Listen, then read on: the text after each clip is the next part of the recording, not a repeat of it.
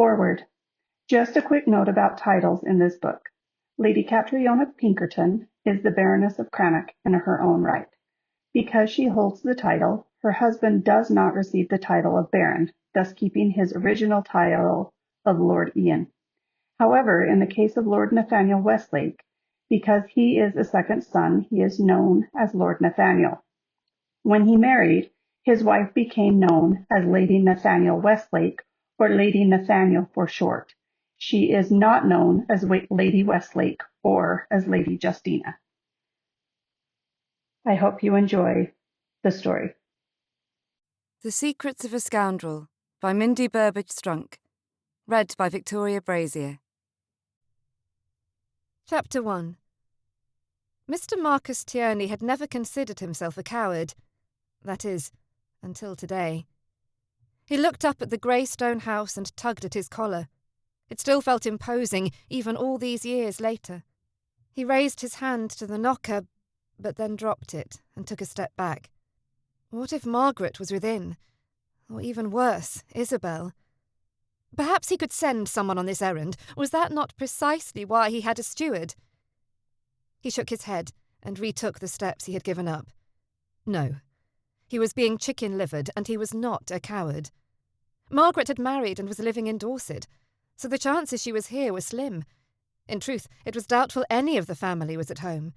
They were likely in London. Or was that just hopeful thinking? The thought of Isabel in London relaxed his shoulders slightly. He could face Lord Haverley, as awkward as it would be. But Isabel was another story. What would he say to her? Marcus had heard very little of her over the years, which was odd, considering her father and his position in the Lords. But then, he had worked hard not to hear of her, so he really should not be surprised. He clenched his fists at his side. If he was to run his estate, he needed to get over this insecurity? Guilt? He did not know exactly what to call it, but whatever it was, it had to end. And now. Marcus raised his hand and dropped the knocker several times. Straightening to his full height, he thrust out his chin, but that did not feel right. He clasped his hands behind his back and turned his head slightly to the side, assuming an air of aloofness. There. That was better. This carefree look was what he was comfortable with. After all, it was the reputation that had preceded him for all these years, earned or not. His brows knit together and his lips puckered, his entire body sagging. If only carefree was the worst of the false characterizations that dogged his heels. The door opened, and Gerrit, the Palmer's long-time butler, stared back at him. Marcus straightened again, but it was too late. The butler had already seen him slouched and lacking. Marcus twisted his head slightly to the side and smiled, trying to regain a small amount of the composure he had felt before the door opened. It was not much of a smile, but it was what he offered most people. A slight uptick of his lips, one which was difficult to discern if one was not looking for it. It was all most people deserved. He waited for the butler to acknowledge him. Gerrit stood in the doorway, staring at Marcus. "May I help you, sir?" Marcus frowned.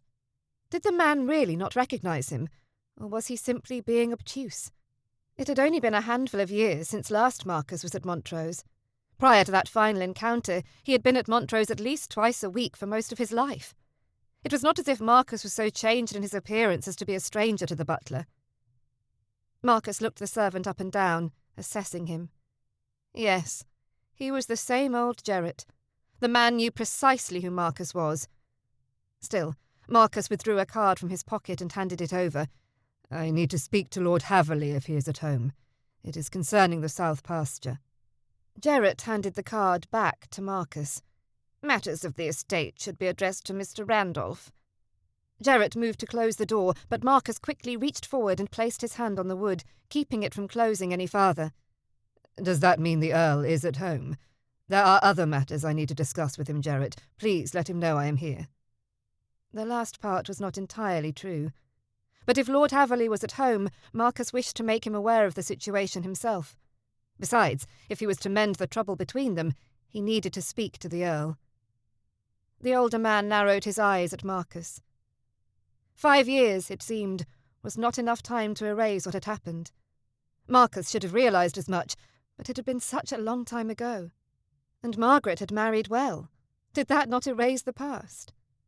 The wind picked up, blowing leaves and dirt around Marcus's boots. Winter was not leaving without a fight.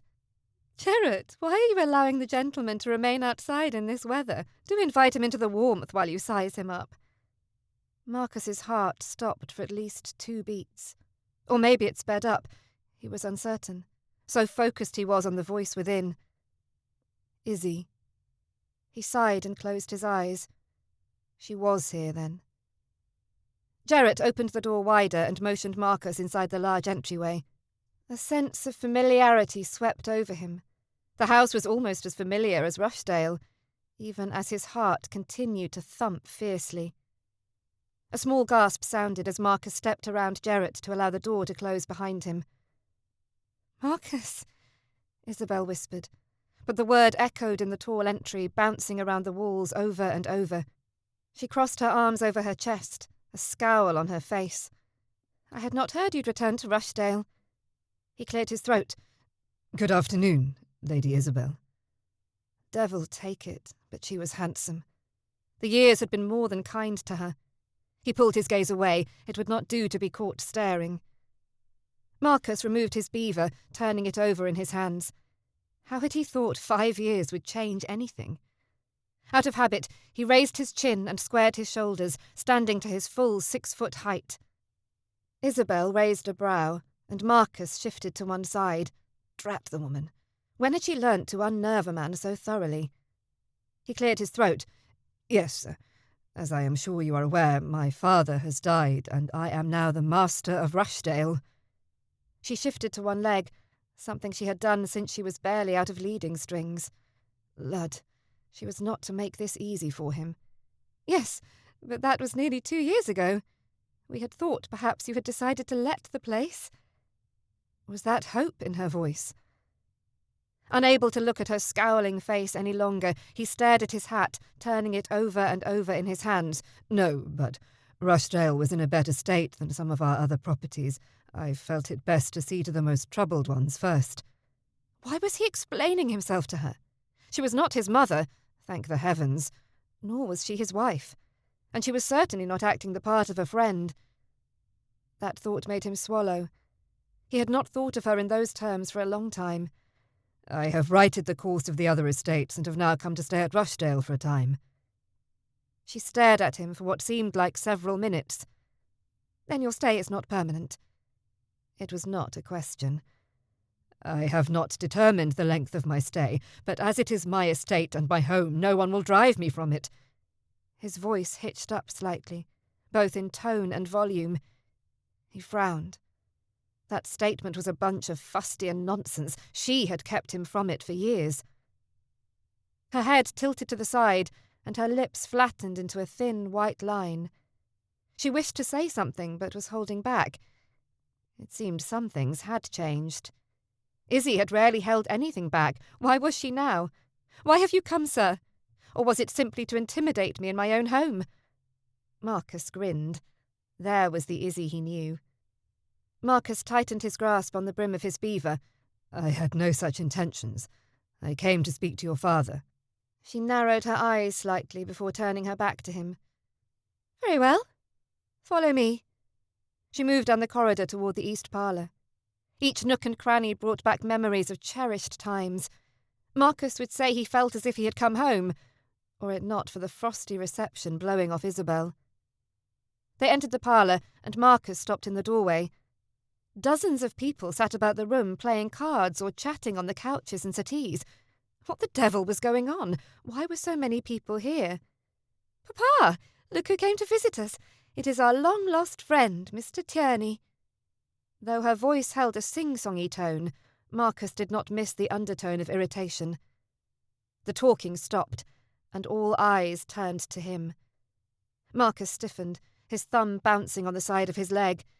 She had to make a show of this, did she? "Tierney?" Lord Haverley scowled. Marcus sighed. It seemed the father was no more inclined to forgive Marcus than the daughter. The man stood and ambled toward him. When he was close enough to speak without the whole of the room hearing, he said, "Mr. Tierney, I thought I told you never to show your face on my property again." Marcus swallowed and nodded. "Yes, I recall those instructions as well." "Then why are you here?" The man's voice was deep and scratchy. It had not always been that way. What had caused the change? Marcus took in a deep breath. "Your sheep have pushed the wall in the south pasture over. Several of them have crossed over into my pastures, as have some of my sheep into yours. I came to make you aware that my groundskeeper and shepherd will cross over onto your property to sort out the animals and repair the wall." "My sheep? How do you know it is my sheep that caused the problem?" Lord Haverley straightened to his full height, the top of his head just barely even with Marcus's shoulder. "Rushdale sheep have been nothing but trouble for years." "Yes, I'm certain they have been." Marcus clenched his fists at his side. "As the wall fell into the ha-ha on my property, I am left to assume the wall was pushed from your side." Lord Haverley narrowed his eyes. "Your Rushdale sheep must have taunted my sheep. There can be no other explanation." Taunting sheep? Was the man in earnest? Marcus had not heard that Lord Haverley was near Bedlam, but with such an argument he had to wonder. Marcus ran a hand along the back of his neck. He should have just sent his steward. Why had he thought coming on this errand on his own would mend anything? "Whoever started the taunting is irrelevant, my lord. I did not come here to imply you have ill-mannered sheep." Was he truly having a conversation about the temperament of his sheep? "I merely wish to inform you my groundskeeper would make the repair, but it will require my shepherd and under-shepherd to come onto your land." He sighed heavily. "Now, I see I have interrupted your party. I shall take my leave." "Wait!" Lord Haverley's gravelly voice halted Marcus's steps. Good heavens! What could the man want now? Was he to say that the rock on Rushdale's side was inferior and therefore at fault for collapsing? "Yes, my lord."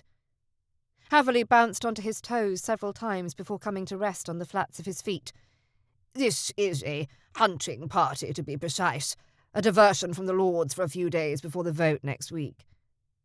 Marcus looked around. There seemed to be as many women present as men. What exactly were they hunting? Samplers? "It seems the foxes have taken refuge on Rushdale lands, though why they should prefer it there I cannot know." Lud! Were they back to the inferiority of Rushdale? The Earl grunted on a sigh. "Perhaps we could come to an arrangement for a time." He paused, as if weighing the wisdom of his words. "Why do you not join us for the hunt?" "And allow us access to your lands." Marcus did not need Haverley to come out and say the words to understand the meaning.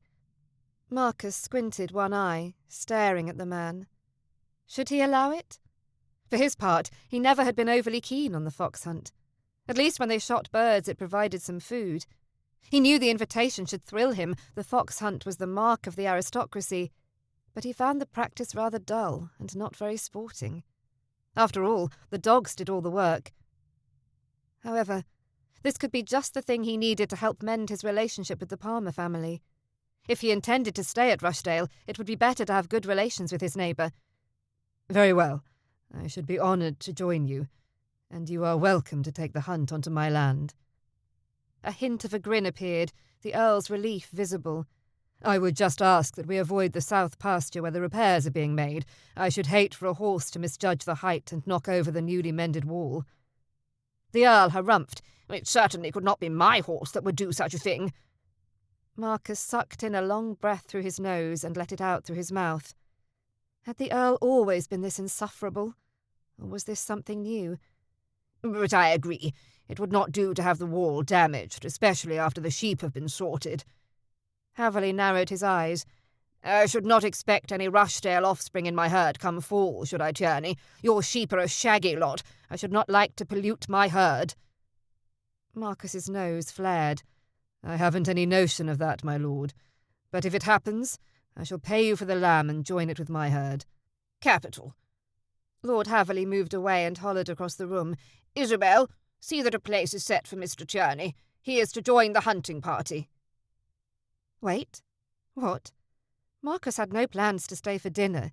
He had planned to return to Rushdale, and after such an unpleasant run-in with both Isabel and Lord Haverley, was looking forward to the respite his home would provide. Isabel's eyes found him, and her mouth pursed ever so slightly.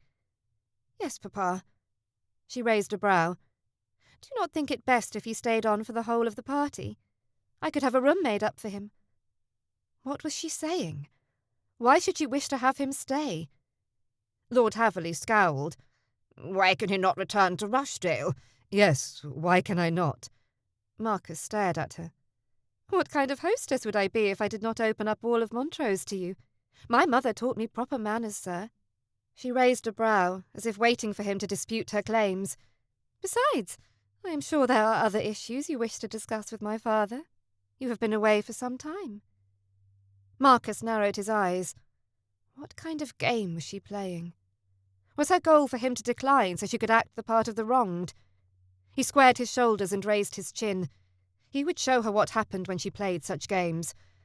"I should be honoured to stay at Montrose. Thank you for the offer." She flinched ever so slightly, but covered it with a false smile. "The honour is all mine." Marcus held her gaze and grinned. Two could play this little game. Lord Haverley growled. "I suppose the offer cannot be withdrawn now." Izzy quirked a brow. "Oh, but Mr. Tierney is very good at withdrawing offers." His smile dropped. Thunder and turf. Next time he had the grand idea of visiting a neighbour, he would make sure to push the notion firmly from his mind and send his steward, Mr. Hobson, instead. "On second thought, there is no need to put the servants to any trouble when I can just as easily stay at Rushdale. It is not far away." Both her brows raised. "See, Papa? It is just as I said. He has withdrawn his consent." She hummed. "Some things never change." Damnation! He had a mind to quit the whole thing and return to Rushdale. To the devil with the wall and the sheep and the hunt. Maybe he would do better to just abandon Rushdale and return to one of his other estates. All of them had much more amiable neighbours. "I had thought perhaps my staying would bring you discomfort, Lady Isabel, but as you seem so disappointed at the thought of my removal, I will stay." His smile was just as false as hers, but he wished her to know she had not won this little battle.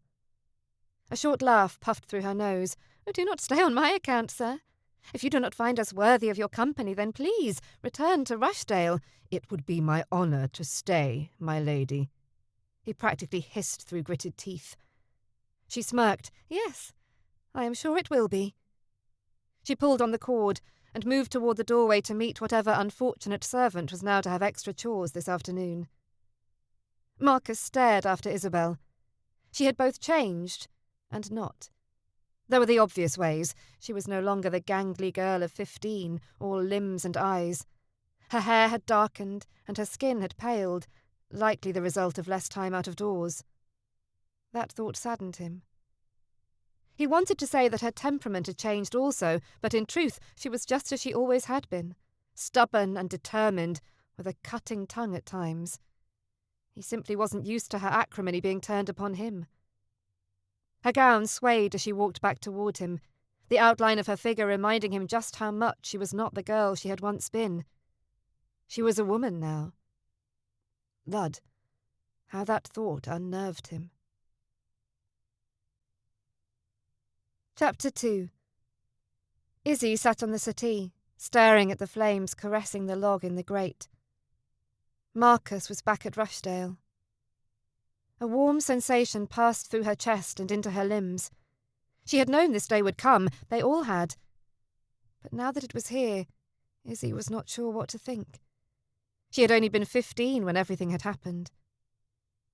She let a small smile pass her lips. He was handsome, there was no denying that, although he had always been handsome. Or at least, that is what Margaret had said of him before that day. Izzy had not been a good judge back then. While some young ladies batted their lashes and dreamt of dashing gentlemen at early ages, Isabel had never been one to make the effort. She'd had more important things to occupy her mind, or so she thought at the time. Looking back now, at 21, Isabel could admit that she'd had a bit of a girlish fancy for Marcus. She had just exhibited it differently than other young ladies. There had been no flirting or coy behaviour. Instead, She had dragged him along, begging he assist her in her hunt for rare plants. Perhaps that was why it had hurt so badly when he left. It was no fun to hunt alone. She straightened in her seat. No, it was more than that. Marcus had been her dearest friend. She loved her father and Margaret, but they were not her friends. Not even Sally had filled the hole Marcus had left. Izzy had quickly abandoned her youthful pursuits, mostly at Margaret's encouragement, and had filled the hole with meaningless things such as embroidery, the pianoforte, and reading, until she barely remembered who had made the hole in the first place. Marcus who? It was a lie she still told herself. She raised her chin instinctively. What she did remember of Marcus, she really should stop thinking of him in such an intimate way, he was Mr. Tierney now, was his willingness to tromp through trees and streams to find specimens for her laboratory. In thinking on it, she really had not had to beg him too much. Izzy smiled, thinking on the old rickety outbuilding full of plants where she'd looked at and made notes about their finds in a journal. She sighed, a sudden sadness settling on her. She was certain that outbuilding wasn't even still standing. "Isabel, are you listening to me?" Izzy looked up at Miss Sally Reynolds, her dearest friend. "Pardon, Sally. I must have been wool-gathering. What was it you asked?" Sally shook her head, but smiled. It was her nature to smile. Izzy sometimes thought it was just the way God had formed Sally's mouth, in a perpetual grin. "I asked why you invited Mr. Tierney to stay. With his reputation, even I have heard he is quite the scoundrel." Izzy sat up straighter. If anyone knew Marcus's reputation, it was Izzy's family. They had suffered because of his deeds more than anyone. She wanted to remind Sally that his current reputation had formed from his treatment toward Margaret, but her father and sister had worked very hard to push that notion from the Ton's mind, and Izzy was not about to refresh it. The fact that Mr. Tierney had gone on to further ruin his reputation and take the attention off Margaret was a relief to the whole family. "I am well aware of Mr. Tierney's reputation, Sally, but I thought he would do what was expected of him and decline. How was I to know he would do the unexpected? He had always done what was expected of him in the past. That was, until he jilted Margaret. Once he accepted, what was I to do? Act as he did and rescind the offer?" She sighed. It would not do. In truth, Izzy had no notion what had propelled her to ask Mr. Tierney to stay on. Had she really expected him to decline? She had spoken faster than her brain had processed the information coming from her mouth. It was not the first time this habit had placed her in the suds. Sally picked up her stitchery. "I suppose it was the kind thing to do, but then I never have been so single-minded." Now, what did she mean by that? Sally was Izzy's dearest friend, but sometimes her blunt manner rubbed Izzy wrong. She scowled at the papered wall to the side of the fireplace and breathed in deeply. Perhaps she would be lucky, and there would be no foxes on Rushdale's property either. Then the hunting party could end early and everyone could return to London, except that thought did not make her happy either. What she'd really prefer would be the hunting party returning to London, leaving Izzy to enjoy Montrose in solitude. "I was not being single-minded," Izzy muttered, as she picked up her embroidery, examining the ivy leaves and bright purple flowers. Perhaps a change in subject would ease the tension Izzy felt around her eyes and at the back of her neck. "When is your family for London, Sally?" "Father had thought to leave on the 1st of April, but he told Mother just yesterday that we may not leave until late April, perhaps not even until May." She sniffed. "What is the point in even going if we are to miss nearly the whole of the season?" Izzy looked up. "Pray, why must he delay for so long?" Sally shrugged. "Something about a problem with the townhouse we were to let." "You were to let a whole townhouse?" Izzy regretted the tone of her voice as soon as the words were from her lips. Sally's father was a solicitor. He did well in his profession, but they also had 7 children. That many mouths did not feed cheaply. Izzy had not supposed they could afford to let a townhouse in London for the season. "Yes," she said, obviously affronted. Her smile turned down in a rare frown. "It was not to be on Grosvenor Square, but it was respectable." Izzy scooted back slightly. She had not meant to offend her friend. "I am sure it is a perfectly amiable townhouse." She placed the fabric in her lap and put her hand on Sally's arm. I am only happy you will be in London with me. Think of all we shall do together." Sally smiled, more than her perpetual grin. "Yes, I'm looking forward to it as well." She licked her lips. "What flavour of ice did you say is the best at Gunter's?" Her voice shook with excitement. At times, Izzy forgot that this would be Sally's first time in London. Izzy had been going for years, and she often forgot that the notion of ices at Gunter's was something to anticipate. For Sally, everything was new and exciting. The thought made Izzy look forward to the season with excitement. It was a nice change. It had been some time since London had elicited a thrill in Izzy. "Do you think Mr. Tierney will be in London for the season?" Sally looked coyly at Izzy. "I should think so. It seems to be where all of society goes at this time of year."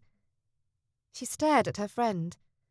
She seemed to have more than a curious interest in Mr. Tierney. Did Sally have an impetuous side Izzy did not know about? It was an interesting notion. "But I do not know for certain. I suppose he has been there every year, yet I have not seen him even once. I believe we do not associate with the same people." Izzy pictured Mr. Tierney in a seedy tavern with a light skirt on his knee. She shook her head. Something about the picture had never settled right with her, but what exactly felt off she was not certain. She had heard plenty about his nature to believe he would frequent such a place. "Lady Isabel, you look lovely sitting here. The glow of the fire casts a pleasing light upon your face." Lord Clarecliffe simpered in front of her. Oh, the man was a bore. Izzy smiled, but not too widely. She did not wish to encourage him in his attentions. "You are too kind, my lord." The man had likely been sitting across the room for an hour trying to compose the single-line compliment. He was not what Izzy would term a conversationalist. She turned back to Sally, hoping the man would take his leave. "As soon as we know when you will arrive, we shall plan every moment of our time in London." Lord Clarecliffe sat down at the end of the settee. "Are you both for London, then?" Izzy slowly turned her head toward the man and raised a brow. He was to insert himself in their conversation, was he? "Yes, of course. I am returning with Papa as I always do, but this is to be Miss Reynolds' first time." Sally nodded, her body shaking with anticipation. "I have never been to London." Lord Clarecliffe scoffed. "But it is barely a day's ride away. Why have you not taken the opportunity?" Sally bit down on her lip, her cheeks colouring slightly. "My father's business keeps him much in Chelmsford, but he has made arrangements to allow us to participate in part of the season this year." Lord Clarecliffe stared just past Sally's shoulder, his attention obviously elsewhere. He smiled and nodded, but not at the places one would expect. "Yes, that sounds very interesting." Izzy stared at the man. She had long believed him a bore, but had never realised how boorish he was. They'd had little conversation before now, and Izzy suddenly considered herself fortunate to have only danced, if you could call what he did dancing, with the man a handful of times at various balls. However, he had been watching her frequently as of late, with a look in his eyes that was altogether too interested. She intended to put a stop to that notion immediately. Izzy stood. "You have paid us a great honour by singling us out, Lord Clarecliffe, but I find the air has become rather stifling. Come, Miss Reynolds, let us take a turn around the orangery before tea." Lord Clarecliffe stood as well. "I would be honoured if you would allow me to accompany you, my lady." Izzy clenched her teeth tightly together. That was not what she had in mind. "I believe as soon as Mr. Tierney returns from Rushdale, he had a matter of business to finish up. Papa plans to hunt until dinner." She pasted a false smile upon her face. "You would not wish to miss out, I am sure. That is why you came to Montrose, is it not?" Lord Clarecliffe's brow creased. Izzy thought it doubtful that he had come for the hunt, at least not to hunt foxes. He seemed to have more matrimonial thoughts on his mind. Well, she was not about to be caught in his snare. Chapter 3. Izzy and Sally moved into the drawing-room to wait for the men to drink their port and smoke their pipes. Lady Cummings and Lady Partridge moved with them and sat down on the settee next to them. Lady Partridge leant forward, looking down her long, hooked nose. "Lady Isabel, it seems you have an admirer." She quirked a brow and smiled knowingly. Oh? Izzy could guess to whom the woman alluded, but she wasn't about to confirm their suspicions about Lord Clarecliffe. I cannot imagine who.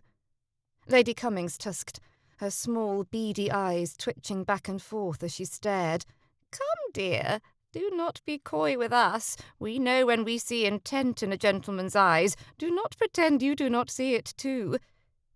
Izzy sighed. Must she have this discussion? It was surely to become the next on D when they returned to London, and the last person she wished her name linked with in gossip was Lord Clarecliffe. Sally leant into Izzy and whispered, "To what are they referring?" Izzy eyed the ladies. "I am not being coy, my lady. I have no notion of what you speak. No gentleman has made an offer, nor do I expect one forthcoming." She could barely hear the lie. The door opened, and the men filed into the room. Mr. Tierney caught her eye and dipped his head almost imperceptibly. Lady Denton raised a skeletal hand to her chin. "From where I sit, there is a second vying for your attention," she cackled. How did the woman make even her laugh feel judgmental? Izzy stood and looked down on the old biddies. "If you will excuse me, I really must ask after Mr. Tierney. He left on the hunt so soon after arriving, I have not been able to ensure he has everything he desires." Lady Cummings chuckled. "I am sure there is much Mr. Tierney desires." Izzy's nose flared. How dare the woman speak so brazenly about a man she did not know? The woman surely had no first-hand knowledge of Mr. Tierney. Izzy smirked, or nothing she would admit to. "Regardless, he is still a guest in my home, and I will not neglect him." Izzy turned away from the ladies, angry at them on Mr. Tierney's behalf. Though why she felt such a need to defend him she had no notion. He had done nothing to deserve the courtesy. "Just mind yourself, dear. Do not let your hospitality give other people an inaccurate notion of your relationship with the man." Lady Partridge's words brought Izzy to a halt, though she did not turn around. She knew precisely what the woman would say next before the words were even uttered. "Do not let him do to you what he did to your sister. Your family cannot weather another scandal at that man's hands." Izzy tilted her head to the side and breathed slowly. "You do not need to worry after me, Lady Partridge. I am well aware of Mr. Tierney and his reputation." She did not wait for either of the ladies to utter another word before putting some distance between herself and them. What a couple of gabsters spreading their faradiddles about. Isabel made her way across the room toward Mr. Tierney. He stood off to the side of the other gentleman, leaning against a table. He looked utterly miserable. Izzy smiled, rather happy at that notion. She approached him. "Mr. Tierney, I hope you found your chambers satisfactory?" He nodded. "Indeed. They were just as I expected they would be. Thank you for your generosity." She nodded because she did not know what else to do. She should treat him as she did any other guest, but he was not just any other guest, and for so many reasons. He had once been a dear friend of the family, of hers. He was to be her brother. Yet so much had happened, and so much time had passed since those days. It was almost as if he were a stranger. "Lady Isabel, may I have a word?" Lord Clarecliffe cast a withering look at Mr. Tierney. "Alone?" Not him again. She tipped her head to the side. "I am sorry, but I was speaking with Mr. Tierney." She glanced at Mr. Tierney, hoping Lord Clarecliffe would do the polite thing and excuse himself. Mr. Tierney stared back at her, as if reading her thoughts. Which was silly, he hardly knew her any more. And she certainly was not the same girl he had known. "I cannot imagine, my lord, that there is anything we need to discuss which could not be discussed in front of Mr. Tierney." Hopefully, the man had enough sense not to ask anything too intimate. The Viscount sputtered. "Yes, well, I wished to ask you to accompany me on a drive tomorrow. There is something I wish to discuss with you."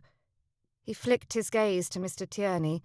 "I had not thought this gentleman need be involved in such a conversation." A drive? Where would we drive to exactly? Was she to have to endure an entire afternoon with Lord Clarecliffe? She felt her irritation rise just thinking on it. "I had thought to visit Writtle.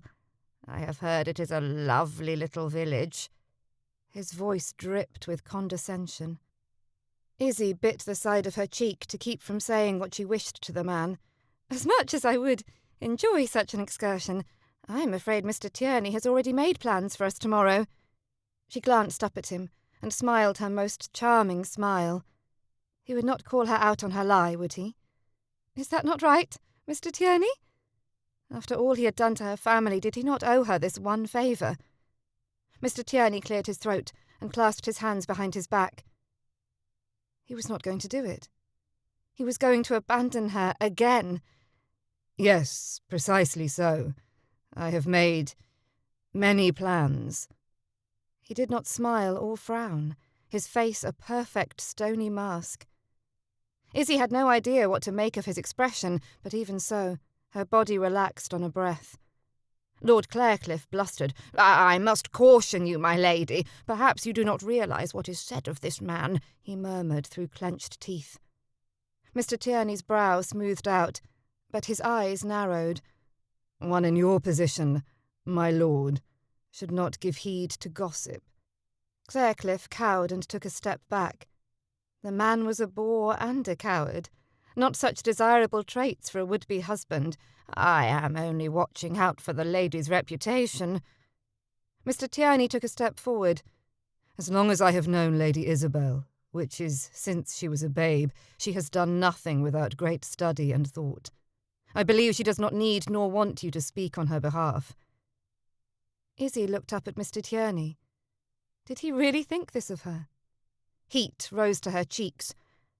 Well, my intentions were pure, Lord Clarecliffe growled. Do not turn to me when this turns bad, my lady. He raised his nose. Perhaps another day, unless, of course, you continue certain associations. Thank you, my lord. I shall take your words of caution under advisement. Izzy smiled at him sweetly. He bowed as he backed away, his eyes flicking between her and Mr. Tierney. Once he was out of earshot, Izzy turned to Mr. Tierney. Thank you for your kind words about me. Mr. Tierney raised a brow. It was complete slum. You did not give a moment's thought before that excuse left your mouth. His head shook. What happened to the Izzy I once knew? The burgeoning scientist I knew would never have done something so rash. Izzy stood speechless for a moment. There was so much in his statement to analyse, she did not know where to start. There was the notion that he had so thoroughly rung a peal over her head, but it was the warmth in her chest when he used her Christian name that seemed to hold the greatest part of her thoughts. Although he had called her rash. How did he think himself intimate enough to say such slander? She scowled at him. She grew up. She huffed and folded her arms. I am not rash, sir. I made a quickly calculated risk. It is not as if I expect you to plan something for us to do. I only need Clarecliffe to believe I am occupied. Oh, I could not bear even the thought of spending the afternoon with that man. She clenched her fists at her side. I think he wishes to offer for me. Can you imagine? Why do you not just dismiss him soundly? Izzy leant against the wall. Papa needs his vote next week. I cannot do anything to alienate him. You must pretend to be interested until after the vote. She nodded. I am afraid he will ask for my hand before then, and then what shall I do? My only course is to deny him the opportunity to ask.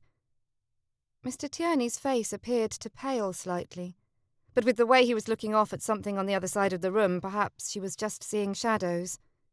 He sighed. You have now involved me in your scheme to avoid the man. What will you do if he gets the chance and he asks you? I suppose I will have to reject him regardless of the vote. Izzy shot Mr. Tierney a pointed look. I am not like you, sir. I will not accept only to jilt him in the end. Mr. Tierney flinched. After years of practising them, why did her words not bring a smile to her face? When had she become mean-spirited? Even to the likes of Mr. Tierney. I'm sorry. I did not mean that. She looked at her hands. He let out a single laugh, or perhaps it was a grunt. Yes, my lady. You did. He dipped his head. Good night, Lady Isabel. He turned and strode from the room, leaving Izzy with her mouth slightly ajar. That had not gone as she had wished. But she did not have to spend the day with Lord Clarecliffe, so perhaps all was well that ended well. She clasped the sides of her dress in her hands and walked slowly toward the settee. But if that was the case, why did she feel so unsettled? Chapter 4. Staying at Montrose had been a bad idea. Why had he felt the need to engage with Izzy in her little game? He had thought he could stay here and remain unaffected, but it was not working. It did not help that Izzy had used him as a shield against Lord Clarecliffe, not that he blamed her, the man was a nincompoop. But the notion did not settle well on his broad shoulders. He looked at himself in the mirror as his valet slipped a pale yellow waistcoat over his shoulders. What did Isabel see when she looked on him? Was it just the scoundrel that had jilted her sister? Or did she see, even a little, the friend who had traipsed across their estates in search of one plant or another? He sighed. Perhaps he owed her at least a little ill use after all that he had done, but only a little. His throat tightened when he thought of the look she had given him while waiting for him to reply to her assertion last night. It brought back many memories. How many times had she used him as an excuse before? Dozens? Perhaps even hundreds. If she was so adamantly opposed to him, why had she used him as her excuse? He had seen Miss Reynolds in the room. Could she not have used her? Could it mean there was a glimmer of hope that they might mend their relationship? She had insisted her risk was calculated, intentional, but in the next breath claimed to have no expectation that he should actually follow through on making plans for them.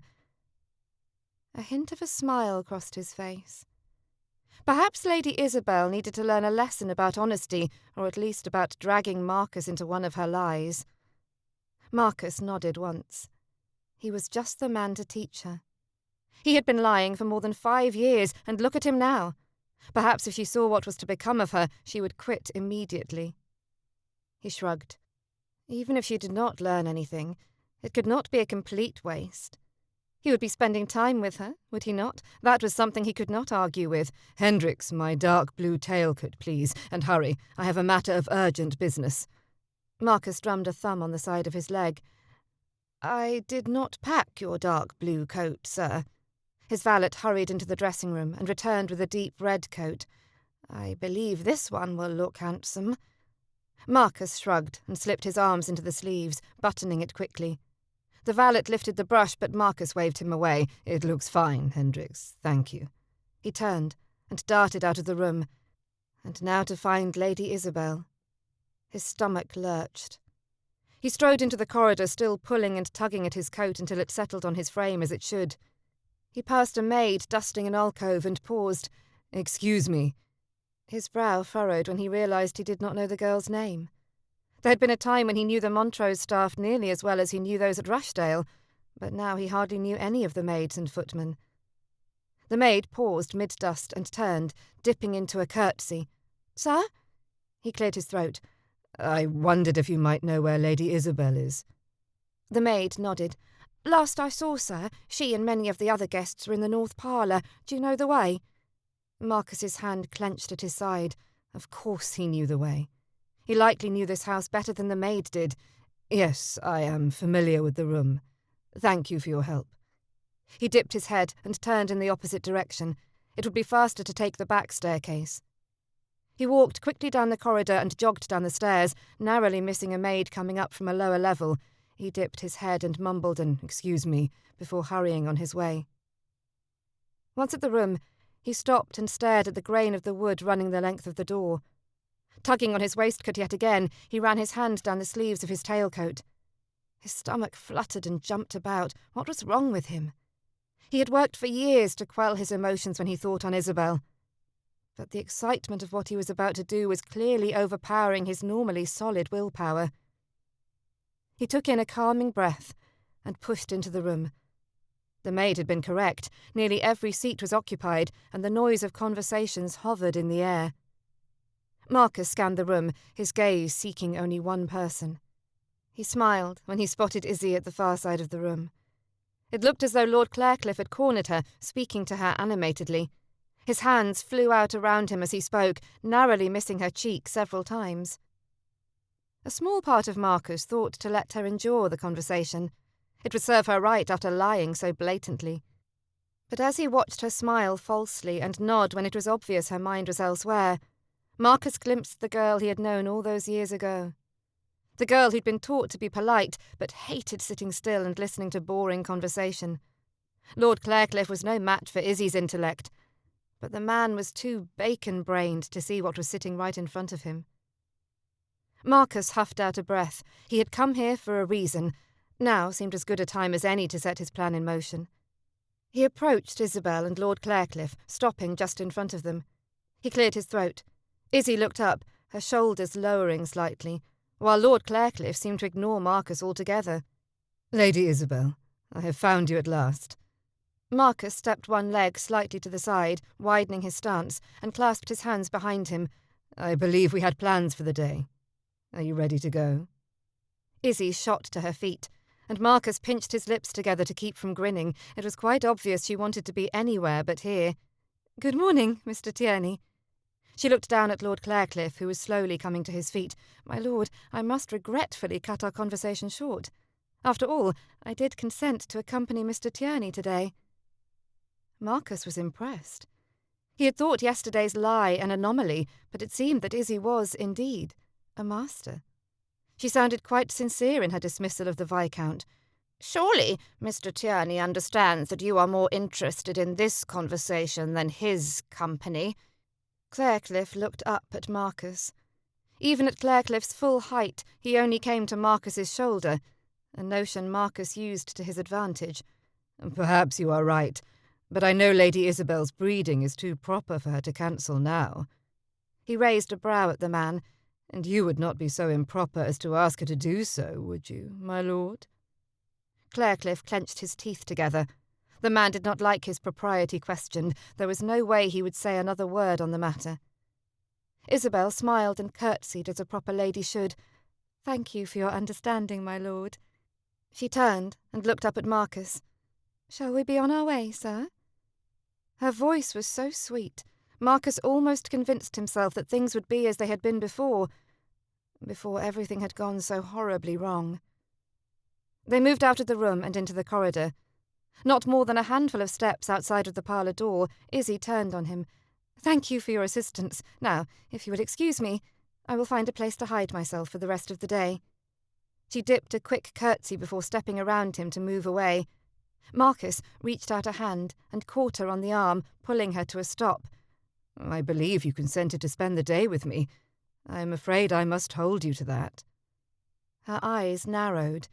"You know that was only an excuse to free me of Lord Clarecliffe. I have no intention of spending the day with you." She put her hands on her hips, as if to emphasise her distaste of the notion. Marcus matched her narrowed eyes, and she shrank back slightly. Usually, such a reaction brought him great satisfaction, but from Isabel it only brought a pain to his chest. "Look here, Izzy. You used me as an excuse, and I am happy to oblige you. But I will not be part of your lie. You said we would spend the day together, and so we shall. I have planned many things for us to do. Now, run along and fetch your pelisse and bonnet. It is cool out this morning." Her narrowed eyes turned into a full-on scowl. "I cannot believe you are holding me to this, Marcus. Do you not owe me this one thing?" His chest tightened. It had been many years since he had heard his Christian name fall from her lips. There was yesterday, of course, just after he'd arrived. But that one had been different. It pained him to hear it now laced with a hiss of anger. It almost made Mr. Tierney preferable. But he would not be deterred. He waved his hands in front of him. "Hurry along, my lady. We have much to see and do today. We have not a moment to spare." Would she do as he requested? He would not put it past her to disappear on the pretence of fetching her coat. She gave her foot a little stomp, which he found far too endearing, but held his gaze. "What will people say?" He shrugged. "I cannot care a whit what people say of me." "Thanks to you, I do not have that luxury, sir." He smirked, to hide the regret he felt. "Perhaps you should have thought of that before you offered your lie." He had missed that fire he now saw in her eyes, even if she directed it at him. "Very well," she said, through gritted teeth. "I will meet you in the entry hall." She pulled out of his grip and stomped away. Marcus grinned. She was still a feisty little thing. Today would prove interesting. at the very least. Chapter 5. Marcus handed Isabel up into the carriage and then stepped inside himself, settling on the bench opposite her. Miss Sally Reynolds sat next to her. His jaw tightened. He and Izzy had never needed a chaperone before, but then he'd not had the reputation then that he had now, nor had Izzy been a woman. He rotated his shoulders to shake off his agitation. He knew of Miss Reynolds from their youth, but had not had an intimate relationship with her. He should just be glad Izzy had actually come along. It surprised him that he had not needed to seek her out after she had left him in the corridor. Perhaps a small part of her wished to be with him today. He glanced over at her and frowned. She folded her arms tightly across her chest, her mouth pressed into a tight white line. Or perhaps not. "What are these many plans you have made for us today?" she snapped. He folded his own arms across his chest. "I had thought to start at St. Mary's. It was once a favourite of yours to look for plants." Her eye twitched. "I'm afraid I'm not interested in such things any more. You have been gone a long time, sir." Was she in earnest? Had she forsaken her study? His throat itched and he felt exhausted. "I am sad to hear it. You always had a keen mind for such things. It is a pity it is going to waste." Her lips pursed, and he was not sure it was better than the flat lips she'd had before. "I have not the time for such blue-stocking activities." He shrugged. "Regardless of the vegetation, it is a lovely old church. We could at least take a turn about the grounds and the interior." She looked disinterested at best. "If that is what we must do, so you are not a part of my lie, then I suppose I shall agree." She turned and stared out the window, effectively ending the conversation. "I think it sounds lovely," Miss Reynolds whispered. "I find the old church a marvellous place to think. It is quite peaceful there." Marcus nodded and offered Miss Reynolds a smile, but his eyes moved back to Izzy. "Indeed. Listen to your friend, my lady." Izzy turned back to him, her eyes bright with anger. "I told you I would accompany you, Mr. Tierney, but you cannot force me to enjoy myself." Her words said disinterest, but her eyes betrayed her. There was at least a hint of interest, or maybe it was curiosity in them. The carriage slowed and Marcus looked out. "Ah, we are here. Now, that did not take so long, did it?" "Your carriage is very well sprung. I do not think I felt a single bump." Miss Reynolds smiled at Marcus, and then at Isabel. Her smile dropped at Izzy's raised brow. "It is not better sprung than Papa's, Sally. You need not flatter Mr. Tierney unnecessarily." She smirked. "I believe he already thinks himself quite above us all." He shook his head. "I can assure you the opposite is true." If only she knew how unworthy he felt. She stared at him. "You think yourself below us?" She let out a sort of purr. How was it she was not married yet? She seemed to have perfected the art of flirtation. "I find that difficult to believe, sir. I think you forget that actions speak more to a man's character than words do." Marcus raked a hand over his face as he scooted forward on the bench and unlatched the carriage door. Perhaps some fresh air would help to soothe Izzy's temper. He handed both women out onto the overgrown pebble drive leading to what had once been the entrance to the nave. The building had no roof, and the back walls of the chapel were crumbling down. How many more years would this building be here? It saddened him to think others, perhaps 100 years from now, may see nothing but a foundation. He held out his arm to both ladies. Miss Reynolds took it willingly, but Izzy was slower to accept, and led them up the path and through the arched doorway. Green grass grew up against the brown stone walls. As soon as they were into the ruins, Izzy dropped her hand from his arm. Miss Reynolds, however, did not pull away until Izzy cleared her throat and scowled at her. Marcus looked straight ahead, trying not to let the hurt show on his face. Would Izzy never forgive him? He had hurt Margaret, yes, but that did not mean he had hurt Izzy too, did it? "It still astounds me to think Robert the Bruce may have been married here." Isabel's brow creased, and she scoffed. "You know no such thing." He clasped his hands behind his back. "But is it not fun to imagine it to be true? That we are, even now, walking on the same ground where once he trod?" She looked around the church and sighed. It is difficult to feel any excitement based on conjecture. There had been a time when even her scientific mind would allow her to dream and pretend. Had she lost that part of herself as well? Marcus moved over to the far wall and plucked a yellow flower. A milky liquid dripped from its stem, and he walked toward Izzy. Look, it is a dandelion. She looked heavenward and sighed. Araxarchum officinale. How could you forget that one? It is very common. She took the flower from him. You are not to pluck them, Mr. Tierney. Do you not remember anything from our time together? The plant will die unless you dig the root out with it. Marcus smiled. This was the Isabel he had missed. Pardon me. It has been a long time. Yes, it has. She clamped her mouth shut. That had been the wrong thing to say. He had hoped if they spoke about plants and such, perhaps things could begin to change back to what they once had been. But that seemed a cotton-brained notion. Too much had happened for things to be as they were before. She moved over to a window where a tree branch hung into the chapel. Plucking several leaf buds, she brought one over to him before popping the other into her mouth. Do you remember the name of this one? He nibbled on the ends of the tender leaves, memories flooding over him. Come, Marcus, we still have many plants to gather. Izzy grabbed his hand and pulled him toward the next hedgerow. But it is late in the afternoon. Can we not return for tea first? It sounded more like a whine than a question. At times I wonder if it is not I who am 5 years older. Izzy placed her dirty hands on her hips. She plucked some leaves from the nearby tree and placed them in his hand. There is your snack. Now come, Papa will not let me out again if we return too close to dinner. Marcus placed the leaves in his mouth and chewed. They were quite tasty, for leaves, but he would have much preferred a tea cake or biscuit instead. Come along, Marcus. Yes, Your Highness, he grumbled. Marcus placed the rest of the leaves on his tongue and chewed. I remember it is hawthorn, but I do not remember its other name. She sighed, much as she had all those years ago. Crataegus monogyna. He nodded. Oh, yes. How could I have forgotten? Perhaps I should borrow some of your books and refresh my memory. She looked away from him. I have no books to lend you. My reputation is so bad you cannot even loan me some books. His chest squeezed. Lud. He had tried to sound nonchalant, but failed miserably. One corner of her mouth quirked up as she nodded. It is that bad, but that is not why I cannot lend them to you.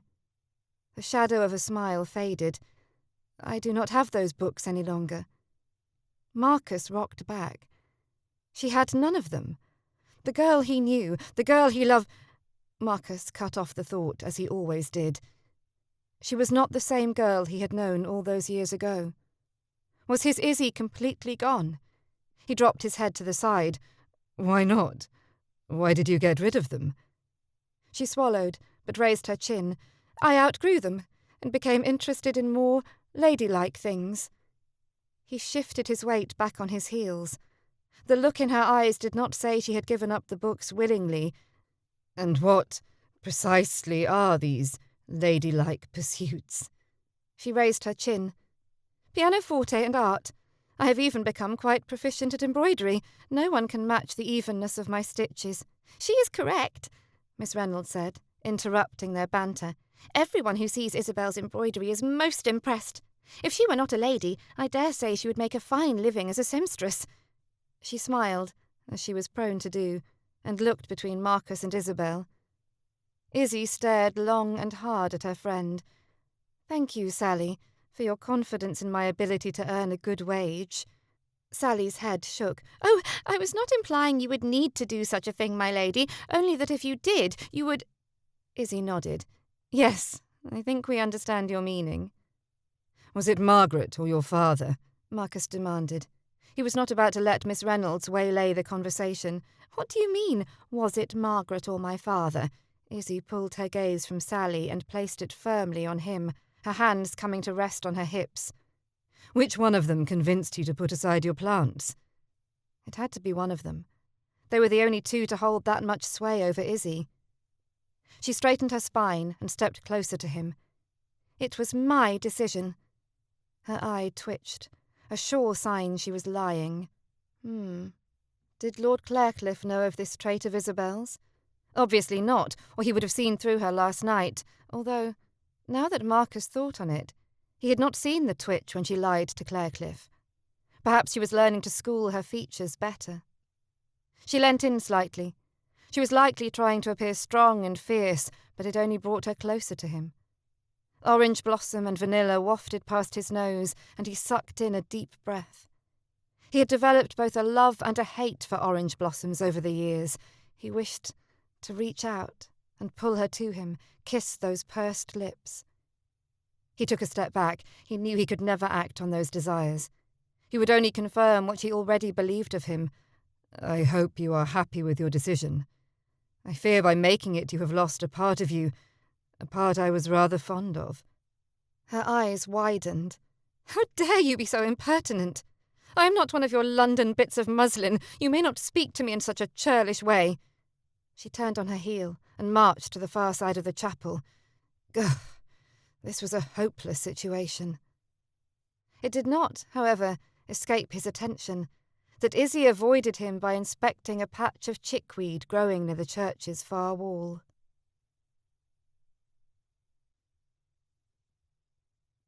Chapter 6. Izzy entered the breakfast room and looked around. It was full of men. It seemed all the ladies were still abed or taking breakfast on a tray in their chambers. Loud conversations about upcoming votes in Parliament filled the room. Lord Malcolm raised his gaze. He cleared his throat and motioned with his head to those around him. As all eyes turned on her, the conversation died away as everyone stood to greet her. "Good morning, my lords. I trust you all slept well?" She made her way to the sideboard and plucked up a plate. "I will gather a few things and take this to my room, then you may resume your conversation." She flicked a gaze to her father standing next to the table. He nodded to her, a sure sign that he agreed with her decision. Lord Clarecliffe stood and pulled the chair out next to him. "Nonsense. The conversation was losing its appeal. Please join us." Mumbled agreement rumbled through the room, albeit half-hearted. Isabel clutched the plate. Was this man everywhere? It seemed she could not turn a corner without seeing him. It was almost as if he were an apparition intent on haunting her, and he seemed to be the only gentleman in the room who wished for her presence. She finished dishing the food onto her plate and turned. "While you may feel the conversation has run its course, I believe there are many still anxious to finish it out. I thank you for your offer, my lord, but I will leave you all and take my breakfast elsewhere." Lord Clarecliffe's brow knit together, but he said not another word. Izzy walked quickly from the room, breathing in a deep sigh once she had cleared the threshold. Perhaps if Lord Clarecliffe was busy in the breakfast room, she could get a moment of peace. She made her way down the corridor to the orangery. Pushing open the doors, the scent of lemons and limes washed over her, flooding her senses. The back of her jaw tingled, almost as if she had bitten into an actual lime. She closed her eyes and breathed deeply. In a few more weeks the oranges would bloom. Orange blossoms were one of her favourite scents in all the world, and she would miss them, because she would be returning to London. If not for the fact that Sally was to come to London this season, Izzy might be tempted to delay her removal to town until after the oranges had bloomed. It had been several years since she had been here to smell them. She moved to the stone bench under the branches of a lemon tree and sat down, placing her plate to the side of her. Picking up a biscuit, she nibbled on the end. It had not escaped her notice that Marcus had not been in the breakfast room. He had never been one for sleeping late, at least he had not been all those years ago. She had no notion of his tendencies now, at least not those pertaining to his bedroom activities. Her face heated. The image of the tavern flitted through her mind. She had not believed the rumours early on, but as they had grown, it had become more and more difficult to deny them. She shook her head. It was none of her concern what he did or with whom. The door to the orangery rubbed against the floor as it opened and then swished closed. For the briefest of moments, Izzy hoped it was Marcus coming to find her. He was the only one who knew of her love for this room, or more particularly, the plants in it. She believed she had even convinced her father she had given it all up. "Ah, Lady Isabel, there you are." Lord Clarecliffe's whiny voice shattered the calm this room always brought her. A maid told me she saw you enter here, and by Jove, she was correct." Izzy made a mental note to spread word among the staff that they were not to disclose her location to Lord Clarecliffe, or they would suffer the consequences. "Yes, here I am." She placed a bite of ham in her mouth, hoping he would see she was not good for conversation at present and leave her alone. He came and sat on the bench next to her, her plate the only thing separating them. She had never been so grateful for a piece of china. "I had hoped you might take a turn about the gardens with me this afternoon." He gazed over at her. What was that look? Ardour? "Perhaps after tea." Isabel scooted to the far edge of the bench. "I had thought the gentlemen were to go on the hunt this afternoon." He smiled and shifted closer to her. "I would gladly bow out to spend time with you, my lady." Did other women fall for this sugared flattery? Izzy searched the corners of her mind, trying to think of an excuse. But nothing came. She could not very well use Marcus again. "That sounds lovely. Thank you, my lord." Blast Papa and his need for votes. Perhaps between now and this afternoon she would be so fortunate as to develop a headache. He smiled as if proud of himself. But why? He had done nothing so very hard or special. She picked up her plate, the drawer of the orangery having lost its pull. "I need to speak with Mrs. Nelson about the dinner menu tonight." She stood and dipped a small curtsy. "Please excuse me, my lord." "Until this afternoon, my lady." His voice held an annoying lilt to it. Why must this hunting party be riddled with old men? If Mr. Tierney had not appeared, Lord Clarecliffe would be the only man within 20 years of her age. It left her with few options, not unless she wished to entertain the advances of Lord Everforth, a man several years her father's senior. Izzy hurried toward the door, putting as much distance between herself and Lord Clarecliffe, lest he tried to follow her. Fabric shifted, and she quickened her pace, determined to be out of sight before he could find her again. She pushed through the doors and rushed into the first room she came to, closing it quickly behind her. She leant her back against the door and waited until Lord Clarecliffe could no longer be lingering about. The man was like a bedbug, always nipping at her, while she was constantly trying to rid herself of him. And like a bedbug, it was not a simple task. She picked up the rest of her biscuit, wishing for some clotted cream or butter. Oh, why was Lent so long? Could she not be penitent and still eat clotted cream? Swallowing, the suddenly dry bread stuck in her throat. She forced it painfully down and set the rest on her plate. She sighed and looked around the music room. She had not been here in an age, not since the last house party, which had been almost a year before. Her assertion to Mr. Tierney that she had taken an interest in the pianoforte was a bit of a bouncer. But he had forced her into the lie, had he not? What was she supposed to do? Admit that she hated most everything that a lady should enjoy? She walked over to the piano and ran her fingers lightly over the keys. A pleasant sort of tinkling sound floated from the large box. Perhaps she had not given it a fair chance, although, in her defence, a fair chance was difficult when it was being forced upon you. She pulled over a stool and sat down, arranging the sheets of music already perched there into order.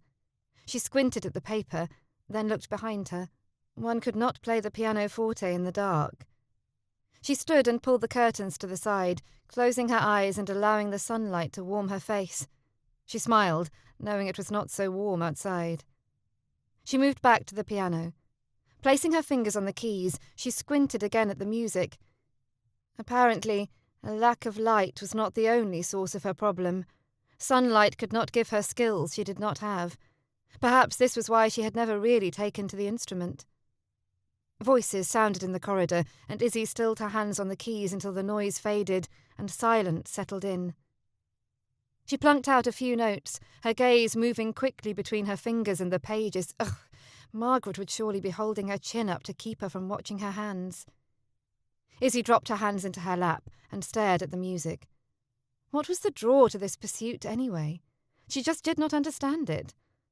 Her words echoed in her mind. Pianoforte and art. I have even become quite proficient at embroidery. No one can match the evenness of my stitches. She groaned at the memory. She had not lied about the embroidery, although to say she enjoyed doing it was doing it rather brown. Why had she said she played the pianoforte? What if Mr. Tierney asked her to play? She sighed. 4 more days, and they would all return to London. There were very few young ladies present, as this was a hunting party. Most of the older ladies preferred to play cards and gossip rather than show their talents in a musicale. That was a time for the young ladies to display. Izzy shook her head. She dusted off her hands. Good riddance for now. Perhaps one day, when she was old and boring, she would take the time to learn the notes. But she did not have the patience for such things now, and a little lie to Mr. Tierney could not convince her otherwise. She moved toward the door. Surely this room had served its purpose in hiding her away from Lord Clarecliffe long enough. She peeked her head into the corridor and looked both ways. Now, if she could just develop a headache within the next few hours. Chapter 7. Izzy sat with several of the ladies and poured out the tea. The men had been blissfully absent for most of the afternoon, and they would have their tea out on the hunting fields.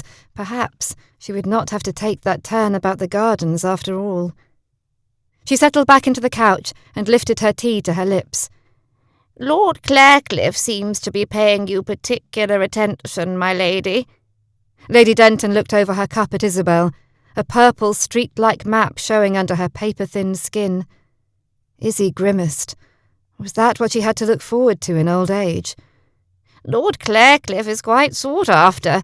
You are fortunate." Isabel kept her cup to her lips, so she did not have to acknowledge the comment immediately. She swallowed and set her cup on its saucer. "I am sure there are many who desire his attentions." Lady Cummings nodded and raised a brow. "Of that you can be certain. I had thought he might shy away from you when that dreadful Mr. Tierney paid you mind." She raised a disdainful brow. "The man is fairly flush in the pockets, but that does not make him respectable, thankfully. It seems everyone can see the partiality is on Mr. Tierney's part only." She took a bite of her cake and chewed thoughtfully. "You should be grateful Lord Clarecliffe did not cry off. I thought I cautioned you to be more careful in your associations." Did Lady Cummings really believe Mr. Tierney, held an affection for Isabel? Her stomach flipped this way and that. It should not excite her, but she grudgingly admitted that it did. He was a scoundrel, a blackguard, a rake. And yet he had once been her friend. Her stomach fluttered about. She tilted her head slightly. "I believe if Mr. Tierney had not been invited to stay, your husbands would have nothing to hunt and would spend their time inside the house with you." Lady Cummings' eyes narrowed. "I knew your mother, and I am certain she taught you better manners than to speak with such disrespect." Lady Denton and Lady Partridge sat frozen with their cups halfway to their lips, their eyes darting back and forth. "My mother also taught me not to allow those of inferior rank to speak down to me." She sighed. "But as I believe you meant only to be of service, I shall apologise for any disrespect I may have shown." As none of the ladies claimed a title beyond Viscountess, none held a higher rank than Izzy. The older woman raised her chin, then dipped her head in one quick motion. "Apology accepted. I find the young people these days to be rather hot-mouthed." She pierced Izzy with a haughty stare. "I am pleased to see you have remembered some of what your mother taught you." Izzy itched to show the woman what a hot mouth she could be, but she refrained. The woman already thought little of Isabel, that much was obvious. A rumble in the corridor pulled all eyes in the room toward the doorway. The men were back. Izzy dropped back against the couch. Already. That likely meant Lord Clarecliffe had returned also. She may just have to take that turn after all. Her father entered the parlour first, followed by the other men, all whooping and laughing, hitting each other on their backs. Izzy raised a brow. They must have been successful for once. "Good afternoon, Papa. I trust the hunt went well." He rubbed his hands together. "Indeed it did." He clapped Mr. Tierney on the shoulder. "And it is all thanks to Mr. Tierney here. We found all the foxes on his land." Mr. Tierney seemed to shy away from the praise. I have no control over where the foxes go, my lord. I had little to do with your success. Her father sniffed. True, true. He took a step back and eyed Mr. Tierney. I do not believe you enjoy hunting, Mr. Tierney. You did nothing but sit astride your horse and ride at the back of the pack. I should think perhaps you only came along for the tea. Her father looked Mr. Tierney up and down, a slight curl to his nose. But I suppose men such as yourself find pleasure in other things. Izzy's face heated as the ladies gasped next to her. This conversation should be had over port and pipes, not in the parlour with ladies present. She lifted her hands to her cheeks. As her father got older, he seemed to get more brazen in his conversation, at times speaking most inappropriately. Her gaze flicked to Mr. Tierney, hoping he would see the apology in her eyes. How was he taking the slight on his character? His expression was the same stony mask she had seen him wear many times over since his arrival at Montrose. Did it not bother him? Even if he was a rake, was he not uncomfortable with the open discussion? Lord Clarecliffe moved out from behind Mr. Tierney and her father, his grin increasing as he drew nearer. He looked like a viper, his lips thin and tightly upturned. Lady Isabel, are you ready to take that turn about the gardens? Isabel cringed inwardly. What should she speak to the man about for an entire turn? And more importantly, how would she keep him from asking a question Izzy did not wish to answer? Oh, why could their gardens not be smaller? There had been a time when she had been proud to say that they had the grandest gardens in Essex, but that time was not now. Of course, my lord. I have been thinking of nothing else all morning. Her face felt as though it might crack if she smiled any longer. Lord Clarecliffe extended his arm, and Izzy placed her hand atop it. She glanced at Mr. Tierney as they walked past. His jaw clenched. He obviously did not care for Lord Clarecliffe, not that Izzy could blame him. But when she glanced back at Mr. Tierney, he looked completely at ease, or as at ease as she had seen him since his arrival. He always seemed to have a stiff spine and an air of superiority, even among those of rank. He was a curiosity. Izzy turned and called over her shoulder, "Sally, would you come with us and act as chaperone?" She noted Lady Cummings's look of haughtiness. She obviously believed Izzy's decision was due to the lady's earlier words of warning. Let her believe what she wished. Sally came up behind Isabel and clasped her hands behind her back. "I should be happy to accompany you, my lady." The trio made their way to the entryway to retrieve their coats. As Isabel fastened the buttons on her spencer, she leant over and whispered to Sally, "Under no circumstances are you to leave us alone. Do you understand?" Sally nodded. "I should never. That would leave you exposed to great censure." Izzy smiled. Sally was nothing if not proper, and Izzy was most grateful for that right now. She would make some gentleman a very proper wife and surely raise very proper children. It could be no other way, because Sally knew no other way to be. They all moved out the front doors and around the side of the house toward the winter garden. Isabel smiled as they crossed under the ivy-laced stone archway. It was still early, but the pink and purple buds of the hydrangeas were just about to bloom. Izzy sighed. Another thing she would miss when they left for London. "That was a heavy sigh indeed. I should think a pleasant walk with pleasant company would make one happy." Lord Clarecliffe patted her hand with his. Isabel supposed he meant it as an intimate gesture, but it felt more like she was being chastised by a governess or a grandmother. Not the feeling one wished to have about someone intent on wooing her. That was what he was trying to do, was it not? Sally lagged, keeping enough distance between them as to allow for some privacy in their conversation, but not cause any concern about propriety. "I was just lamenting that I will not be here to see when all these flowers bloom. This garden is beautiful when it is in full colour." Her sadness reflected in her voice. "They are just flowers, my lady. I have some in my hothouse in London that I will bring you, and I am certain I have seen even lovelier gardens in London." Izzy scowled. How dare he insult her gardens? "If I promise to take you to them, will you stop with this melancholy?" Izzy should have known he would not understand. Most did not, Except for Mr. Tierney. He had always understood. And after their time at the church yesterday, she believed he still did. It was too bad he had turned out so wild. I suppose I will have to wait until we get to London to make such a commitment. How am I to know what invitations I am to receive until I get there? She rotated her shoulders. Putting on pretences with this man was exhausting. How long had they been together? An hour? Perhaps 2? She looked back to see they had barely made any progress in the garden. Could it be they had only been in each other's presence for mere moments?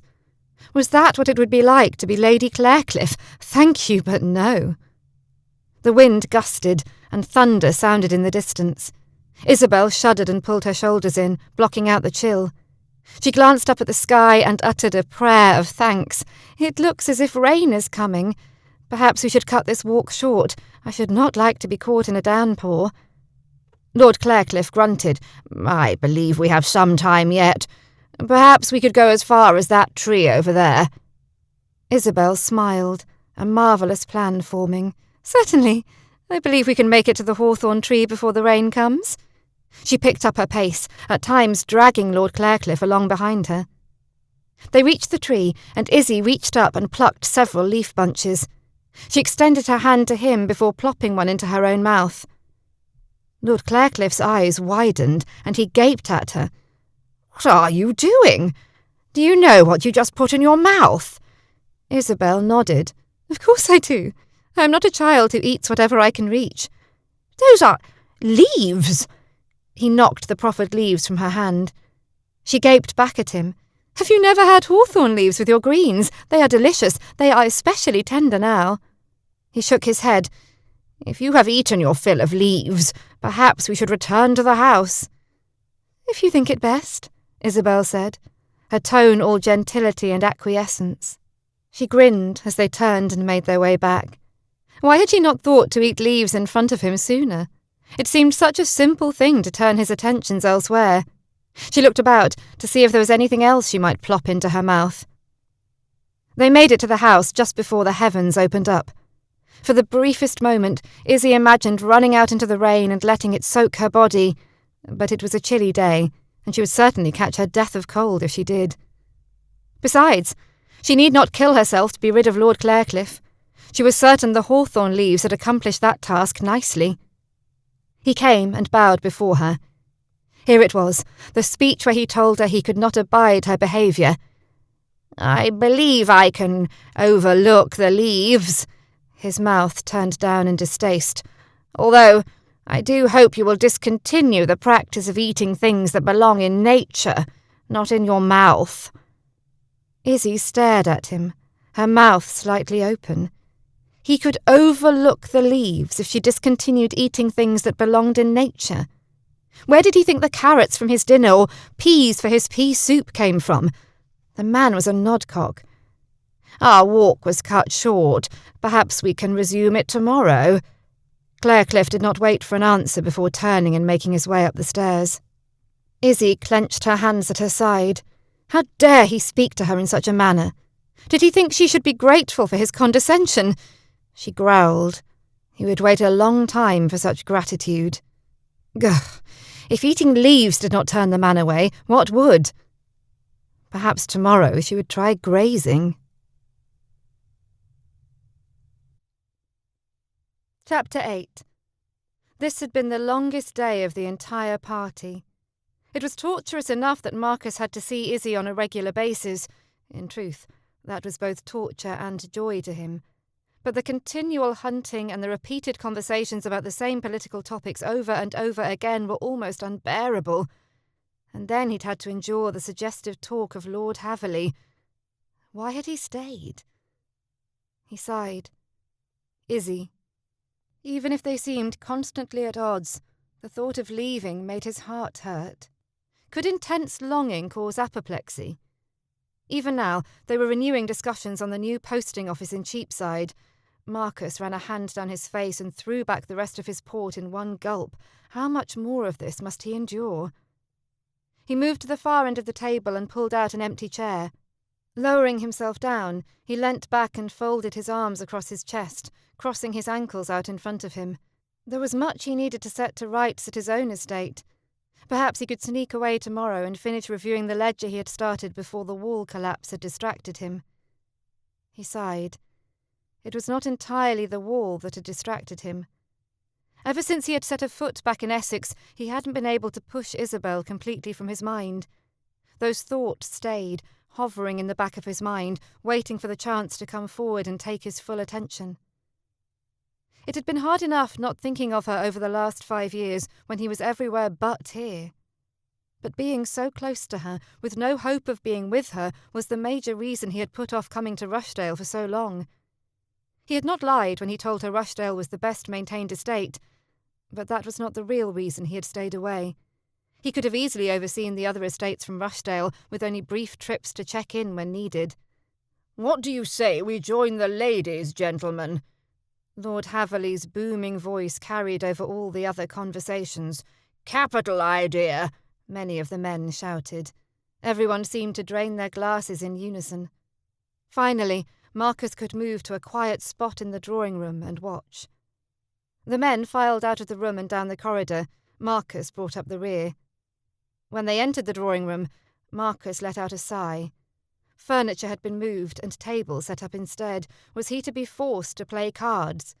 He doubted most of these people played cards the way he did, or at least not for the same stakes. He grinned. He was still in possession of Ian's horse.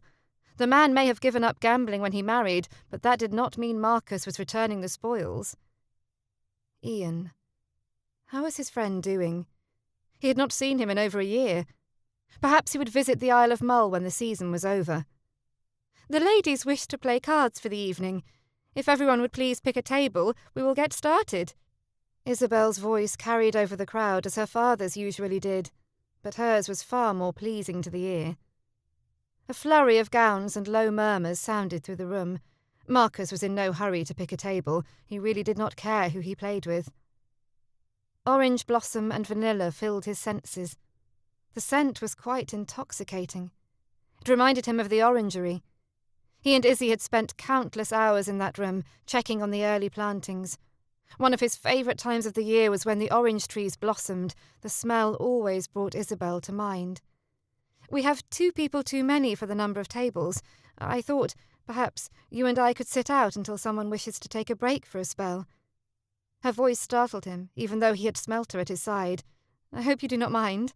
I have heard tell you are quite the card player. I believe you will find the stakes tonight rather disappointing compared to your usual games. Marcus did not know whether to be offended by her words or flattered that she had taken the time to learn such information. "I do not only play cards for gain, my lady. There is also a great deal of pleasure in simply playing and winning, even if the stakes are low." She winked knowingly at him, and he found he liked it.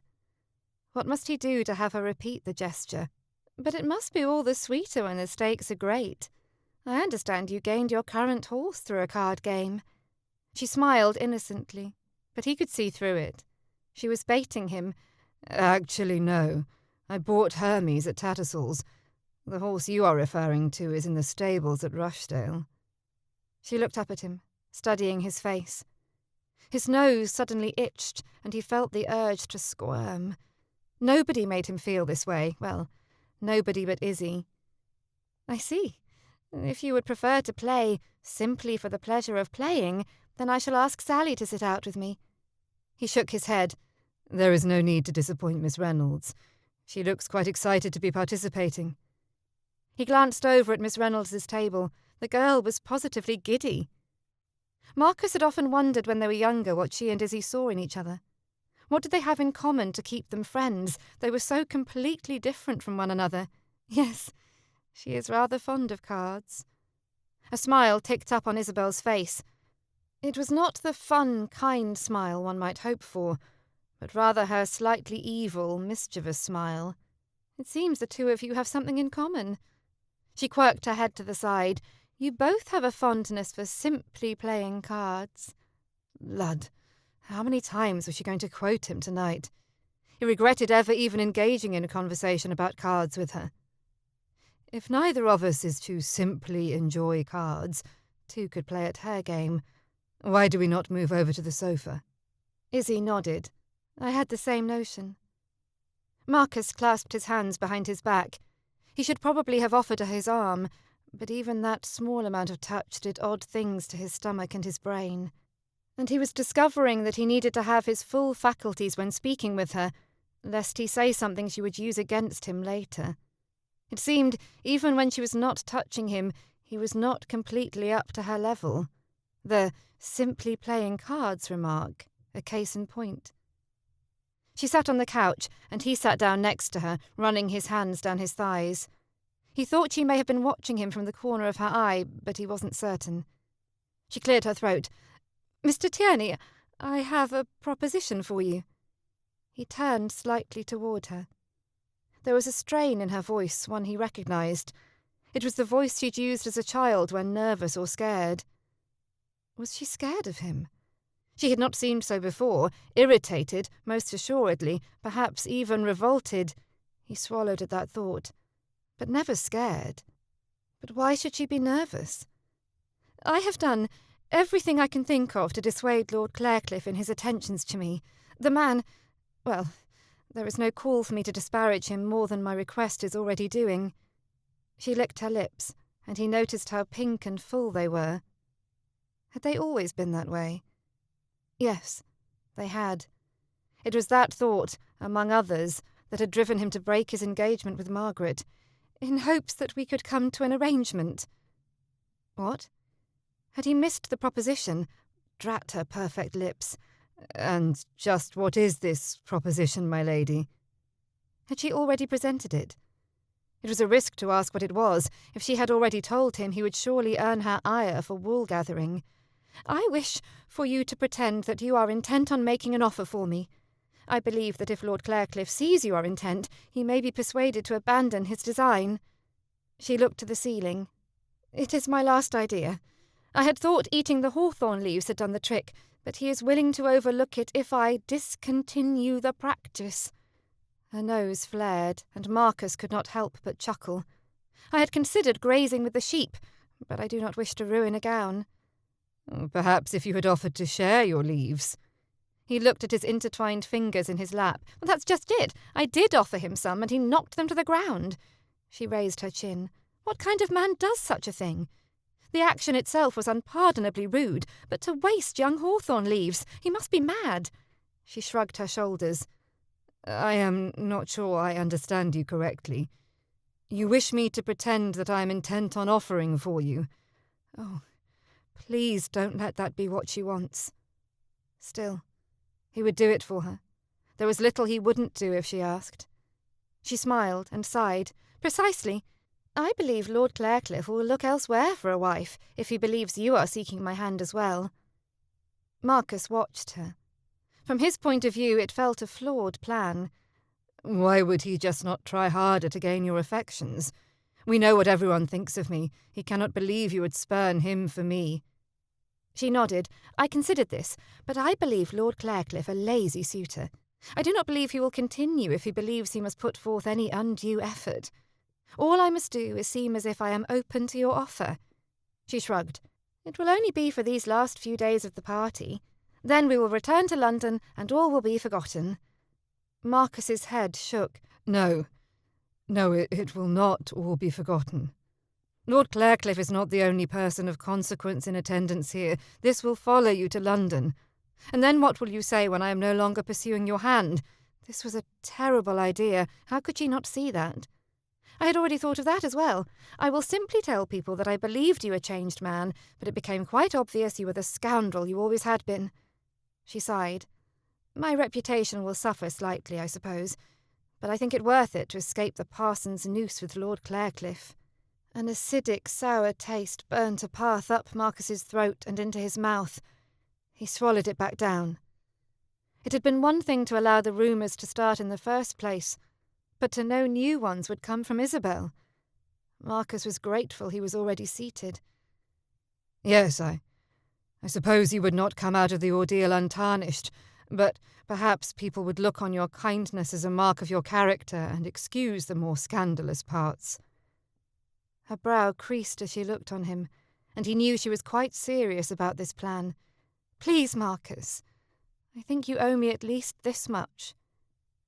And there was his undoing. She had called him Marcus. Are you to say I owe you every time you wish me to do something I do not wish to do? She had the decency to look repentant. This is the last time, I promise. He nodded, feeling as if he was about to place his heart on the racetrack at Newmarket.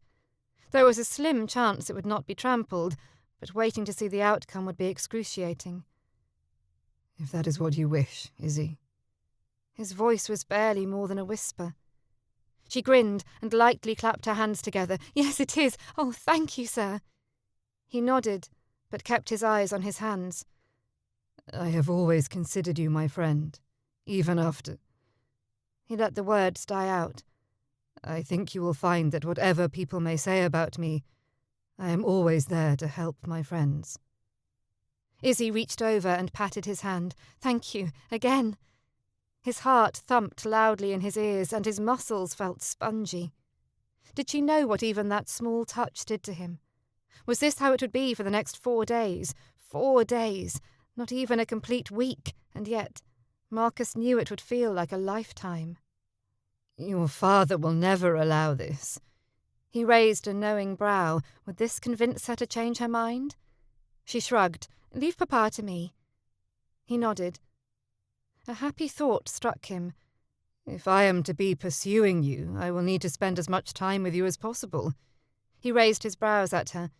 Perhaps another outing is in order. Her brows creased as she looked at him. It was one he had not seen before, which was odd. He thought he knew all of her looks. I suppose you are right. It would not be very convincing if we were never seen together. Marcus nodded. Precisely. What did you have in mind? She relaxed and leant back into the cushions. I had thought you could show me your laboratory, and perhaps we could search for some new plants. He did not know why he was pushing this with her. Had she not told him she was not interested in such things any more? So why keep bringing it up? Perhaps it was because he did not believe her. She had proven herself an extraordinary liar. He had seen it in her eyes when she looked on the plants in the church the other day. Even when she had plopped the hawthorn leaves in her mouth, the spark he remembered from her childhood was there. Someone, he suspected it was either her father or Margaret, or perhaps both, had convinced Isabel that her study of plants was unsuitable, which was entirely incorrect. Marcus had 4 days to convince Izzy of that, too. She let out a sigh and flopped her hands exaggeratedly to her sides. They bounced on the cushions, brushing against Marcus's thigh. They both looked down and then looked away. Izzy moved her hand and tucked it under her leg. Did we not discuss this already? Oh, you are exhausting. Marcus laughed. I could say the same about you, my lady. Perhaps, if I did not feel you were telling me a Canterbury tale, I may let the subject drop. But I know you better than you remember. You may think you do, Mr. Tierney. So she was only to use his Christian name when she wished to extract promises from him. He would keep that in mind. But I have changed over the last 5 years, as you certainly have. Do not suppose to think you know me at all. She levelled her gaze at him. Very well. Then what would you like to do, if you do not wish to show me your laboratory? A sadness passed over her face. Papa raised my laboratory years ago. It is a lovely bramble now. She crossed her arms over her middle. Perhaps a turn about the gardens would be nice. We have not spoken in years. I'm certain there are things I should know if I am to consider accepting your offer. A grin replaced the sadness and brought a crinkle to the space between her eyebrows. Very well. A turn about the estate. He nodded slowly. Perhaps we could walk to the south pasture and see how they are coming on the wall. I'm certain your father is eager to keep my shaggy sheep on my side of the pasture. Izzy chuckled. Oh, perhaps you should do something about those shaggy sheep of yours. They appear to make a great deal of trouble. Mr. Bannock is to shear them in a fortnight unless the weather turns cold again. Perhaps then they will be presentable enough to mingle with the Montrose sheep. Izzy laughed, and it took Marcus back to a time when it was a more common occurrence than it had been of late. He missed those days, missed hearing her laugh. It was truly one of his favourite sounds in the world. He smiled at her and breathed in slowly through his nose. These next 4 days would be every bit as wonderful as they were torturous. Chapter 9. Izzy sat at the breakfast table, chewing on her bread. Thankfully it was the Sabbath, so butter was on hand, but she hardly noticed. As the evening had worn on the night before, Izzy had reconsidered the prudence of her plan. It had seemed a good idea when she was staring at the hawthorn tree from her bedroom window, but as she tossed and turned in her bed and thought of the censure she may receive when they return to London, she'd had second thoughts. What if she was wrong, and she did not come out of the ordeal only slightly tarnished? Could her reputation withstand even a minor scandal? It seemed the family had only just fully escaped the cloud cast by Margaret's ruination. Margaret had been lucky to find Lord Brunswick, a man who had loved her from afar for more than a year before they married. But would Isabel fare so well? It seemed a risky move, but what other options did she have? Mr. Tierney and Lord Clarecliffe were the only men under the age of 5 and 50 in attendance. Izzy bit into an egg, hardly noticing which item she had picked up off the plate. It was all too late now. She could hardly rescind her offer, not when she had practically begged Mr. Tierney to accept. She had even resorted to using his Christian name, hoping to use their past friendship to secure his agreement. It was beneath her, but she had felt desperate. "Ah, Lady Isabel, I had hoped to find you. What do you say to finishing the walk we started yesterday?" Isabel felt a growl working its way up her throat. She looked up at Lord Clarecliffe, noting he looked from her plate to her mouth as if checking for any hint of leaves. "Although perhaps we could try the wilderness to the side of the house. I did not notice any trees in bud yet over there." Izzy twitched. The nincompoop! Did he really think himself so far above her? Her father not only held a higher rank in the peerage, but he was held in higher regard within the ton. Izzy would be the one elevating Lord Clarecliffe, not the other way round. "I beg your pardon. I have already claimed Lady Isabel for the day, my lord." Mr. Tierney entered the room, and Lord Clarecliffe's mouth dropped open. "I believe I have claimed tomorrow and the day after that as well." Isabel smiled behind her napkin. Perhaps her earlier misgivings had been wrong. Perhaps this was the best idea she had ever come up with. Mr. Tierney continued. "After that, I will escort her to London." He smirked at the Viscount. "Perhaps then she may have a few moments to spare for you." Wait. When had she agreed to travel to London with him? When had he asked? Isabel was both ecstatic and irritated. She had never consented to any of the things he had just listed, except for today's excursion. But perhaps he was only purporting for Lord Clarecliffe's benefit.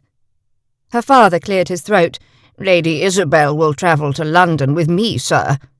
He narrowed his eyes. "I invited you here to participate in the hunt, nothing more. Do not let me regret that decision." "The invitation was only extended so you might use my land. Do not think me a simpleton, my lord." There was irritation in Mr. Tierney's voice. "And do not think you may use me for your purposes, only to pretend we are not acquainted when I am no longer useful." "Papa, perhaps this is not the place to discuss this." Izzy flicked her gaze at the other men around the table. They all looked on in anticipation. Did they think her father would challenge Mr. Tierney to a duel? Lord Haverley clenched his mouth shut, his jaw working. "Very well, Isabel." He skewered Mr. Tierney with a glare. "But this conversation is not over." Izzy straightened. She had never heard Mr. Tierney speak against her father. Clarecliffe's mouth opened and closed several times, his eyes staring, unblinking. "Why, but—" He couldn't even manage to string together a sentence. Mr. Tierney smiled. "I am glad we understand each other. Now, if you will excuse me, I must get some sustenance before we set out."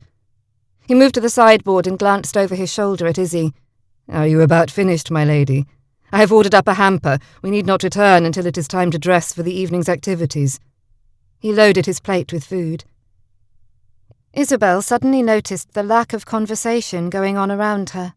She glanced around the table, noting many wide eyes. Lord Clarecliffe was not the only one looking like the fish from last night's dinner. "Yes." Isabel pushed the plate away, her appetite gone. "I am finished now, but I need to change into a walking gown. Perhaps you can eat while I am gone, and we shall meet in the entry in half an hour?" Why did her voice sound so small and pinched? It was as if she was guilty of something and worried she would be found out. Certainly, her tinted cheeks and darting gaze were not helping matters. "Wear the green one I saw you in the other day. It brightens your eyes quite nicely." He winked at her. Winked? What was he thinking? Izzy balled her hands beneath the table. She should have known better than to ask a scoundrel for such a favour. He turned and met her gaze. "I will meet you in the entry." His tone was soft, so different from the cocksure demanding tone he had used with Lord Clarecliffe, with everyone else, now that she thought on it. She nodded and motioned for a footman to pull out her seat. Mr. Tierney waved the footman away and stepped forward, grasping the chair back with his empty hand. "Allow me, my lady." The already wide eyes around the table only grew. Devil take it. Now she was back to feeling as though she had made a rash, imprudent decision. She dipped her head to Mr. Tierney and hurried from the room, unable to escape the judgmental stares fast enough. One step into the corridor and she turned, bumping into Sally. "Oh, Sally, pardon me. I did not see you there." She raised her hands to her surely scarlet cheeks, but dropped them immediately when she took in her friend's appearance. Tears streamed down her cheeks, the whites of her eyes bloodshot and red. "Sally! What is it? What is wrong?" Izzy reached for her hands. The question only made Sally cry harder. Izzy slipped her hand around her waist and led her away from the breakfast room. There was no need to expose her to those inside that room. They were already in a supercilious mood. "Come, let us find a quiet place to talk." Isabel led her to the orangery. It would be quiet, and no one would think to look for them there, except, perhaps, Lord Clarecliffe. But Izzy believed he might be speechless for some time yet, so they should be safe. They sat on the bench beneath the lime tree. Izzy took a discreet breath in. She needed the extra calm. First, the outrageous behaviour of Mr. Tierney, and now this. Her muscles had knitted themselves into a hardy knot. "Now, tell me, what is the matter?" Isabel reached out and grasped hold of Sally's gloved hand, the one not already soggy with tears, and Izzy preferred not to think on what else may be upon Sally's glove. "Oh, Isabel!" Sally sobbed. This was to be a wet and messy conversation. Izzy took the handkerchief she had tucked just inside her sleeve and handed it over. "Here, I believe you have taxed yours beyond its capacity." Sally took the linen and blew her nose. "You still have not told me what is wrong. What could cause this kind of hysterics? Are your parents well?" Sally nodded and swallowed hard. It is not them. Mamma just told me we are not to go to London for the season, after all." Her tears began again. "What? But why not? I thought it was all arranged." Sally sniffed, and her body convulsed as she raked in a ragged breath. "It was, but then an investment my father was counting on went bad. He had to cancel the townhouse, but still, there is not enough to even let a few rooms, let alone buy the wardrobe I would need." A wail sounded, echoing through the high-ceilinged room. "But we had plans. What are we to do? What am I to do?" Sally looked up, her brow creased, and Izzy realised her words. Her face heated with shame. How could she think of herself when her friend was so obviously in distress? "I simply meant, what am I to do without you? You are my dearest friend. I was looking forward to our time together." Sally nodded and shuddered again. Isabel bit her lip. What was there to do? Could she do anything? It was not as if her pin money would be enough to pay for all that would be needed to bring Sally's family to London. If only Mr. Reynolds had the kind of money Papa did, or, at the very least, 4 or 5 fewer children. "Wait!" Izzy nearly shouted. "I have it! I will ask Papa if you may come with us to London. It will not be quite the same, you will not have the come-out we had planned, but we can still visit the museums and Gunter's, do all the things we had planned." Sally sniffed, but her shudders seemed to decrease. I don't know. Will I attend balls with you?" Isabel shrugged. "I do not see why you shouldn't." Sally shook her head. "It is no good. Papa cannot afford a new wardrobe, and none of my gowns are suitable for a London ball." She hiccuped. Isabel leant forward, dropping her elbows onto her knees. "Yes, that is a problem. I suppose you could stay at our house." Even as she said it, Izzy knew that would not do. "I have a few older gowns. They are not the peak of fashion, but I bet Mrs. Nesbit in the village could put them to pieces and rework the fabric into something very nice. Certainly we could come up with the money for that. It would not be a whole new wardrobe, but it would allow you to come to the balls with me. Oh, do you think we could do it? There was a new excitement in Sally's voice. Isabel nodded. Let us take the gowns into Mrs. Nesbit and ask her opinion. I am certain between my pin money and what you have saved we should have enough, or at least we will be close. I will ask Papa for the extra. A flurry of excitement filled her stomach. This plan may just work. Sally smiled fully for the first time since starting the conversation. Izzy grinned and patted Sally's hand. At least this plan was a good one. She sighed. She was still uncertain about her other one. Izzy nearly ran down the corridor. She was more than 40 minutes late to meeting Mr. Tierney. She had doubts that he was even still waiting. He had likely found something else to occupy his time. It did not seem an entirely bad idea. Still, as she peeked down the staircase into the entry, her stomach felt like ants preparing their hill for winter. Mr. Tierney's dark, tousled hair was the only thing visible over the staircase railing. She stepped down several stairs and quietly leant over. He sat up straight on the bench, his beaver resting on his knee. It bounced up and down lightly. She smiled. He had waited for her. Perhaps this was not just a matter of fulfilling a duty for him.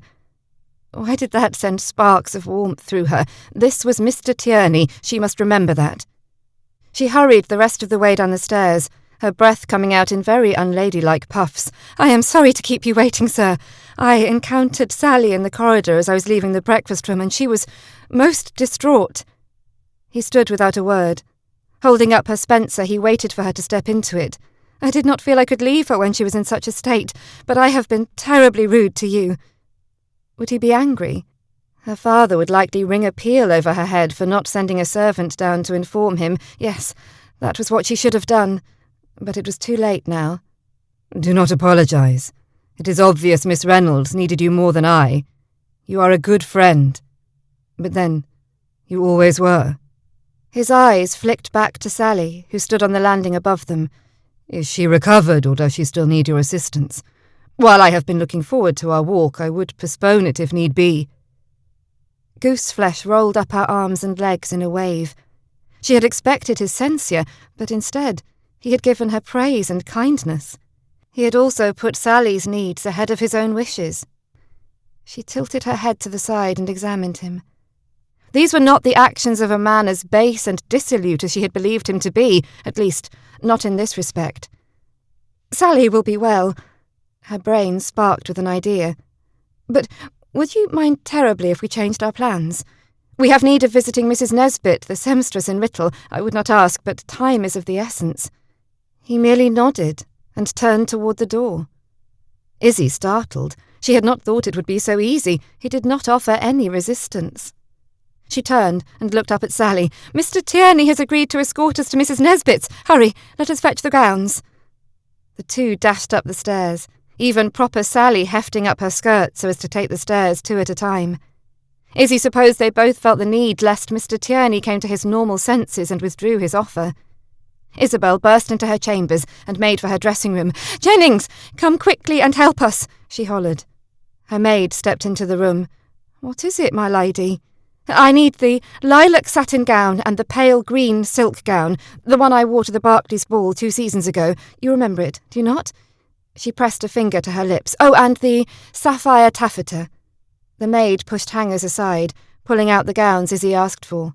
Within minutes, all 3 were folded over Sally's arm. Jennings produced a canvas bag. Place them in there, my lady. It looks as if it may rain. Isabel grabbed the dresses and wound them around her arms into a wad before stuffing them into the bag. Thank you, Jennings, she called over her shoulder as she passed through the dressing-room doorway. They had taxed Mr. Tierney's patience quite thoroughly already. She need not make him wait a moment longer than necessary.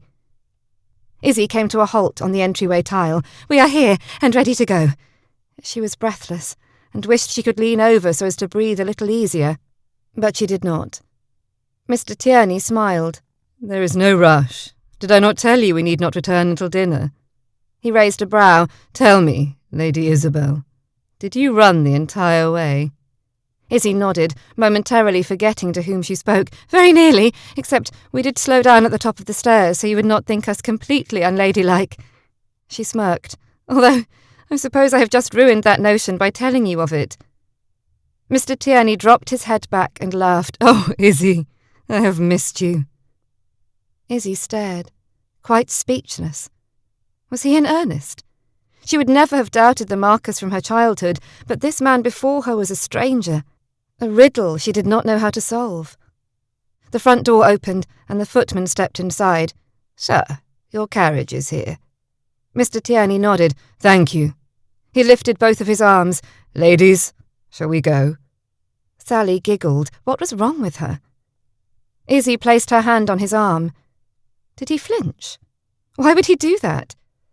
He did not remove her hand, however, so she allowed him to lead her out the door and down the steps. Chapter 10.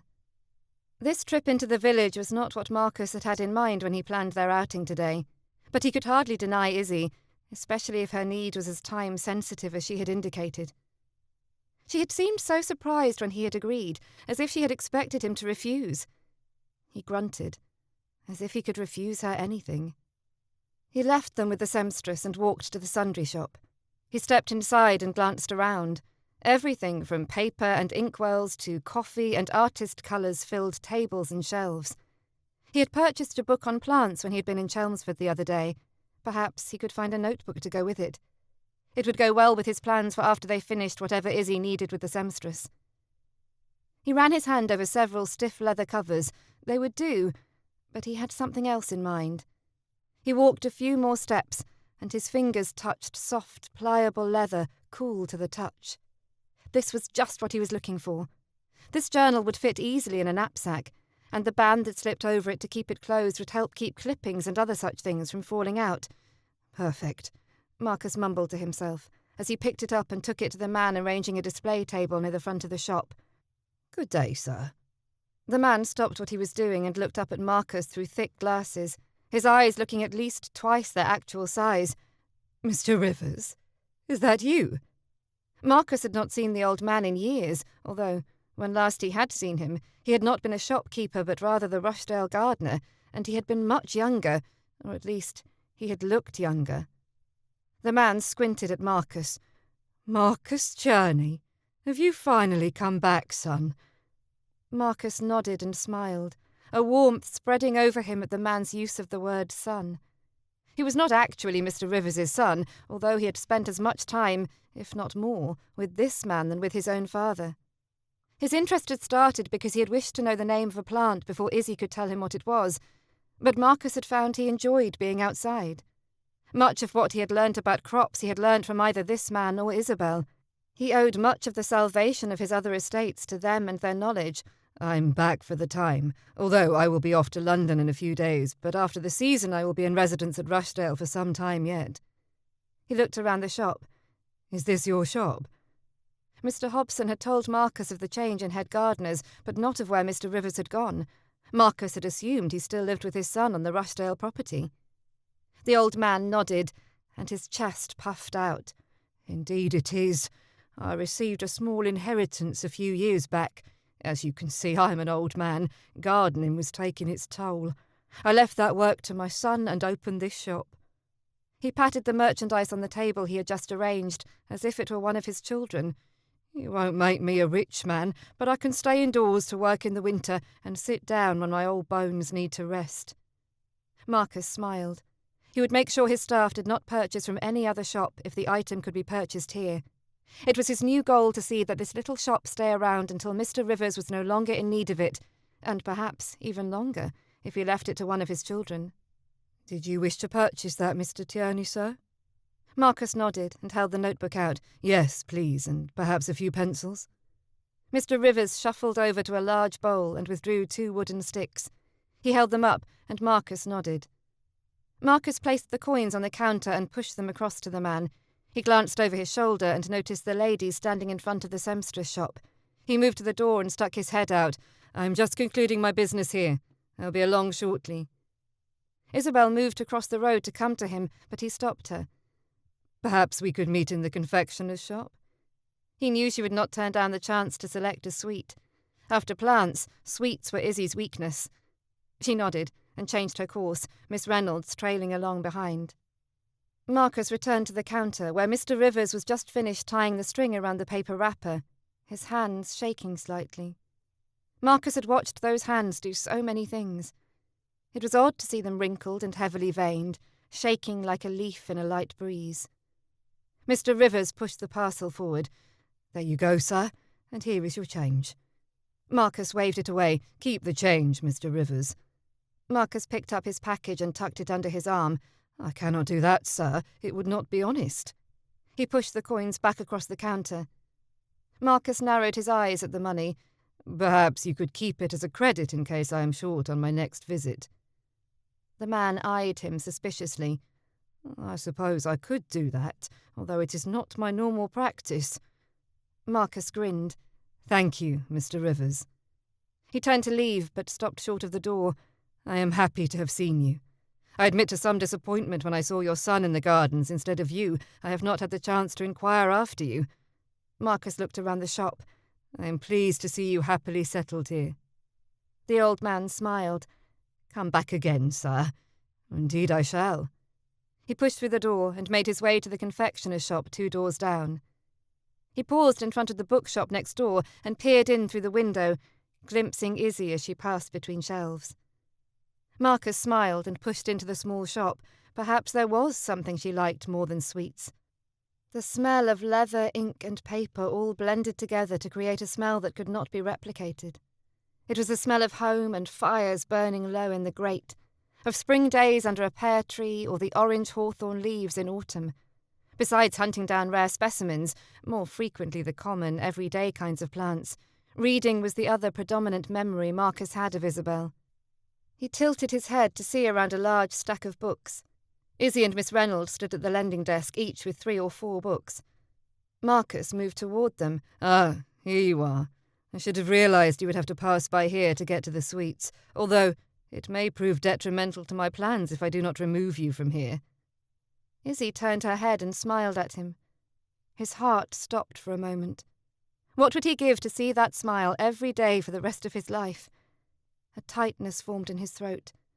He did not have the rest of his life. He only had 3 more days. He forced a smile to his lips. "I hope you aren't thinking of borrowing any books. You are to leave for London before week's end." She heaved a great sigh. "Yes, Sally and I were just discussing that very thing." She gave a small pout. "But I have been waiting for this book to be available." Marcus looked over her shoulder and read the title, raising a brow. "I have already read the first volume and have been waiting for this one to become available." "I never thought you one for romances, Lady Isabel." She scoffed. "Mansfield Park is a romance, but it is so much more than that. It is singular to say it is only this theme or that. It makes one think when reading it." Marcus nodded. "I see." He was not sure that he really did. He had not read the novel, nor did he plan to do so. He had no notion what these other themes were about. But seeing the determined, defensive look on her face made him want to buy it for her all the same. "Why do you not just purchase the book? Certainly you have some pin money you could use. It is surely for sale." He looked to the shopkeeper, who nodded. Izzy pulled her top lip between her teeth. "I have spent all my pin money." Marcus's brows rose on his forehead. Izzy had never been what one might call a spendthrift, but then, that had been when she was younger, when she had cared nothing for all the ribbons and laces that ladies of her status seemed to care about. She glanced at Miss Reynolds, who looked guiltily at the floor. What were these 2 about? "It is my fault. Lady Isabel used her pin money to help pay to refashion some of her older gowns for me, so I might attend a few balls with her while in London." Miss Reynolds spoke, even while her eyes stayed fully focused on the ground. "I cannot have you thinking she was careless with her spending." Marcus shifted his gaze to Izzy, who seemed to have a sudden interest in the fibre content of the paper in her book. She rubbed her finger along the edges, studying it deeply while turning the page forward and then back again. She had spent all her pin money on her friend. He did not know how to respond to that. Praise would feel condescending and possibly make Miss Reynolds feel even worse about her situation, whatever it was. But there was no reason to rebuke her. Such kindness was not oft seen in society. Marcus nodded. "Very well. Borrow the book and take it with you to London. I will return to Rushdale often to check on the spring planting and the lambing. I can return it when you have finished." The bookseller cleared his throat. Taking it to London puts the book at risk of being lost or ruined along the way. Marcus laid down 3 crowns on the counter. "That should be enough to cover the cost of the book if it should become lost." He narrowed his eyes at the man. "But I expect my money returned when the book is." The man swallowed and nodded. He collected the coins and made a note in the ledger next to Izzy's name. Marcus picked up the book and handed it over to Izzy. "There you are. You have your precious book. I hope you enjoy it." Isabel stared at him as she dipped a shallow curtsy. "Thank you, sir. If harm comes to the book, I shall see your 3 crowns repaid." Marcus sighed. He cared not a whit about the 3 crowns. In truth, he would have bought the book outright for her if he had thought she would accept it. But he was almost certain she would not. It was not wholly proper, and especially not from someone with his reputation. He raked his hand across the back of his neck. He was blasted tired of it always coming down to that. Just the same, particularly while they were perpetuating this ruse of hers, he thought it best not to ruin her good name completely. This monetary guarantee was the closest he could come to giving her a gift without actually giving her one. His brow furrowed. What kind of backward logic was that? He motioned to the door. "Shall we continue on our outing, ladies?" Izzy's stomach growled, and Miss Reynolds placed a hand to her mouth to cover her laughter. "I believe Lady Isabel is ready for luncheon." Marcus grinned down at her. "Then let us find a spot to lay out a rug. We will eat al fresco." Izzy tipped her head to the side and peered out the window of the shop. "We should hurry then. I do not think you made those clouds aware of your plans, sir." Marcus followed her gaze. Indeed, dark grey clouds hovered near the horizon. "Move quickly, then. I do not wish to eat soggy bread." And anything to cause this distrust. He looked back out the window. He had left her sister, and her, rather abruptly. Perhaps he had given her a reason not to trust him. If she only knew his reasons. For everything. He squinted out into the greyness, focused on nothing. He had many regrets, wished he had made different decisions, but leaving Izzy behind was one he did not think could have ever had a different outcome. She had been too young to marry then, and besides, after breaking his engagement to Margaret, Haverley never would have allowed Marcus to continue seeing Izzy. He glanced at her from the corner of his eye. He hated knowing she felt this way toward him. "No, it is not a ploy. Would you not come to Rushdale if I asked? What have you to suspect Rushdale of?" She shrugged. "It is not Rushdale whose motives I question, but the man who lives there." Marcus raised his eyes to the roof of the carriage. "Have I done anything untoward since I have been back?" She shook her head. "No, but perhaps that is just your way. You lull poor women into a sense of security and then pounce like a cat." "Izzy!" Miss Reynolds's shocked voice filled the carriage. "You are being unkind. Did not this gentleman just secure the book you are even now holding in your lap?" Izzy smirked at her friend. "He is putting on airs, Sally. You know his reputation. Why should he be any different with me than he is with other women?" "Because I love you." He wanted to shout it, to take hold of her arms and make her listen to him. There had been no other women, not ever. He thought about shouting that also, but he stayed quiet. She would never believe either statement, so why even mention them? "I promise to be a perfect gentleman, my lady." The carriage stopped, and Marcus hopped out quickly, needing to escape the heavy, judgment-filled confines of the carriage. He handed both ladies down, but then clasped his hand behind his back instead of offering his arm. He knew he should, but after the accusations in the carriage he was feeling a little less gentlemanly. Besides, she would likely consider the gesture a ploy of some sort, although what it could lead to he did not know.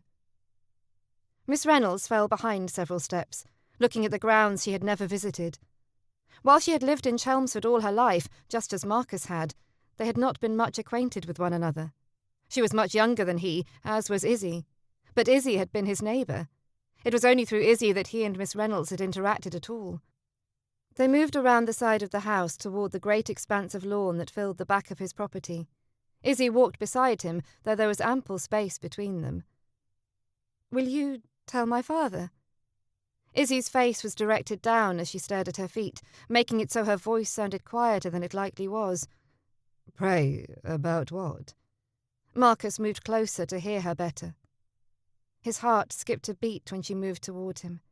She lifted her head and stared at him with eyes he had seen too often before. There were many times when they had visited places which were strictly forbidden. The bridge in the springtime when the water was high was just one example. Marcus had known better than to let her go such places, but Izzy had never been one to be denied, especially if there might have been a rare plant to be found. She would go anyway, with or without supervision. He had known it, and she had known that he knew it. In the end, he had always gone with her to protect her from her own zeal, if nothing else. Each time, whenever they returned to the safety of the house, Izzy would turn those same eyes on him and ask the same question. "Will you tell Papa?" He had never told Haverley anything. But this time he was uncertain what he should conceal from her father. "Please do not tell him I spent all my pin money." Why should he tell Haverley such a thing? She would get her way again. But then, she always would get her way with him, would she not? He seemed incapable of denying her anything. Lud, he was an idiot. Would he mind so much if he knew what you spent it on? What you did for Miss Reynolds was kind. Marcus shrugged. Besides, what does he care how you spend your money? He would mind greatly. He would say that if Sally cannot afford to participate in the season, then she should not participate at all. Marcus nodded. Yes, I believe that is how most of the ton thinks. He glanced over at her. But you do not. Isabel shrugged. I do not know. Perhaps if it was someone other than my dearest friend. She glanced up at him. Sally has been looking forward to the season for so long. To have those dreams crushed now, it would not be right. Should she not have a chance to experience London? She crossed her arms. She will never make a grand match. It would be very unequal if she did, but... Oh, hang it. I am no innocent in this. I just do not wish to be in London alone. The young ladies of the ton are not the friendliest sort. They are too busy seeing everyone as competition.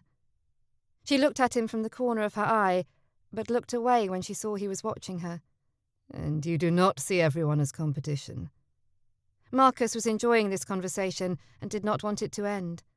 It was one of the few they'd had since he'd been back that did not have stilted, judgmental undertones. Perhaps I did once. But this year is different somehow. This year I just do not care, not about invitations to the right balls or parties, not about finding the wealthiest and greatest titled man in England. He wanted to believe that meant he stood a chance, but he knew better. What do you care about? She shook her head. I don't rightly know. She looked down. They walked in silence for a few moments. Marcus lifted a hand and pointed. Look, bluebells. Izzy grinned. Oh, you have an early bloomer. I did not expect to see any before we left for London. She walked over and knelt beside the hedgerow where the small purplish-blue flower peeked out from beneath the bushes. I thought you were near starved. Can we not look at these after we eat? Izzy leant in and smelt the flowers. I will only be a moment. Do you remember their scientific name, Mr. Tierney? Oh, yes, the... Marcus paused and turned slightly away from her as he pulled a book from his waistband. He thumbed wildly through its pages until he found what he was looking for. The Hyacinthioides non-scripta. He shut the book and put it behind his back. Would she be proud that he had said the right name? Why did he feel like her approval was as important as the air he breathed? Love. It was silly and irrational, and yet he could not deny it. When he had offered for Margaret, he had not believed himself in love with her. He had not thought himself in love with anyone, but their marriage was expected, and Marcus had always done what was expected of him. Their mothers had planned the union from the time Margaret was born. And then that day under the bridge happened. That day when he had realised he did love someone, and that someone was not Margaret. Suddenly he could not do the expected any longer. Her lips twitched. You remembered their scientific name. She arched a brow and tilted her head to the side, glancing behind his back. Or perhaps you cheated. Marcus held up the book he had purchased in Chelmsford. It has been many years since I had to recall these names, and, if you'll remember, I was never very good at memorizing them back then. He fluttered the pages and sighed. I was afraid I would further disappoint you. For forgetting the names of some plants you never cared for anyhow. Izzy reached up and took the book from him, thumbing through the pages. Do you remember when we would not leave the house without one of my books to compare the pictures with the plant? Marcus chuckled. We would spend several minutes saying the names over and over to commit them to memory. He grinned at her. But as we have already seen, you remembered them much better than I. He dropped to his haunches next to her. How do you remember them after all these years? She leant forward and took in another breath of the sweet fragrance. Many of the more common ones I still repeat in my mind when I see them. She pretended to rub her cheek on her shoulder as she glanced behind her toward Miss Reynolds, who was still a handful of rods behind them. And I may have lied when I said I did not have the books any longer. Marcus grinned. You seem to do that often of late. She smirked. I still have one book hidden away in the back of my closet. Marcus chuckled, just as I suspected. Oh? She sat back on her heels and placed her hand on her hips, scowling at him. What exactly did you suspect? That you had not completely forsaken your love of plants. I could see it in your eyes. That is complete slum. She turned her head slightly. You do not know me so well as you think you do. Marcus put his hands on his thighs and pushed himself to standing before helping Izzy to her feet. On the contrary. Unlike these plants, I remember everything about you. But Izzy did not hear him. She was too busy running to the next bunch of yellow flowers. Chapter 12. Izzy was at a loss. The man walking beside her was nothing like the scoundrel in her mind. He was kind and attentive, asking her questions and listening when she replied. A strange occurrence in a gentleman, or at least that had been Izzy's experience. What she could not figure out was what his game was. Had she been wrong about him? If she had, then all of society had the wrong opinion of him. But how could that be? Margaret had told her what was said of him in London that first season after he had left. Then Margaret revealed she had seen him herself with a light skirt. Story after story seemed to confirm Margaret's tale. But if that were Mr. Tierney's true character, why was he not acting the part now? Indeed, she had not seen him even flirt with any of the ladies at the party. Granted, most of them were old and married, but that should not matter to the likes of him, not to a rake. Yes, he was cocksure and condescending to nearly everyone, even to those of title. But if that made him a scoundrel, then most of the ton would qualify as such. She stopped in front of a patch of yellow gorse. "Tell me, sir, what does your book tell you about this plant?" Mr. Tierney opened the book and looked through a few pages. His brow creased. I cannot remember its common name. He looked uncertain. Mr. Tierney never looked uncertain. She had not believed he knew the meaning of the word. He rubbed a hand along the back of his neck. I know I should remember. We saw it often. I believe it was one of the first plants we dug up and transplanted into a pot in your laboratory. She should tell him the name and put him at ease. But she had no words just now. She was as utterly confused by him as he was by the gorse. He raised his eyes to hers. You are testing me, are you not? He opened the book again and thumbed through it more slowly, looking from the pages to the plant and back. She should not be so mean. She should just tell him. It is... He held up a finger to silence her as he continued to study the book. A smile spread across his face, and he stabbed at a picture. It is Ilex europaeus, common name, gorse. Izzy smiled and laughed. Yes, very good. She felt like a governess praising her pupil. Only she did not believe governesses felt a tickle in their stomach when praising a child. Did she imagine it, or did his chest puff out slightly? The wide grin covering the whole of his face seemed to indicate she had not. See? You have not forgotten everything. Her knees felt weaker when he beamed at her. She turned back to the gorse because she did not know if she could stay standing under that gaze. She closed her eyes and took a breath. Why was she reacting so strangely to him? They were only looking at plants. The plants. She relaxed. That must certainly be it. They were doing those things they had done before, back when they had still been friends, before he had betrayed Margaret, before he had betrayed her. She was simply feeling a moment of sentimentality, nothing more. "Izzy, I believe I felt a raindrop." Sally ran toward them, and they all looked toward the sky. Lightning struck in the distance, followed by a loud clap of thunder. "Hurry to the folly, Izzy." Then, as if only just remembering they were not alone, he glanced to Sally. "You also, Miss Reynolds." Sally turned before reaching them and ran, leaving a large amount of distance between them. Izzy bent to pick up her skirts and felt the first drop seep into the fabric of her gown. But before she had straightened, it was not only 1 or 2 drops here and there that struck her, but thousands, perhaps even millions of droplets.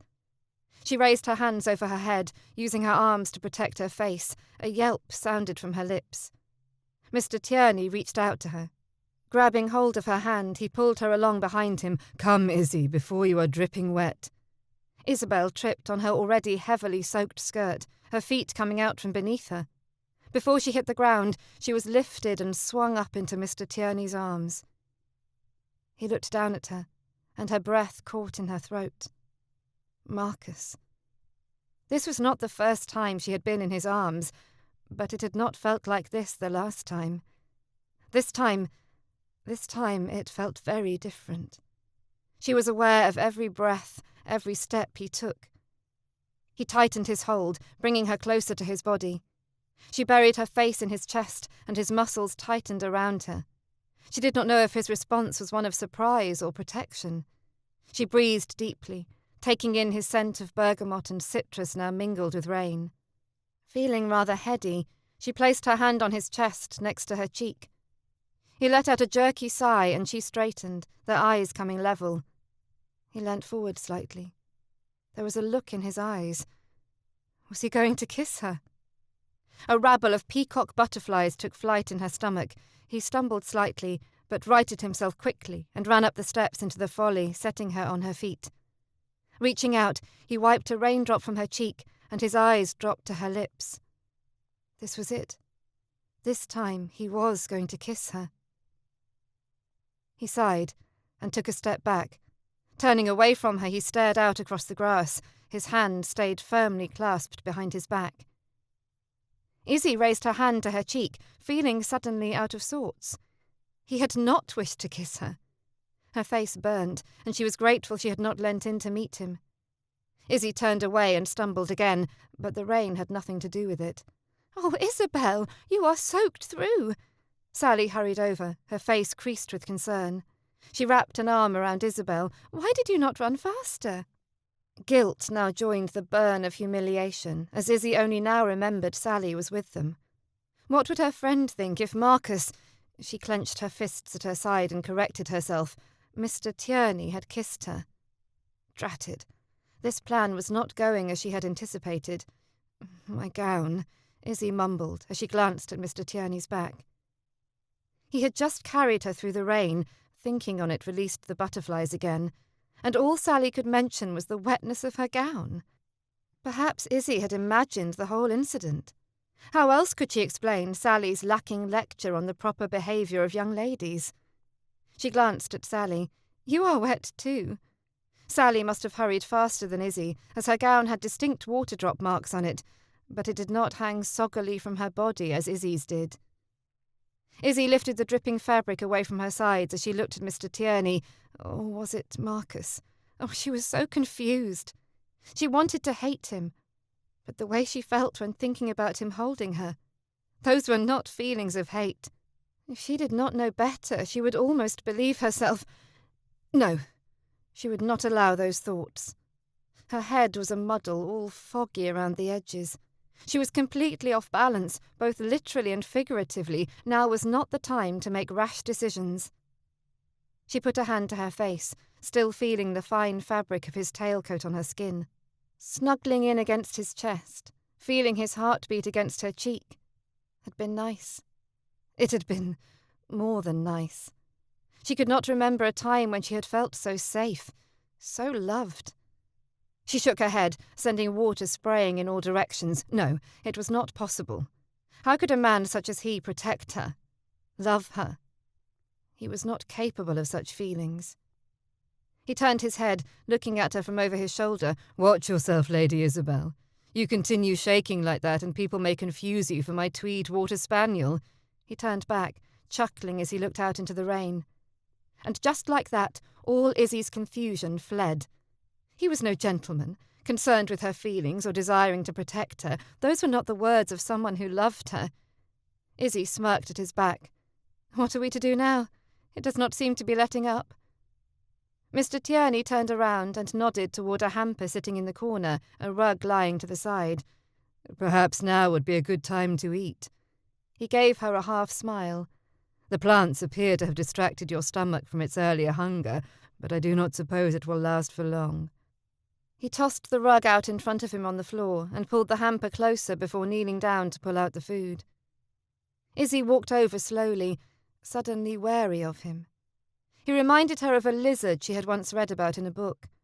She did not remember its name or even where it was from, but she did remember that it changed colours depending on where it was so it might blend into the surroundings. Was that what Mr. Tierney was doing? Adapting to his surroundings?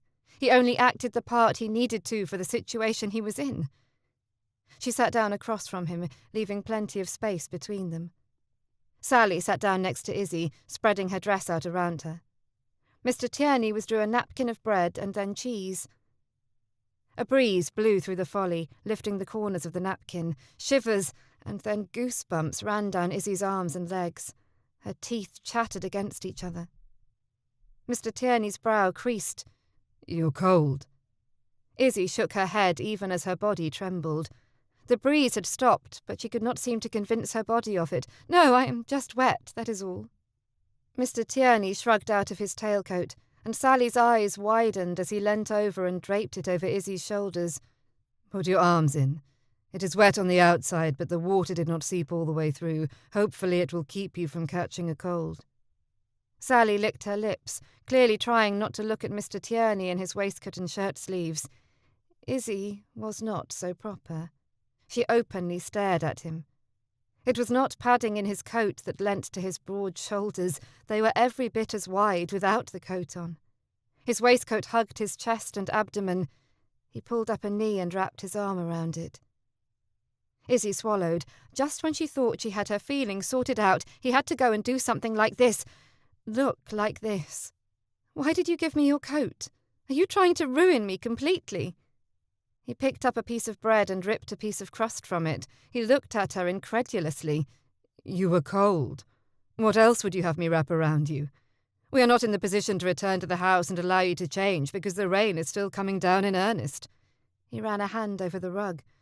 "Perhaps when we have finished eating you may trade out my coat for the rug, but for now I thought it most prudent to keep you warm."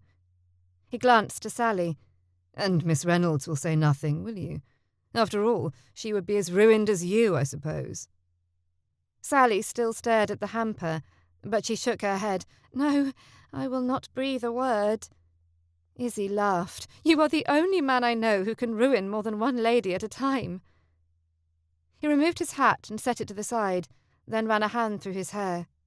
His head shook, and he stared at her with a frown. "Are you to scrutinize everything I do for an ulterior motive? Because I can assure you I have none. You asked me to participate in this little charade. I had no intention of staying at your house party, let alone making your guests believe I intended to offer for you until you asked it of me." Sally's breath sucked in, but Izzie ignored it as her own back stiffened. But before she could reply, he continued, "If you wish to cease this production, I will not object. But until then, I will not have you acting as if I may attack you at any moment. You are in no danger from me, my lady." Sally coughed into her hand, her eyes wider than Izzie had ever seen them. The poor girl looked very near to fainting. "Very well." Izzie raised her chin. She knew it made her appear arrogant. It was a gesture she rather disliked when Marcus did it. But it helped her to feel in control, and she needed control. Marcus had placed a heavy accusation at her feet, one that was not wholly without merit. She did not like being set down, but especially when it was deserved. "I apologize, sir. Thank you for putting my fears to rest." He sighed and turned away from her to look out at the rain again. He must have found it very interesting indeed. Lady Isabel, not every rumour or bit of gossip you hear is true. Perhaps you should remember that. There may just come a time when something untrue will circulate about you. It is painful to know your friends take rumour as truth, especially when they should know the behaviour is not in character for you. Izzy pulled the bread from her lips and set it on the napkin in front of her. Was he implying the gossip about him was not true? But just how much was untrue? It could not possibly all be a falsehood. He had jilted Margaret after all. Izzy knew that much for herself. "I will keep such things in mind, sir. Thank you for your words of caution."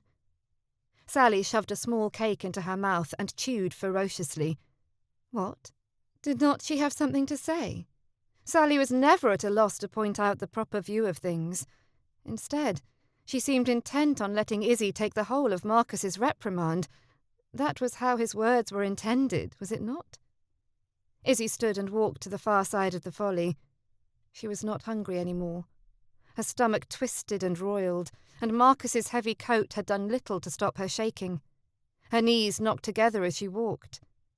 She peered out into the storm. If the lightning would cease, she would make her way back to Montrose. It wasn't a far walk, and it wasn't as if a little more rain would cause more damage to her dress. It was already ruined, but at least she would not have to be here. Heat formed at her back, and she knew he was standing behind her. I apologize if my words were harsh. His breath brushed past the skin on her neck as he sighed. What happened to us, Izzy? We used to be such good friends. But look at us now. We are practically strangers. She bit her lip, the old pain from years before tightening in her chest. Friends do not leave without saying goodbye. What did you want me to do? I had just broken my engagement to your sister. Do you really believe your father would have let me say anything to you? His voice was quiet, and Izzy could almost feel Sally straining behind them to hear their conversation. Had you cared enough, you would have found a way. Her throat ached, and she knew she was close to tears. For more than a week she had pushed these feelings down and pretended she cared nothing for Mr. Tierney, but it was just another lie. She cared. She had feelings. She just was uncertain of exactly what they were. But making sense of them left her feeling vulnerable and exposed. Perhaps it was better to go on pretending. Izzy straightened her back and shrugged out of Marcus's coat, holding it out to him. "My gown is already ruined and the lightning has stopped. I believe I will return to Montrose. Thank you for the lovely afternoon, sir." She turned to Sally. "Come, Sally, you cannot stay here alone." He reached out to stop her, but... She heard him swear under his breath. What do you wish me to do concerning Lord Clarecliffe? Sally came to her side, grumbling. "You intend to walk, but it is still raining." Izzy turned slightly. "I do not see as anything has changed there," she said to Marcus. "We will proceed as planned." She turned back and moved down the stairs. "I will see you at dinner, Mr. Tierney," Izzy hollered over her shoulder. Sally stepped down beside Izzy, pulling her bonnet forward to shield her face from the rain. Izzy knew she should feel sorry for subjecting her friend to this walk. She would likely need to replace Sally's gown, but Izzy could not help it. Her heart was in too much danger if they remained there a moment longer. Indeed, she was not sure how she would endure the next few days. Several steps onto the lawn, and she was wet all over again, the rain mingling with the tears now streaming down her face. Chapter 13. Marcus paced in front of the fireplace in his chambers. One night. He only had to endure one more evening, and then everyone would leave for London, and he could go back to forgetting about Lady Isabel Palmer for a second time.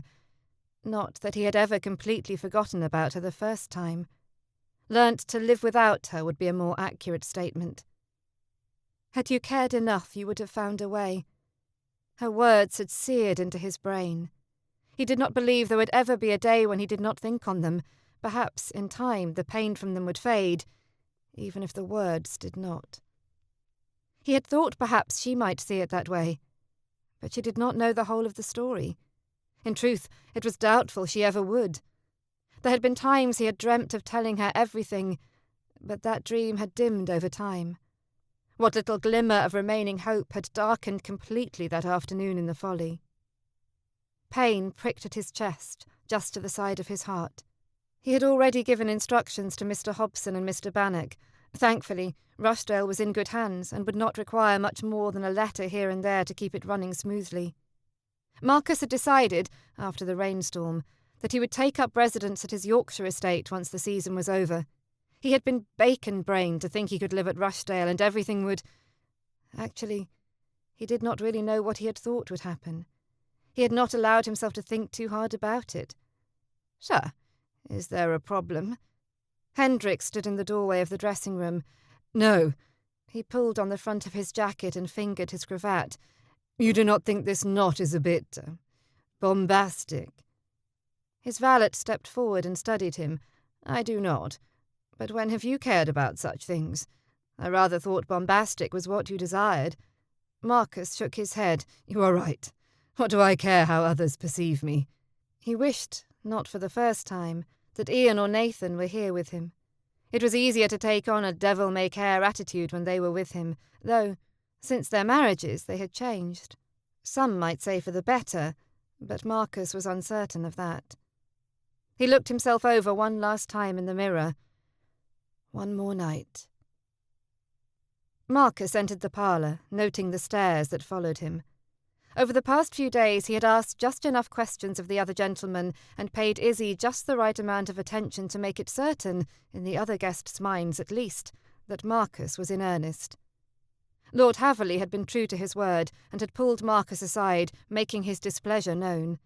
The Earl had informed Marcus that he would never give his consent to a marriage between them, and he would not allow Marcus to ruin his Isabel as he had ruined Margaret. The statement had not surprised Marcus, but that had not made it any easier to hear. Even now, Lord Haverley scowled as he walked past. The only reason Marcus believed the Earl had not tossed Marcus out of the house entirely was in part because he hoped for one last successful hunt earlier this afternoon. It had not been successful, but the old man knew how it would look to dismiss Marcus only moments after the hunt was over, and so Marcus was allowed to stay for one last night. Marcus believed Izzy should be pleased with his endeavours. If her father even believed the ruse, it must have been convincing. He walked toward the couch, where Isabel sat with several of the matrons and Sally. Sally wore her normal upturned lips, though her face pinked slightly when she looked at him. She had blushed whenever she'd seen him since the folly. He wondered for a moment if the gowns were finished, but what was he thinking? Such a matter was of no consequence to him. "Good evening, Lady Isabel.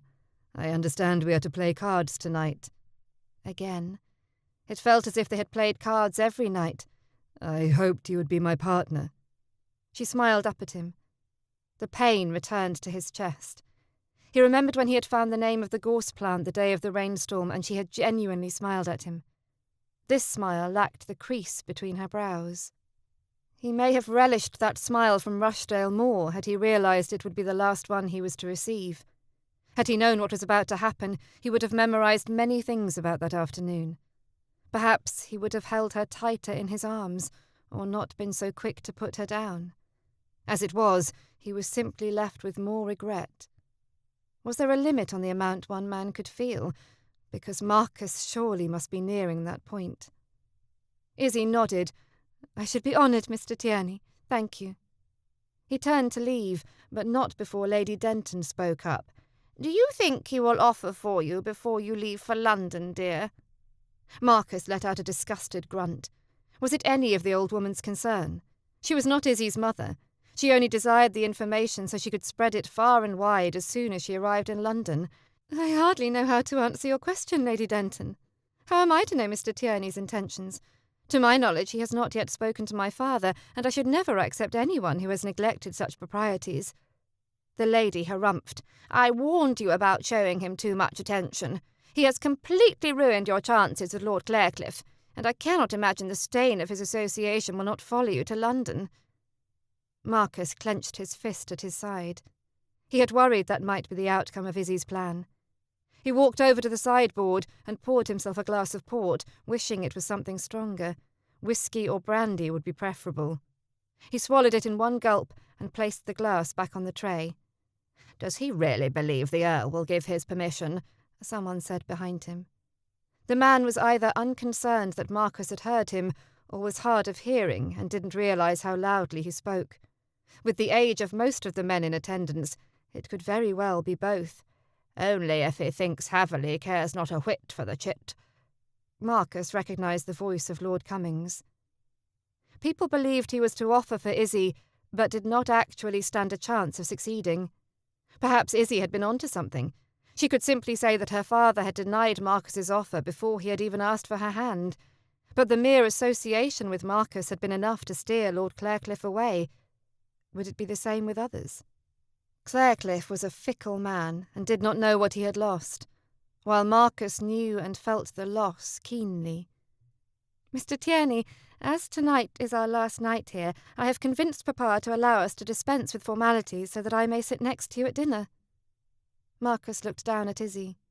She was wearing a brown silk dress that made the little flecks of gold in her eyes, which usually remained hidden, jump to life. Her dark brown hair had been plaited before being swept up into a knot at the crown of her head. How had he missed how lovely she looked earlier?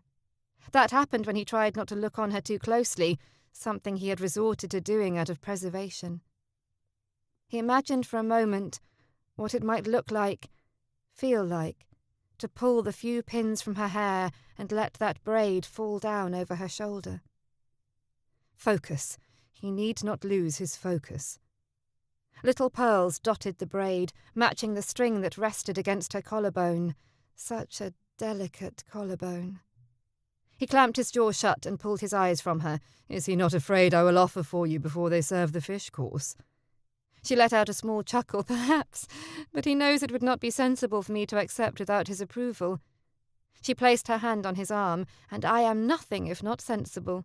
He would have laughed had he not been so busy trying to avoid looking at her. He led her out of the room and down the corridor.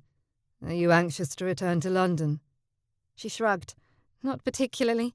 I only go to London to keep house for Papa. If not for Sally and her enthusiasm, I should just as soon stay here." She sighed and lowered her voice.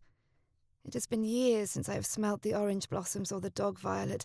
I would even be happy if I should see the cowslip before we leave." A hint of a smile curved Marcus's lips. "At least you saw the bluebell." She nodded, returning his smile. The sight of it delighted me more than I can say. She looked behind them briefly. "I know it is silly to miss the flowers as much as I do, but I cannot help myself." "And you should not have to." They walked in silence for several paces. "Izzy, may I give you some advice?" She raised a brow, but he pressed forward anyway. "You will find there are few things in this life that give a person great joy. When you find that thing which brings you joy, hold on to it tightly and do not let anyone convince you to rid yourself of it. If you don't hold on, I promise, you will regret it." He glanced over at her. "And are you one with regrets, Marcus?" He nodded, knowing she was the one regret he would never rid himself of. "More than you will ever know." She stopped walking and studied him closely. "Come, we are already the last to enter. If we take too long, your father will assume the worst and call me out." Marcus tugged her lightly into motion again. "I have no desire for a duel." They entered the dining room last, but not so far behind the others as to cause a stir. Marcus led Izzy to her seat and waited as a footman pulled it out for her. She held on to his arm long enough to lower herself down, but released him immediately thereafter, much to Marcus's disappointment. Marcus took the seat next to her. He was uncertain if it was preferable to be seated so close to her. On all other nights they had sat according to rank, placing Marcus far down the table. It had given him the opportunity to watch her, but not speak to her. Now he could do both. However, tonight he knew that she was too sensible to accept him. He had always supposed that to be the case, but there was something about hearing her say it that brought a finality to the hope he harboured, despite his certainty. It made him think, perhaps, that watching her from afar had been best. Lord Clarecliffe clucked his tongue as he speared a Brussels sprout on his fork and held it in front of his face. "Is there a problem with the food, my lord?" Izzy asked, her voice laced with annoyance. He offered a small laugh. No, on the contrary, I was simply thinking about what a proper vegetable this is." He raised his gaze from the small green cabbage to Isabel seated across from him. I have known people who believed everything grown outside is edible." The corners of his mouth turned up, as if he were threatening to expose her. "Oh, I am certain I know not your meaning, my lord. Are you implying we should serve grass with our grouse and beef?" Izzy feigned innocence, even as her eyes looked daggers at him. "I cannot say that grass was on the menu, although I should not discount the notion in this house, but I personally witnessed the eating of leaves straight off the tree." He put his fork down on his plate and waited for the questions he must have felt certain were coming. "Leaves, you say?" Lady Denton asked from down the table. The nodcock had successfully diverted all attention onto himself.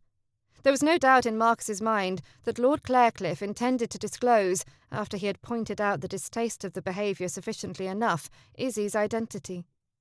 While the man's intent was clear, his motive was less so. Was it simply that he was angry at Marcus for vying for her hand? If that were the case, was it not Marcus who should receive this treatment rather than Izzy? Perhaps he was angry with Izzy for not realising what a catch he was. Clarecliffe nodded. "Yes, I was quite shocked myself, Lady Denton." Izzy opened her mouth, but Marcus beat her to it. "I cannot say as I know of your story, but I find the taste of hawthorn leaves rather delicious at this time of year. They are tender and have a rather nutty flavour." By mentioning the specific plant Izzy had eaten, Marcus was certain Lord Clarecliffe would realise Izzy had told him the particulars of their outing, but Marcus did not care a whit. Lady Cummings nodded. "Yes, I agree with Mr. Tierney. I have not eaten them in years, but I remember eating them quite often in the spring as a child." She chuckled. "We used to call it bread and cheese." Marcus smiled at the lady for the first time ever. Perhaps she was not the dragon he thought she was. Anyone who came to Izzy's aid, intentionally or not, could not be so terrible. "I find if you mix them up with a few dandelions and chickweed, it is a rather tasty snack." Marcus popped a sprout into his mouth and smiled across the table. Lord Clarecliffe scowled as Lady Cummings started speaking about the memories she had as a child, eating all sorts of weeds and plants. "I don't care how they taste. Leaves from a tree should not be eaten," Lord Haverley huffed out. Lord Clarecliffe's eyes brightened, and he leant forward to speak, but Lady Cummings started in before he had the chance, arguing that it was perfectly acceptable. The moment of identifying Izzy passed. Marcus shifted slightly, glancing at Izzy from the corner of his eye. Was she angry he had jumped in and not allowed her to defend herself? She looked mostly at her plate, but he caught her looking at him a time or two. A small grin twitched as she pushed the sprouts that had begun this whole discussion around her plate. "Are the Brussels sprouts not to your liking, my lady?" he asked, his tone low. "I should not know. I have yet to try them." She glanced over at him. There was a sheen in her eyes. Had Clarecliffe brought her to tears with his remarks, Marcus would pummel the man. "Thank you," she whispered. "For what? I did not prepare the sprouts." Marcus knew what she had meant, but he did not want the conversation to turn any heavier. He had tired of heavy conversations with Izzy, because they only seemed to push the wedge between them deeper. Marcus reached over and took hold of her hand under the table, squeezing it gently before releasing it and returning his to his own lap. She turned and stared at him. He had likely just confirmed everything she thought about him, but he could not take the action back, and in truth, he did not want to. She grinned, and her cheeks looked pinker. "I believe you know my meaning, sir. But I shall spell it out for you all the same. Thank you for speaking in my defence. I am certain that dreadful man was intent on making me look the fool." "Yes, I believe you are correct. But I think it is he who took on that role in the end." Marcus grinned. "I admit, I enjoyed seeing him brought down. He is not so lofty as he believes." Izzy laughed. "You have a knack for setting people down. I will grant you that, even if I have not enjoyed it when you have done it to me." He looked over, surprised. "When have I brought you down?" She shrugged. "Often enough. Although, in my case, I do not believe you did it purposefully. Rather, you only spoke the truth, which sometimes can be hard to hear." Marcus placed his fork on his plate. Why could they not speak like this all the time? There was a level of understanding between them that, while not light-hearted, was at least without judgment or contention. Chapter 14. Izzy laid her head back against the carriage bench and watched as Montrose faded away. When she married, would her husband force her to participate in the season every year? Perhaps she would look for a gentleman who need not attend the Lords, nor had an inclination toward London. She let out a resigned sigh. It was something to consider. "How can you sit there so calmly?" Sally whispered excitedly. "I can hardly stay still." For someone so wholly proper all of the time, Sally was displaying rather common tendencies. But still, Izzy grinned. She was glad to have her friend along. Isabel's father shifted and grunted on the other side of the carriage. He did not care for jabbering on the journey. Peace and quiet was his expectation while travelling. Izzy patted Sally's hand. "We will be there soon enough. Hold still, else Papa will turn us both out of the carriage." Sally eyed the Earl suspiciously, but pressed her knees together to stop them from bouncing and folded her hands in her lap. "I do not know how I should stay this way for the whole of the trip, but I shall try," she whispered. She flicked another glance to Izzy's father across the carriage. "Lay your head back and close your eyes. I am certain you slept not a wink last night, judging by your excitement now. The trip will go much faster if you sleep." Izzy lay her own head against the window. She was not unlike her father today. Silence would be her preference. The carriage rumbled down the road, and Izzy spotted several clumps of early blooming bluebells. If she did not know better, she would think perhaps Mr. Tierney had put them there so she could spot them before she left the country. Izzy frowned. Now why would she think Mr. Tierney would go to such trouble for her sake? It was not as if he had been earnestly trying for her hand. It had all been part of their charade, their game. And it was over now. They would both continue on with the rest of their lives as they had done before the hunting party. She was not sure when, or even if, he was coming to London. They had only discussed her removal to town. A sudden melancholy settled over her. She had simply assumed he would be there, but it was entirely possible that he would not. After all, she had not seen him a single time about London in the years since she had come out. It seemed unlikely that would change now. Besides, he had said he needed to attend to Rushdale. That was why he had come, to make sure the ledgers were in order and the estate was doing well. He could not have made much progress in the week since he had first visited Montrose, because she had forced him to stay with them for the hunting party. She stared out at the green fields. It stood to reason he would remain there now, to complete what he had come to Rushdale to do in the first place, and not travel to London to be with everyone else. The fields turned into cottages, and then to townhouses and businesses, without her even noticing the change or passing of time. "Isabel, is this it? Is this London?" Izzy straightened and focused out the window. Indeed it is. The carriage headed down Whitechapel Road as they entered the city from the northeast, and made their way toward their Berkeley Square townhouse. Although, now that we are in town, the travel will be much slower. Sally had scooted to the opposite side of the bench to watch out the window. Izzy grinned when she noticed her friend's wide-eyed reflection in the glass. It had been a long time since she had felt that same anticipation for London. It was entertaining to watch Sally take in all the sights. Izzy leant back. Perhaps London would not be so dull this season. How could it be with Sally along? Perhaps Sally could even infuse Izzy with some of her excitement and wonder. After what seemed like hours of driving through the streets of London, the carriage finally pulled to a stop in front of a large grey townhouse. Woburton.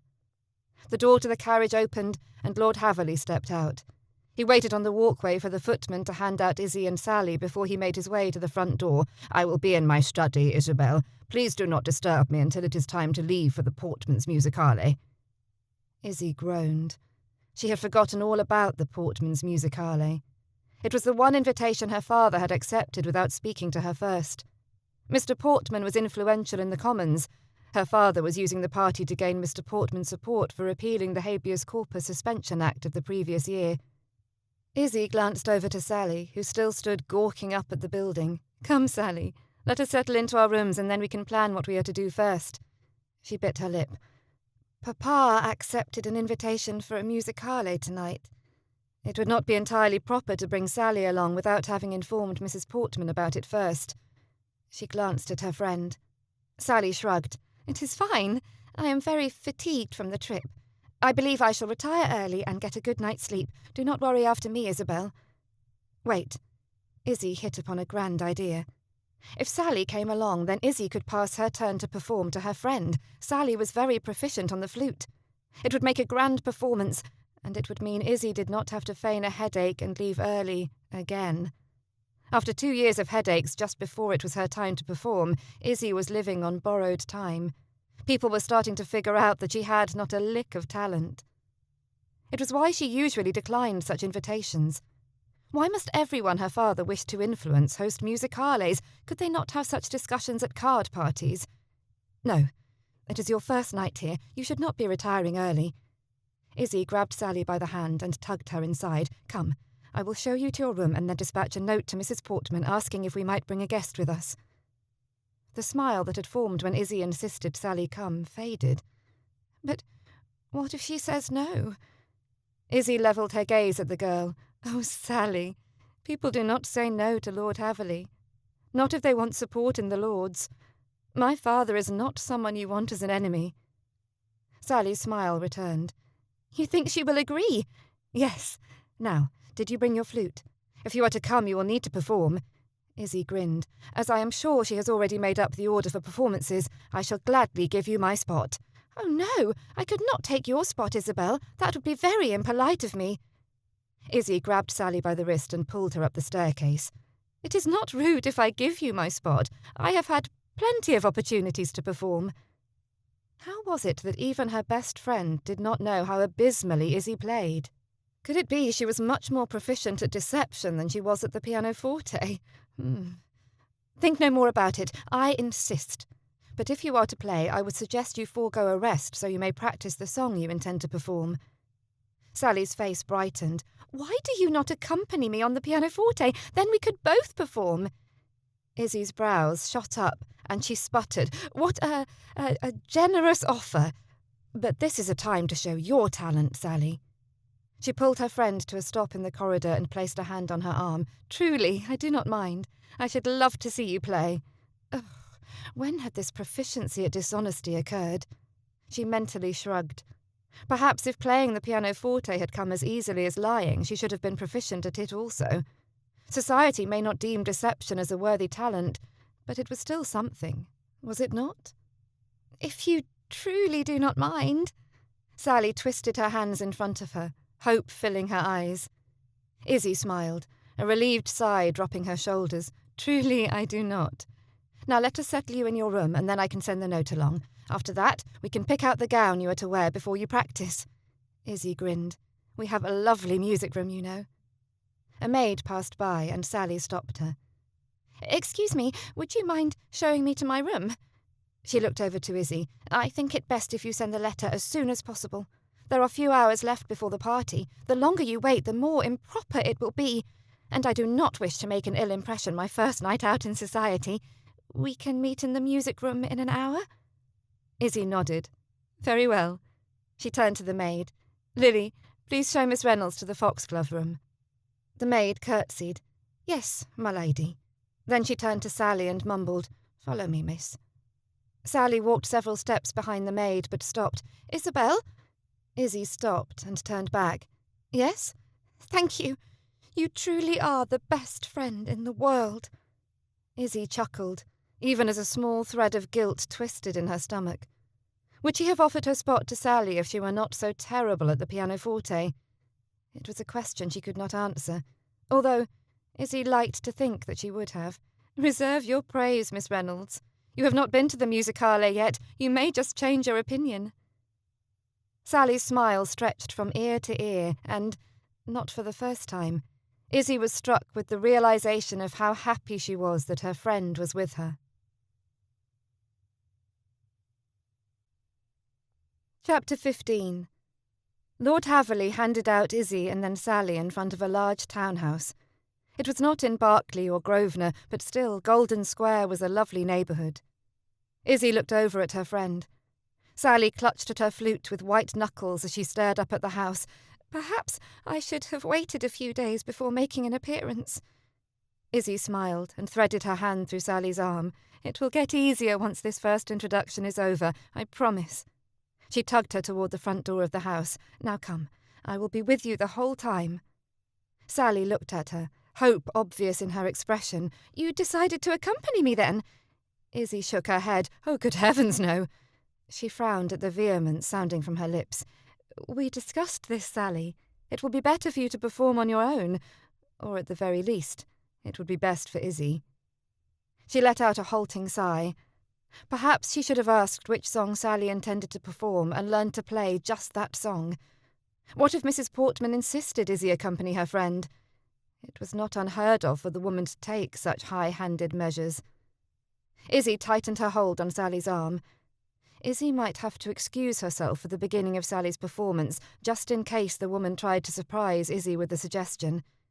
If she pretended to visit the retiring room, Izzy could wait in the corridor until Sally played the first strains of the song. Then she could return to the music room, thus allowing her to hear the majority of Sally's performance. Izzy smiled as they stepped into the entryway.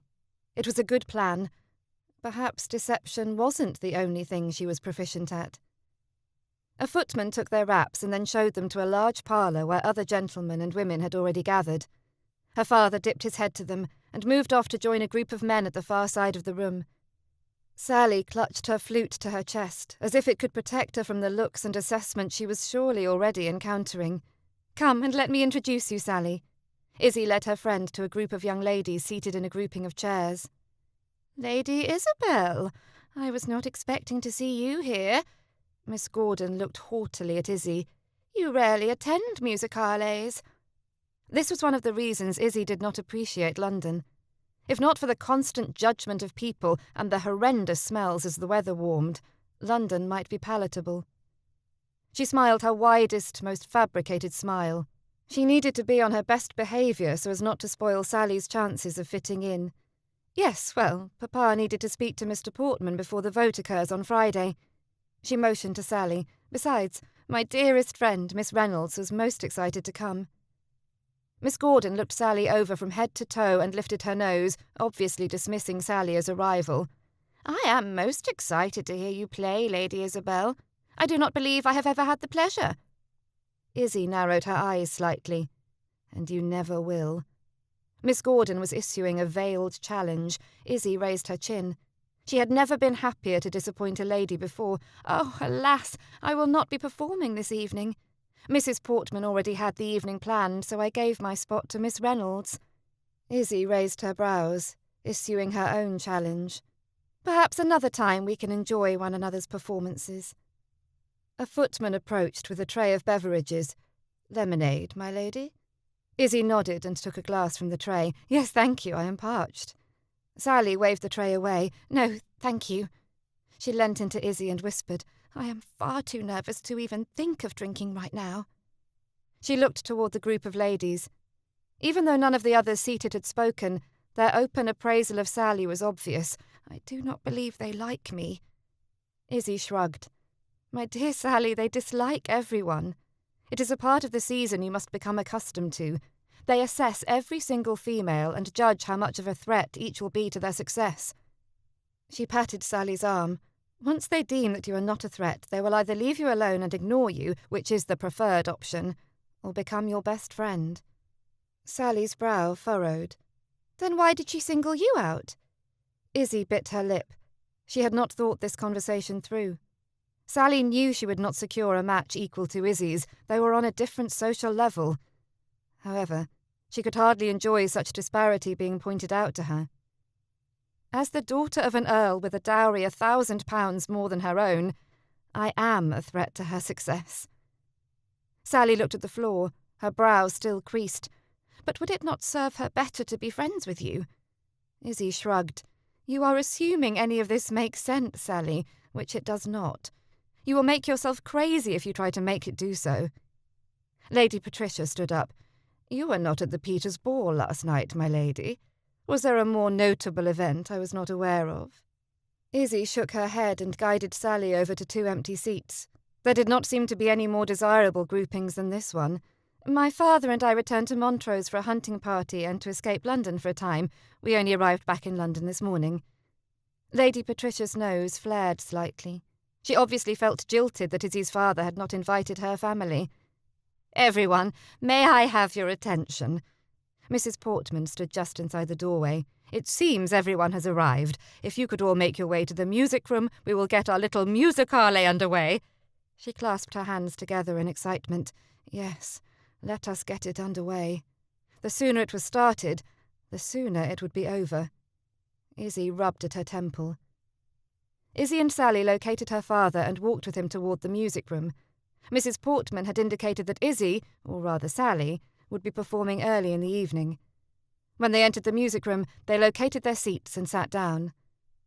Izzy looked around. There was an uncomfortable hum in the room. Izzy was not sure what was happening, but she did know she did not like it. "Papa, please excuse me for a moment. I need to visit the retiring room." She slipped out of the row of chairs and made her way to the doorway. Once in the corridor, she leant against the wall and dropped her head back, staring at the coved ceiling. A smile slid across her face. It really was a grand plan she had concocted, was it not? Music drifted from the room, and Izzy slightly wished she could enjoy the music from inside, but it was not worth the risk. After 3 performances, Mrs. Portman's voice echoed, "Lady Isabel? Where is Lady Isabel? I had thought to have her accompany Miss Reynolds." Izzy tried not to laugh as she heard mumbled voices. Then Mrs. Portman spoke again. "Oh, well, I suppose we will carry on without her. Miss Reynolds, are you ready?" There was the usual whispering and rustling of clothing for several seconds, and then the room fell silent. "Start playing, Sally," Izzy urged her friend, so she might return to her seat. Suspicions must already be raised with how long she had been gone. As if hearing Izzy's pleas, the soft sounds of flute music sounded. Izzy smiled. Not only could she return to her seat, but Sally sounded wonderful. It was doubtful there were many others in attendance who could make such beautiful music. As much as Izzy hated these types of parties, this one had been a good idea. What better way to introduce Sally into society than a well-executed musical performance? Izzy pushed herself off the wall and squared her shoulders. She really had planned out this evening exceptionally well. Now she would go inside to enjoy it. She stepped into the room and quietly made her way to the seats at the back of the room. She would join her father when Sally finished playing. Watching Sally play, Izzy felt a mild burn in her stomach. Could she perform so well on the piano if she gave the instrument proper time and attention? Izzy crossed her arms over her chest. She doubted it. Some people just had a natural talent for music, and she was not one of them. Sally ended her performance and received more than just polite applause, which she deserved. She curtsied before leaving the front of the room and returning to her seat. Izzy stood and met Sally in the aisle where her father sat. She took hold of one of Sally's hands and squeezed it. "You did very well," she whispered. Sally grinned. "Thank you." Izzy could feel the shake in Sally's hands. She did not know if it was from nerves or excitement. Perhaps both contributed. "Oh, Lady Isabel, there you are. I had thought for you to accompany Miss Reynolds, but I believe we have enough time to squeeze in a performance by you. I am certain we would all love to hear you play." Mrs. Portman beamed at her like she was doing Izzy a great service. Izzy frowned. Her careful planning had not prepared her for this, but she would not let on that she was uncomfortable. She tilted her head to the side and placed a small pout on her face. "I understood that Miss Reynolds would play in my place. I did not prepare anything. I do not even have music with me." She tried to look properly disappointed, even as her heart hammered in her chest. "I have several pieces of music you could choose from," Mrs. Portman said, her smile still wide. The dragon. Could she not just move on to the next performance? She must surely be doing this on purpose. Izzy growled lowly. How was she to get out of this? Sally winced. "Ouch, Isabel, you are squeezing my hand too tightly," she whispered. Izzy glanced down to Sally's white fingers and released her hand. "My apologies." Izzy tried one last excuse. "I am not feeling my best tonight. Perhaps it would be better if I just returned to my seat." Had she not just missed the first few performances? Perhaps Mrs. Portman would believe her. "You need not play a long song, my lady. Something short will suffice this time. I am certain we will enjoy anything you play for us." Izzy clenched her hands at her side as she made her way to the front of the room, her mind racing. Why had she not thought of this eventuality? Perhaps she should learn to play one piece very well, just for such an occasion. That was a very fine plan, which did her no good in her current predicament. Izzy picked up a piece of music and stared at it. She sat at the pianoforte and straightened her gown around the stool, and then a thought struck her. A small grin turned her lips. She placed a hand to her forehead. Closing her eyes and taking a deep breath, she toppled off the stool and onto the floor. Feigning fainting was not the most desirable option, but under the circumstances, it was all Izzy could do. She kept her eyes pinched shut as she felt hands and body heat around her. Murmurs of concern hummed in her ears. This was really beneath her. She committed to learning one piece of music as soon as she awoke in the morning. The powerful scent of smelling salts filled her nostrils, and she turned away from them, cracking her eyes open. Lady Patricia and Miss Gordon looked down on her, their faces bland. Did they not believe her performance? She placed a hand to her head most dramatically. "I thought I could play something short, but it seems I am more ill than I originally believed." Her father's voice carried down to her. "I think it best if I return her to Woburton House." Her father looked around him. "Mr. Portman, perhaps we could meet at White's tomorrow? We did not get to speak as I had hoped." Izzy grimaced to cover her narrowed eyes. She had gone through all of this, and her father had not even talked to Mr. Portman yet. What a complete waste of an evening! Except perhaps for Sally. She had done very well. "You may stay, Papa. I can make it on my own." Izzy was pleased with the tone of her voice. To her ears, she sounded very ill indeed. Her father frowned. "I do not think it wise to send you on your own, not in your condition." "I will go with her, my lord," Sally said. Izzy smiled weakly at her friend. She really should object and allow Sally to stay longer, but it was likely better for Sally to leave on a high note. Visiting at intermission would only be a chance for Lady Patricia and Miss Gordon to find her flaws. It was really best if they both left. "Thank you, Miss Reynolds. You are a dear friend to sacrifice your evening for me." Her father assisted her to standing. She feebly walked to the entry to retrieve her wrap and wait for the carriage. Sally stood behind Izzy's chair in the entryway as they waited for the carriage to arrive. "Are you certain you do not wish me to come with you, child?" Izzy shook her head. "I will be well, Papa. You enjoy your evening and have your chat with Mr. Portman." He stared at her. "Lud, you do not look well." Izzy frowned. She did not look well. Perhaps she was more accomplished in theatrics than she had realised. Why was there nothing proper in which she was proficient? Chapter 16. Marcus sat behind the desk in his study. The estate ledgers lay open on the desktop in front of him, but he did not see them. He had expected that returning would bring back memories, but he had not anticipated how much those memories would affect him. Even with the Palmer's departure, Marcus still could not seem to force Izzy from his mind. It was vexing, to say the least, because he was accomplishing very little. He slammed the book closed. At this rate, he may as well just go to London. It was not as if he was of use here. He turned and stared out the window at the stretch of grass behind the house. The Folly sat in the distance, and Marcus's arms and chest ached at the memory of that rainy day. He would never forget the feel of Izzy in his arms.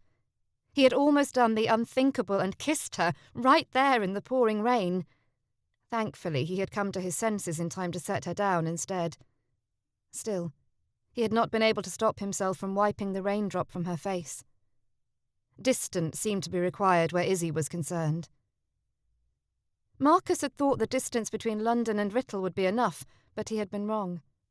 Perhaps part of the reason lay in the fact that everywhere he looked lay a memory of Izzy.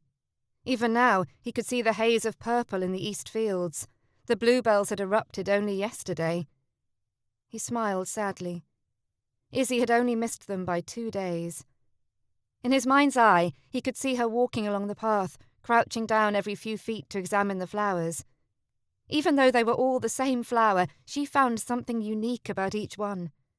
It was one of the many things he had loved about her, did love about her. Marcus pushed out of his chair. Gah! He needed to do something to force her from his mind. London had always been a good distraction in the past. Perhaps it would be again. He knew she was there, But she had been there every season for years, and he had never seen her. It was quite likely the same would be true this year. Why should he think it would be any different? He strode from his study and up to his chambers. Pulling the cord in the corner, he stood at the window and looked out toward Montrose while he waited for his valet. The door opened, and Hendrik stepped inside. "You rang, sir?" Marcus nodded. "Please pack my trunk. I am for London today. You may follow behind in the carriage." "Very good, sir." Hendricks moved toward the dressing room. "Is there anything in particular you wish me to pack?" "I will be attending evening events, so please pack several of my superfine coats." Hendricks nodded. "I assumed as much, sir. Anything else?" Marcus twisted his mouth to the side. "Yes, please pack my royal blue tailcoat and my yellow waistcoat. Other than that, just see there is a variety." "Very good, sir." "But first, please get me my riding breeches. I plan to set out immediately." Hendricks paused. "Are you staying in your usual apartment?" Marcus nodded his head. "Yes, you may go straight there." Hendricks returned with Marcus's riding clothes and helped him quickly dress. Before an hour had passed, Marcus was atop Hermes and heading toward London. He took in a deep breath and sighed. This was better. This was precisely what he needed to clear his head. He needed to use his time to decide what to do. If nothing else, this trip back to Rushdale had confirmed that he could not permanently reside there. It was too hard. So where was he to go after the season ended? Yorkshire was the next best option. The house was large and with some minor repairs would be a stunning home. The estate was not as large as Rushdale, but it was ample for what he needed. But what of Rushdale? Marcus pulled his horse to a stop, knowing this was the last view he would have of his estate before he rounded the bend and it disappeared from view. "Oh, Izzy, why did you have to live next to Rushdale?" This was Marcus's favourite estate. He liked the proximity to London and to the coast. The house was everything one could want in a country manor, and the estate, with all its grazing sheep and cattle, was not matched in quaintness. But it had one glaring problem: its neighbours. Thankfully, Rushdale had Mr. Hobson to look over the house and property, and Mr. Bannock to watch over the herds. This was undoubtedly the best run of his estates, so it was obviously the best one to leave on its own. His chest tightened, and he pulled one leg up and crossed it over, tucking the saddle horn between his calf and thigh. That it was in good hands did not make it any easier to leave. Most of his childhood memories, and even into adulthood, were wrapped up in this estate. But this was to be the end. Perhaps Izzy was right, and he should let the place. He grunted. He would have to think on that notion for a while. He dropped his leg back into his stirrup and set Hermes into a canter, putting Rushdale and all its memories behind him.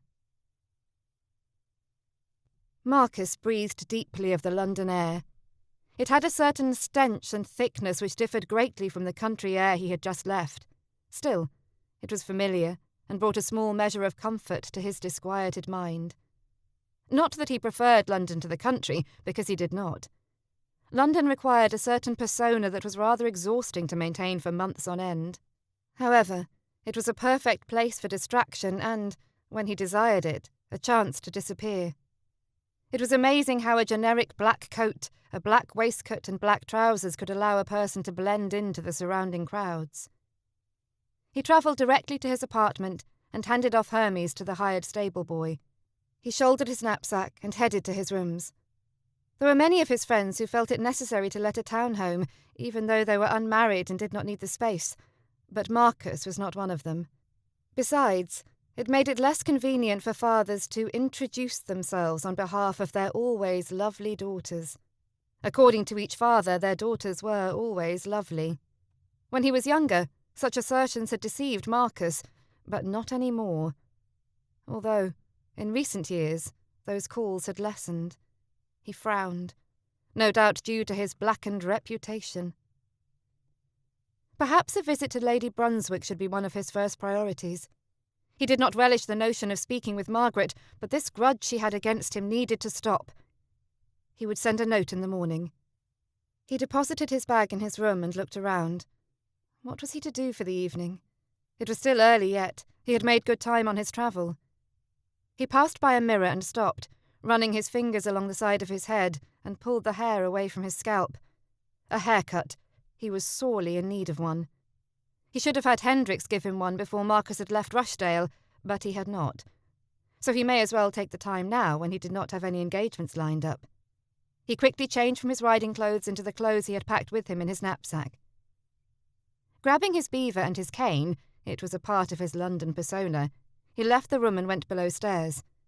He could hail a hackney, but with the abundance of carriages on London streets, walking was likely faster. Besides, walking would give him a chance to stretch out his legs after his ride.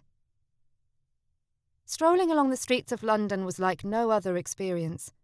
People crowded the walkways even this late in the afternoon. It was rare to find the streets empty. Marcus dodged and weaved his way through the crowds. A calm feeling he had not felt in weeks made his steps light and quick. A loud noise sounded across the roadway, and Marcus glanced over, his shoulder colliding with someone. He glanced back, and a smile slid across his face. Lord Nathaniel stood there with an equally large grin. He clapped Marcus on the shoulder. "Tierney, it is good to see you." Marcus nodded. This was an unexpected, albeit very welcome meeting. He had not seen Nathan in more than a year, not since he returned after his sudden disappearance. Marcus looked at his friend. His eyes were clear, and he looked happy. Genuinely happy. Was it possible his recent marriage could be responsible for his change? Not that Nathan had been miserable before. There had just been an undertone of... Marcus could not put a word to it. He just knew that his friend seemed different now, and in a much better way. "I had not expected to see you, but I confess, it is the best of surprises." Marcus moved in closer to the shop front to allow people to flow around them. "Nor I you." Nathan grinned. "Have you heard? Ian is in town also." Marcus's grin increased. He had thought his step was light before. Knowing his friends were in town suddenly made this trip better than he could have imagined. It would be like old times. He had worried when the two men had married that things would be different. Odd. "I had not heard." Nathan nodded several times before lifting his watch fob and checking the time. "Lud, I am late, but Ian and I have made plans to attend Vauxhall tonight. We have even reserved a supper box. If you have no other plans, we would enjoy having you join us." Marcus rubbed his hands together. "I should love to. I only arrived back in London this afternoon, so I have not made plans as yet." Nathan clapped him on the shoulder again. "You have plans now. Our supper box is reserved for 10. He took a step away and touched the brim of his hat. "We will see you tonight, then. Jasmine is most eager to see you. She has heard much about you." Marcus knew he had met Nathan's wife on several occasions before she had married Nathan, but for all he tried, he could not picture her face. Marcus tipped his hat, and Nathan turned and disappeared into the crowd. Just what stories had Nathan told his wife about Marcus? In truth, Marcus was the most respectable member of their little band of friends. Ian was the gambler, and Nathan the rake. They all had, at one time or another, drunk more than was acceptable. But while Nathan had earned his reputation, Marcus had not. His friends were the only people who knew his true nature. Unfortunately, with their reputations as they were, their defence of him did not carry much weight with the ton. Once Nathan was fully out of sight, Marcus continued down the walkway, a grin still on his face. Perhaps he would stay in London longer than he had expected. Marcus stood in front of the mirror in his apartment. Hendricks had not yet arrived with his trunks, so Marcus would have to make do with the clothes he had worn when he saw Nathan earlier. Surely his friends would understand. He used his fingers as a comb, straightening his hair as best he could. The barber had done a fine job on the cut, but few people could force the locks in the front to lay flat. As a result, they looked a bit like a wave rolling toward the back of his head. Marcus narrowed his eyes as he ran his hands through the wave. It stayed firmly sticking up. He shook his head. After 26 years he should be used to that lock, but still, he held out hopes of taming it one day. There was nothing to do about it tonight, so he turned away and retrieved his hat. If he did not leave now, he would never make it to Vauxhall in time. The thought of seeing his friends pushed him to take the stairs 2, sometimes 3 at a time. The line of carriages depositing people outside of Vauxhall stretched several blocks. Marcus rapped on the side of the hackney he'd hailed and leant his head out the window. "I can walk from here, sir." The hackney pulled to the side at the nearest spot, and Marcus exited the conveyance. He paid the fare and moved on down the street, his cane swinging out in front of him, only striking the sidewalk every third or fourth step. He really should stop using it. It was an affectation that likely only added to his reputation. His brow creased. It was something to think on later. Marcus purchased a ticket to cover the entire season. It seemed likely he would come enough over the next few months to make the extra money worth it. He attached the metal token to one of his fob chains until he could get it one of its own. He walked through the proprietor's house onto the Grand Walk and stopped. Crowds of people milled about the walk, going in all directions. Music from the orchestra floated toward him from the right. He breathed in the chaos, the tension from the slow travel seeping from his shoulders. He had always liked Vauxhall, simply because it was easy to become a part of the crowds. He turned and made his way to the Grand South Walk and to the supper boxes. It was already a few minutes past 10. He should be stressed at his lateness, but he knew Ian and Nathan were not ones easily affronted by such a breach in propriety. He approached the boxes and scanned each one. In the middle of the row of boxes, Ian and Nathan both stood and lifted an arm to wave. Marcus grinned. It was good to see these men. He hurried forward, his shoulder clipping the person to his side. He sighed. It was the second time today such a thing had happened. He really should pay more heed when he walked. He glanced over to offer a rushed apology to the person, but no words came when their eyes connected. "Marcus." "Izzy," he mumbled. What was she doing here? He had come to Vauxhall for years and never once seen her. Why did this have to be the time that he did? Since seeing Nathan this afternoon, he had only just been able to push her from his mind for brief moments, which was something. But now, just like that, she was back. A throat cleared, and he glanced over. "Good evening, Lady Brunswick." His gaze flicked back to Izzy. Her brow creased, and she bit her lower lip. We did not think to see you here." How was he to respond? Did she wish him to say he would leave? He had not missed the fact that Margaret had not even acknowledged his greeting. He scratched at his left brow. Why could his luck not have held? For years he had avoided speaking with Margaret here in London, and never had he encountered Izzy. So why, especially now when he needed to rid himself of her, had he encountered them, and at Vauxhall? There were thousands of people about. "I am late meeting my party. I should be on my way." He dipped his head to them both, but his eyes lingered slightly longer on Izzy. She looked beautiful. He frowned. He should not think on that. It would only lead to trouble and would do nothing to help him. "It was pleasant seeing you both." He turned and hurried away, but he was not fast enough to miss Margaret's comment. "Well, he is a liar on top of all his other ill qualities," she tusked. His steps slowed to hear what Izzy would say, but her voice, if she had spoken, did not carry to him. His shoulders slumped, and he shuffled the rest of the way to the supper box. When would he cease to care what Izzy thought of him? It was apparent Margaret and the rest of society had wholly convinced Izzy that he was something he was not. His hope that she knew him better had flagged long ago. But there had been a few times at Montrose when he had thought she might have realised her mistake, though she always seemed to revert to her previous suspicions of him. The constant up and down of his emotions left him exhausted. He climbed into the supper box, hardly noticing anyone within. "What was that about?" Nathan moved in next to him. Marcus took in a slow, calming breath. He would not let Izzy and Margaret ruin his evening with his friends. He would not. Perhaps if he repeated it another 100 times, it would become a truth. "Come, Ian and I have some ladies we would like to introduce to you." Nathan put an arm around Marcus's shoulder and led him toward the table. 2 women stood and curtsied. One was strikingly beautiful with deep red hair. The other was what Marcus could only call plain. There was very little remarkable about her, which explained why Marcus had had difficulty remembering her. Hers was not a face that lingered in one's mind. But there had to be something, else Nathan would never have married her. Ian slipped his hand around the redhead's waist and pulled her closer to him. Marcus sighed. That was just what he did not need. Chapter 17. Izzy stepped through the front door of Woburton House. Sally still jabbered on about the things they had seen in the British Museum. Izzy hoped to return to the museum by herself in the next few days to walk through the herbarium. They had spent no time at all in that section of the museum, but Izzy did not care. She preferred to see that room by herself anyway.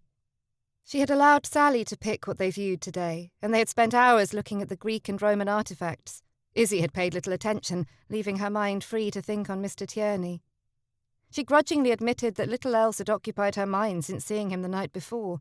What had he been doing at Vauxhall? Was he there with someone? Was she pretty? What was wrong with her? Why should she care who he spent his evenings with? But she did care, and that bothered her almost as much as her curiosity over who he had been entertaining. She huffed and yanked her hands free from her gloves. Why could she not push him from her mind completely? "I believe my favourite was the coin collection," Sally rattled on. It was at least the fourth thing that Izzy had heard that Sally had declared her favourite thing from the museum. Indeed, Izzy did not believe there was a single thing they had seen today which was not marvellous in Sally's eyes. Izzy allowed a grin at her friend's wonderment. Had Izzy ever felt like that? Sally handed her things to the footman and started up the stairs. "I am exhausted. I believe I will rest before the Tiptons' card party tonight." Sally let out a small squeal. "A London card party! I have never been to one, you know." Izzy laughed. "Yes, Sally, I know." She continued to chuckle as she tucked her gloves into her bonnet and handed them, along with her Spencer, to Clifton, their butler. He gathered their things and handed them off to the footman who still held Sally's things. "Lord Rockingham is waiting for you in the green parlour, my lady." Izzy's brow furrowed. "You did not inform him we were out." The butler raised a brow, a look he would never give to her father, or even Margaret. Perhaps Izzy needed to adopt a fiercer expression when dealing with the staff. "Yes, I made it very clear you were out. The gentleman insisted on waiting for you." He looked irritated. "I placed him in the parlour and had tea delivered to him, my lady." Izzy nodded. "Very good, Clifton. Thank you." The butler nodded and turned, but stopped and turned back. "I should dismiss him if I were you, Lady Isabel. He is not up to snuff. At least, not for you." Izzy smiled, her earlier irritations fading. Clifton would never offer such advice to her father and sister, but she liked that he would offer it to her. It made her feel cared for. "Pray why? What did you notice, Clifton, to give you that impression?" He shrugged. "I cannot put my finger on it. I just do not think him the right man for you." She chuckled. "I do not think you believe any man right for me, Clifton." He shrugged. "Perhaps you are right, my lady. You are a rare gem that few will appreciate." He turned and left her standing at the base of the staircase. Izzy loved that man. She sighed, a warmth spreading over her. If ever her father should try to dismiss him, Izzy would have a thing to say about it. But then, there was little possibility of that happening. Clifton was nothing but proper with everyone but her, and she would never breathe a word of his impropriety to her father. Izzy moved up the stairs and toward the waiting Lord Rockingham.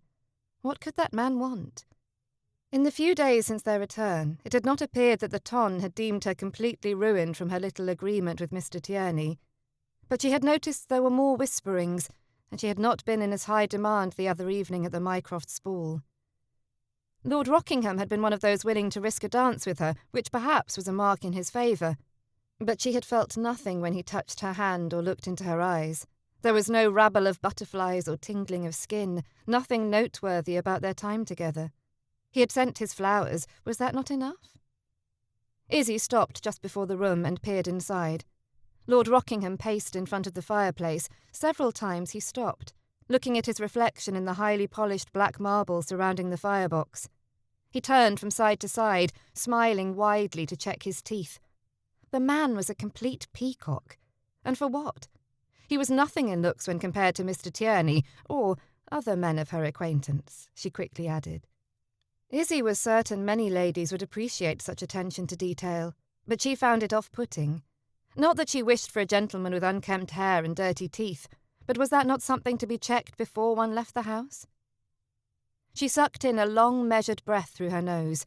She should not dismiss the man so quickly. He was respectable and not ugly. Besides, he was not so distasteful as Lord Clarecliffe. Straightening her shoulders, she stepped into the room. "Good day, my lord." He turned around rather slowly. Did he wish her to be impressed that he went to such lengths for her? If so, he was to be disappointed. However, he looked to be more embarrassed. Was that because she had caught him preening? Perhaps he was not a peacock after all. "And a good day to you, Lady Isabel. Have you been enjoying London's offerings today?" Not that it was any of his business, but why should she care if he knew where they had been? "Yes, my friend Miss Reynolds and I were visiting the British Museum." He nodded. "Ah, yes, an intriguing place," he said. He blinked rapidly and shifted on his feet, making him look rather dishonest. Was he lying to her? Had not everyone who'd visited London been to the British Museum? By its name, it implied it was Britain. How could one claiming to be an Englishman not have been to such a place? "Yes, it is. Tell me, my lord, what is your favourite exhibit?" Why she felt the need to catch him in the lie, she could not say. He cleared his throat. There are so many wondrous things. Can one really pick a favourite?" He turned his hat in his hands. "But I do enjoy the sculptures." Izzy did not believe a word, but what did she care if he lied to her? She had no intentions of spending any time with the man. His character seemed more in line with Sally, well, except for the lying. That trait did seem more like Izzy of late. Sally and Lord Rockingham. Izzy pursed her lips, but then discarded the notion. While Lord Rockingham was only a baron, it would still be an unequal match, although the man was not in need of a large dowry, and Sally was rather charming. She would need to ruminate on that a while longer. One thing Izzy did know for certain was she had no interest in him for herself, and she had not rid herself of one unwelcome lord just to become entangled with another. He cleared his throat and offered a nervous laugh. "I have heard tale at He gave a nervous laugh. "Where is really not what is important." He glanced up from his hat. "I heard Mr. Tierney was intent on offering for you. What became of that situation?" Izzy squinted slightly and nodded. He had been to Brooks's. This was all making more sense. Had Lord Rockingham drawn the lot to come and discover the truth about Mr. Tierney and Izzy? She closed her eyes briefly. Oh, she hoped she had not become a bet at the gentlemen's club. "I do not know what Mr. Tierney's intentions were, my lord. He did not ask for my hand, so I cannot comment beyond that." He looked down at his hat. "Would you have accepted the offer had he made one?" Izzy scowled. That seemed a most inappropriate question. Just what was the bet saying? She folded her arms and jutted out a hip. "How am I to know, my lord? It did not happen, so I know not what my response would have been." His face contorted. "The man is a rake, a scoundrel. You do not know how you would have responded to his offer." Izzy bit down on the side of her cheek. She was not about to admit that there had been times, within the last few days in fact, when she had thought on that very question. Nor was she about to confess that every time she had thought on it, she had pushed it from her mind before she allowed herself to answer, for fear of what it would be. "I have seen no such behaviour from Mr. Tierney. He was my neighbour for all of my life, and has always been nothing but a gentleman when in my company. However, while I know what kind of man he was, I also acknowledge it is possible for people to change. If he had made an offer, I should have made inquiries to establish his true character before giving my answer." She narrowed her eyes slightly. "But as he did not, I did not feel it necessary to perform such tasks." "Then you do not have feelings for him?" Her stomach fluttered, and she ignored it. "Not that it is any of your concern, but no, I have no inclinations toward him." Her face heated, and her eye twitched. Had Lord Rockingham noticed? Although I doubt he would ever come to my home and engage in such an improper conversation, and so I ask you, Lord Rockingham, who is acting as the scoundrel now? His face flushed, and Izzy felt a moderate amount of satisfaction. "I am glad to know you are not inclined toward the man." Was that the end of this visit, then? Had he received the information he needed and could be on his way? When he did not move toward the door, she clasped her hands in front of her. She had her own questions to ask. "Tell me, my lord, how much money did you wager against me, or was that why you came, so you might know which way to place your bet?" His face darkened, and Izzy's shoulders dropped a fraction. It was as she suspected then. She was in the betting books at Brooks's, or was it White's or Boodle's, perhaps all three. Lord Rockingham coughed lightly, and Izzy looked up. "I wondered if you might accompany me on a ride through Hyde Park tomorrow afternoon." That Izzy was not expecting. Could it be she had misread his blush? Could he have only sought the information for his own knowledge? A small hope blossomed in her chest that her suppositions had been wrong. She considered asking him straight out, but refrained. She did not really wish to know the answer. It was far more desirable to be ignorant of the truth. Her relief was so great, she readily accepted. "I would like that, thank you, my lord." He smiled and nodded, still rotating his hat in his hands. "May I bring my friend, Miss Reynolds, along as chaperone?" He nodded again. Had he lost his ability to speak? "I shall pick you up at 5:30, if that is agreeable to you," he stuttered. Why was he so nervous now? Was not the asking what should have caused such a response? This man was a puzzle, and not one she was eager to solve. "We shall be ready, my lord." He continued to nod, the confidence she had assumed he'd had earlier nowhere to be seen. He bobbed a few times and then placed his hat on his head. "Until tomorrow, then, my lady." He bowed and walked quickly from the room, not giving Izzy the chance to even curtsy. Chapter 18. Izzy stood at her father's elbow staring up at Lord Tipton's townhouse. Sally stood just behind her. "Let's get this over with," her father growled. Lord Tipton must not have been frequenting White's these past few days, else they would not be here tonight, Izzy mused. Her father detested cards. "It is a complete waste of an evening," he had said, not 5 minutes earlier. And yet, there they were, standing outside, about to participate in the aforesaid waste of an evening. It was clear her father had something to discuss with Lord Tipton, and he could not do so at other, more desirable locales. Izzy patted her father's arm. "I'm certain you can find a corner somewhere and sit out the evening, Papa. Not until I speak with Tipton. Then I care not what happens the rest of the evening, as long as I am not involved." Izzy smiled. "Then I suggest you locate the man quickly." They all walked into the entryway and passed off their hats. The butler showed them to a large room with dozens of tables scattered about. This was not to be an intimate party, then. Izzy, like her father, was not particularly interested in cards. She had only come to give Sally the opportunity, for Sally supposed it to be a rather grand event. Izzy had tried to tell her it would disappoint her, but Sally had determined she would experience everything she could. Her father dropped her hand from his arm and moved off in search of Lord Tipton. Izzy scanned the room. "There is an empty settee over there. Let us sit before someone else takes it. Perhaps, if we are quiet, no one will notice us and they will not force us to participate." Sally's mouth dropped open. "But I wish to play." Izzy looked to the ceiling, summoning all the patience she had. "This is for Sally," she repeated several times. Still, she moved toward the sofa. "Very well. Why do you not select a seat at a table?" Izzy rotated her shoulders. "I have a pain in my back. I should like to sit on a couch for a bit to try to relieve it. I will join you shortly." Sally's face dropped. "But I will know no one." Just then, Lord Everforth entered the room. "There is Lord Everforth. You met him at Montrose, remember? He was very nice to you."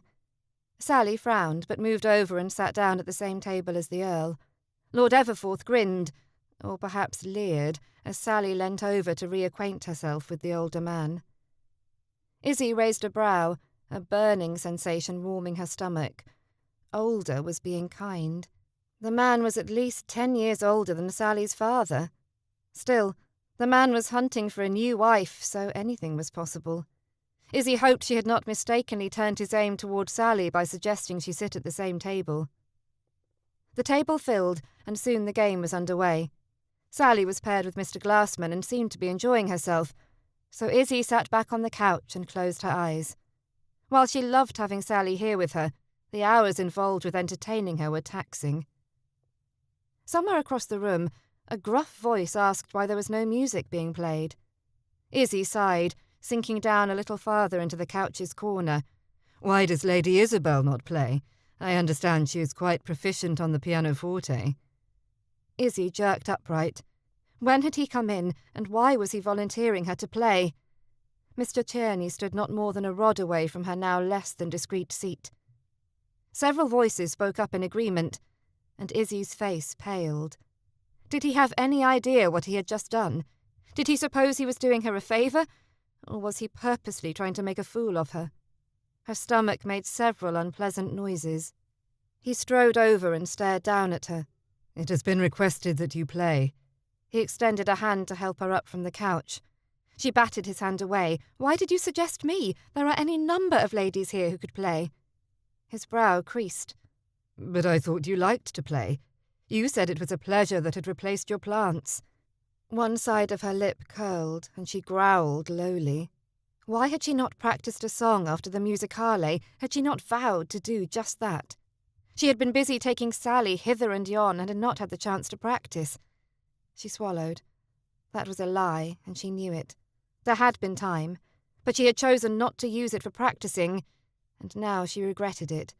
She was regretting several things, actually, like the fact that she had told Mr. Tierney she liked to play in the first place.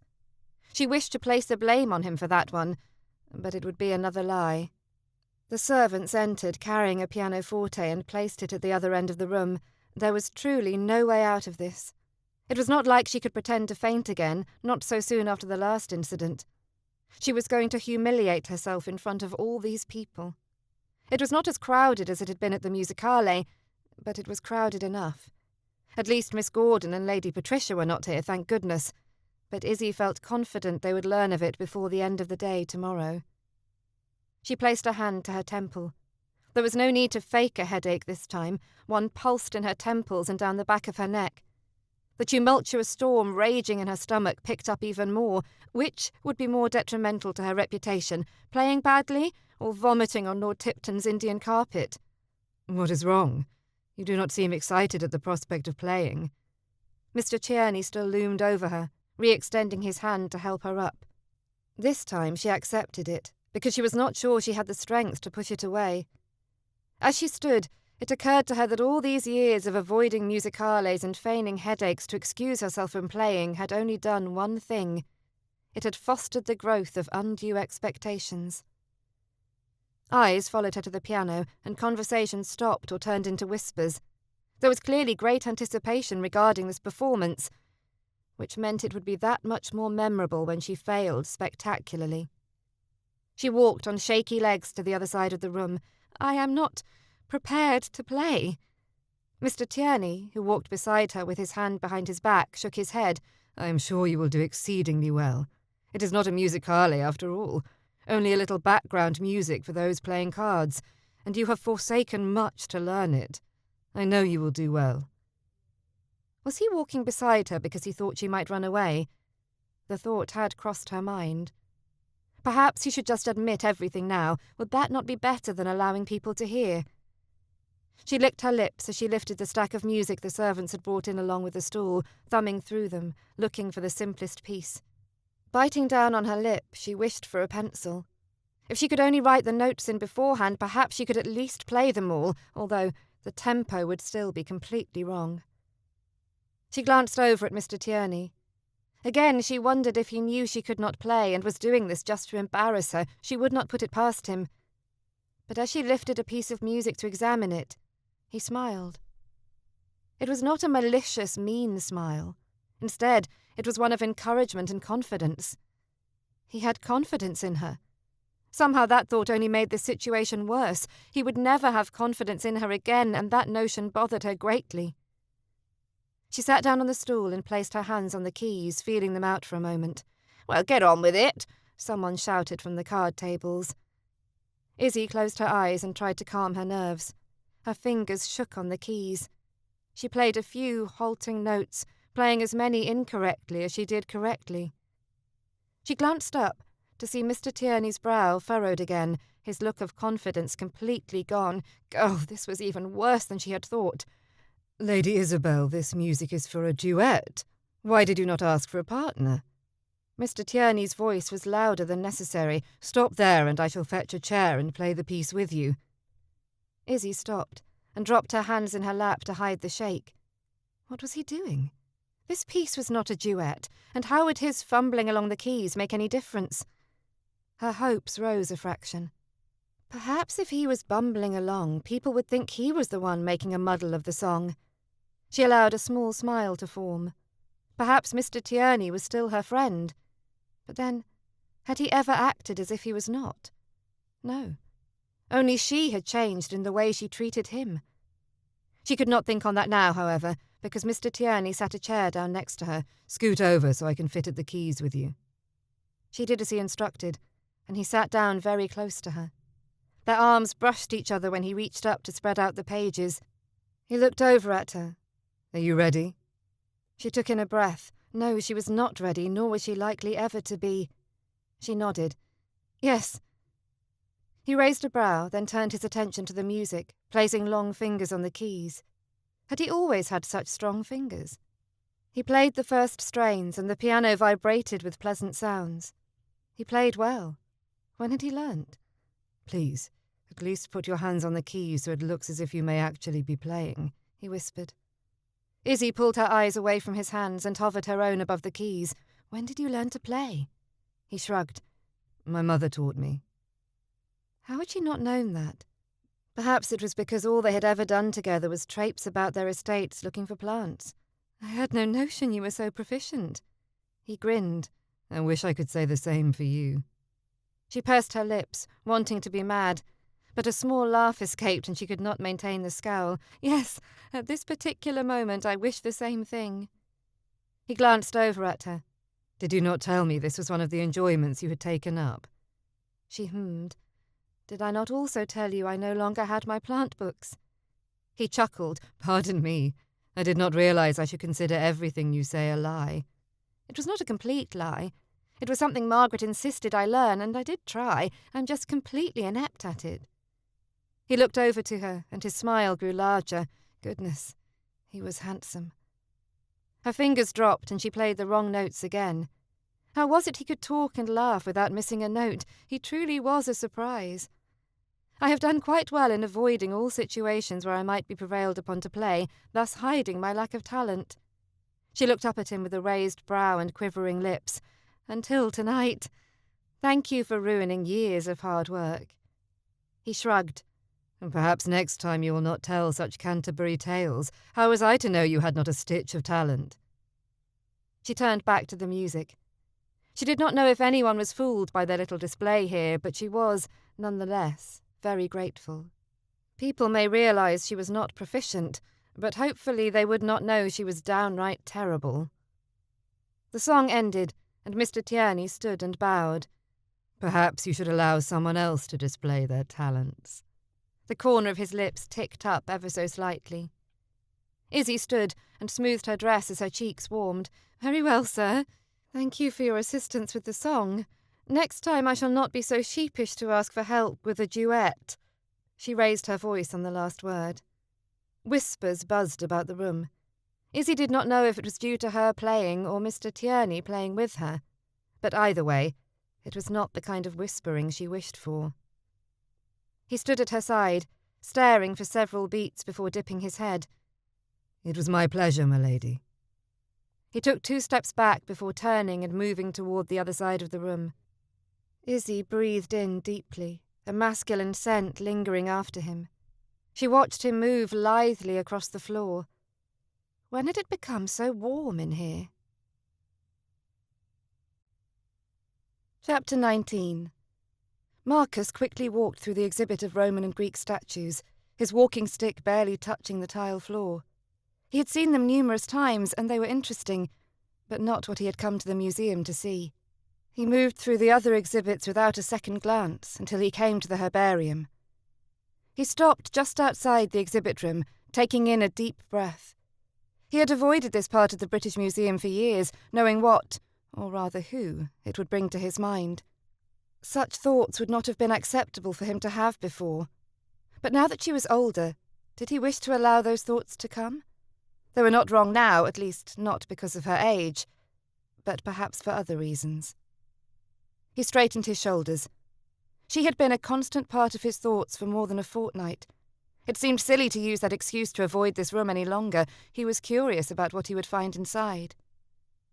He stepped into the room and stopped in front of the first plant. The dried specimen looked rather fragile. He did not recognize it by sight or name. Hibiscus moschutos. It was from the West Indies, so it seemed logical he would never have seen it before now.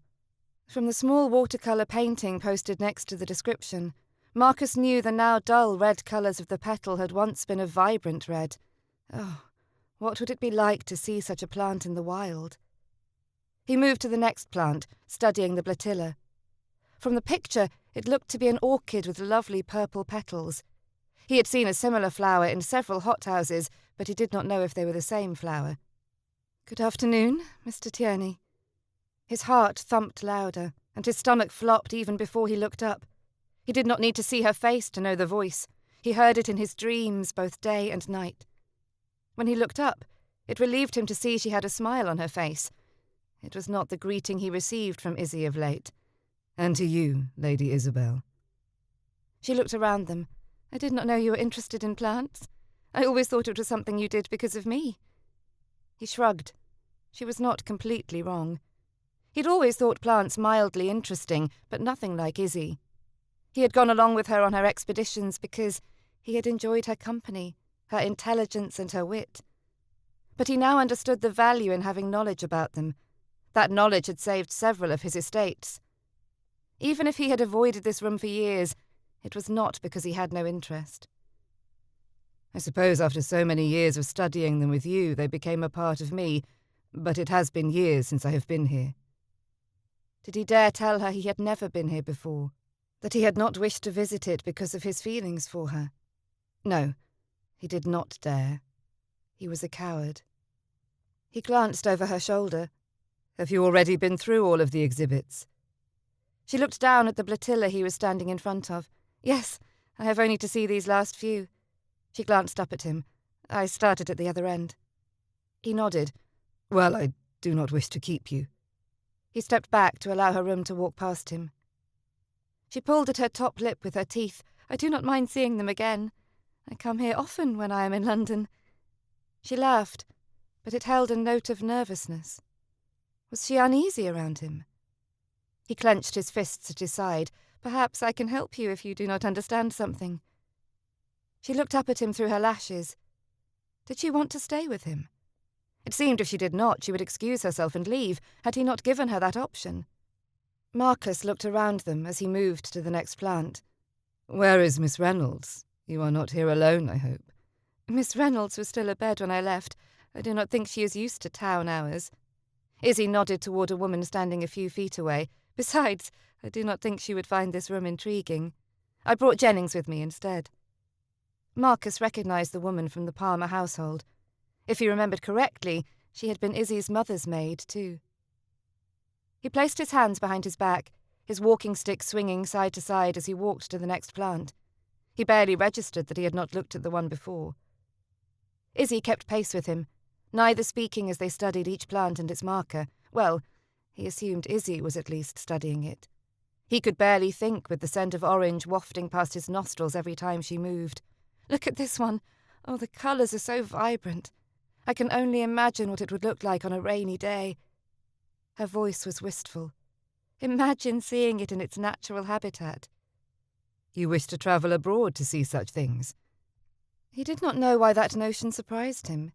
Izzy had always had an adventurous spirit about her. Perhaps it was because she seemed much more reserved since they had become reacquainted. She shrugged. "I suppose I had not thought it possible. Who would I travel with? It is not as if I could impose on Papa to make such a journey, nor Margaret." Marcus smiled at the thought of Margaret on a ship travelling to an exotic place in search of plants. Izzy glanced up and grinned also. "I see you are also imagining Margaret travelling." "It would be an amusing spectacle. She is not agreeable in a carriage. I can only imagine her on the high seas." Izzy chuckled. "Now you understand why I had not thought it possible." "Did you not think a husband would be willing?" His face heated slightly. He would never say so out loud, but Marcus would take Izzy wherever she wished to go if she were his. But that possibility had never really been there. There are few gentlemen who know of my interest. It is unlikely they would travel to far-off places simply because I like plants. Why do you hide your passion? At one time it was more than just an affinity, it was an obsession. He looked down at the plant next to him. He was trying for only a tone of slight interest. She need not understand that he longed to know what had happened to her over these last 5 years. Izzy guffawed. "Did you not see the reaction of Lord Clarecliffe? I am sad to say he is the rule rather than the exception." "Surely there are a few exceptions in the ton." He moved on to the next exhibit. "If there are, I have not found them." She sighed, her perfect lips puffing out slightly. "I am the exception," Marcus wanted to whisper. "You have found me." He swallowed down the words. "So you will forsake it all?" They walked out of the exhibit, and Marcus glanced back behind him. Had he missed that many plants? He barely remembered any of them. What choice do I have? If I make my preferences known, I become a blue-stocking, and no gentleman wants to be leg-shackled to that. "I beg to differ. You just have not—" He paused. How could he phrase it so as not to give away his hand? "Discovered the right gentleman." He cleared his throat as they moved out the front doors of the museum. "Perhaps he is right in front of you and you do not even know it." Oh, why had he said that? Now she would surely know everything. If he is right in front of me, why has he not made himself known? Was she telling him she wanted him to tell her he loved her? Or had she not understood his meaning? He frowned. But what good would it do? Her father would never approve, of that Marcus was certain. Besides, Izzy would become tainted by scandal if she married him. "Whoa, Mark, you are getting ahead of yourself. Perhaps he does not know how to tell you, or he is certain you would not have him." She scoffed. "And how would he know such things if he does not speak to me?" Marcus shrugged. Answering her would mean revealing specifics, and then there would be no question to her figuring him out. And then she would reject him. In his head, he knew it would be so, but hearing the words from her mouth would surely convince his heart, and his heart was not yet ready to let her go. They walked through the entrance to Bedford Square. Marcus was not certain how they had ended up there, but he was not about to question it. They were talking, almost as they had when they had been friends. They stopped in front of a bed of white flowers. Izzy's breath hitched. Marcus glanced over to her, then down at the flowers, and back to Izzy. He had seen this wide-eyed look before. His brow furrowed. "Why are you so excited over Lily of the Valley?" She shook her head. "This is not Lily of the Valley. It is Mayanthemum, May lily. It is far less common than Lily of the Valley." Marcus pulled a book from the inside pocket of his coat and thumbed through it. He shook his head. "May lily doesn't bloom until, well, May. It is barely April. This must be Lily of the Valley." Izzy stooped down and gently laid a bloom on her palm so as not to wilt it any. She motioned him down next to her. "Look at the petals. They are different. Lily of the Valley has a more scalloped edge." She pointed to the drawing in his book. "Look at this May lily. The petals lay toward the stem rather than away as the Lily of the Valley does. It is why the stamens stick out as they do." Marcus lay his walking stick on the ground next to him as he leant in closer, and their shoulders brushed. He pretended not to notice, not to feel the heat suddenly shooting down his arm. He looked at the small flower backdropped by her small, delicate hand. She was right. This was not the flower he had thought. He sat back on his heels and withdrew the journal and pencil from his pocket. He opened the book to the first blank page and wrote the common name at the top. He then set out sketching the flower. He would add the colour when he returned to his apartment. He finished the sketch and tapped his pencil on his lips as he examined what he had drawn. It looked remarkably similar to the plant before him. The journal was snatched from his hand, and his eyes jerked up. Izzy turned page after page, her head tipping to the side. She glanced up at him. "You drew these?" Marcus raised a brow. "Of course I did. Why would I carry around a book of someone else's sketches?" "Why do you do this?" She closed the book and handed it back to him, her eyes full of questions. He raised his shoulders. It helps me to remember them better than if I just look at them in a book. They are very good. You could submit them for publication if you wished. He pushed himself up to standing and tucked the books back into his pocket. He held out a hand to help her stand. She put her hand in his and rose to stand in front of him. Warmth spread up his arms and into his chest. What would she do if he pulled her in and embraced her? He clenched his jaw and bent to reach for his stick. He needed to stop this, stop letting her affect him. It would only drive him to bedlam. Thank you, but they are only for my benefit. I do not intend to put them out for public viewing. He moved along the path, leaving the May lily behind them. Why do you think the lily is blooming so early? She lifted delicate shoulders. It has been wet and rather windy, but not as cold as the last few springs. Perhaps that is why. She smirked. I may be interested in nature, Mr. Tierney, but that does not mean I understand all its workings. He nodded. I believe I rely too heavily on the book's knowledge rather than using my own to make an educated assumption. She touched his forearm, and he flinched. She pulled her hand back and cleared her throat. There was a time when I thought I might wish to write a book, similar to that one you carry with you in your pocket, only I had thought to make one of the plants in foreign lands. Marcus looked at her from the corner of his eye. When did you change your mind? She shrugged. Probably about the same time I realised that gentlemen do not desire a blue stocking. Marcus shook his head. Not back to this topic. Izzy sucked in a breath next to him and opened her mouth, but then closed it. What did she wish to say, but was thinking better of it? Why did we never see each other here in London over the past 3 seasons? But now, this season, it seems as if we have been invited to all the same events. She twisted the string of her reticule around her finger and then let it unwind before starting again. Has society forgiven you at last? Marcus dropped his head back and barked out a laugh. Society forgiven me? I doubt that will ever happen. Then why are they now inviting you to things?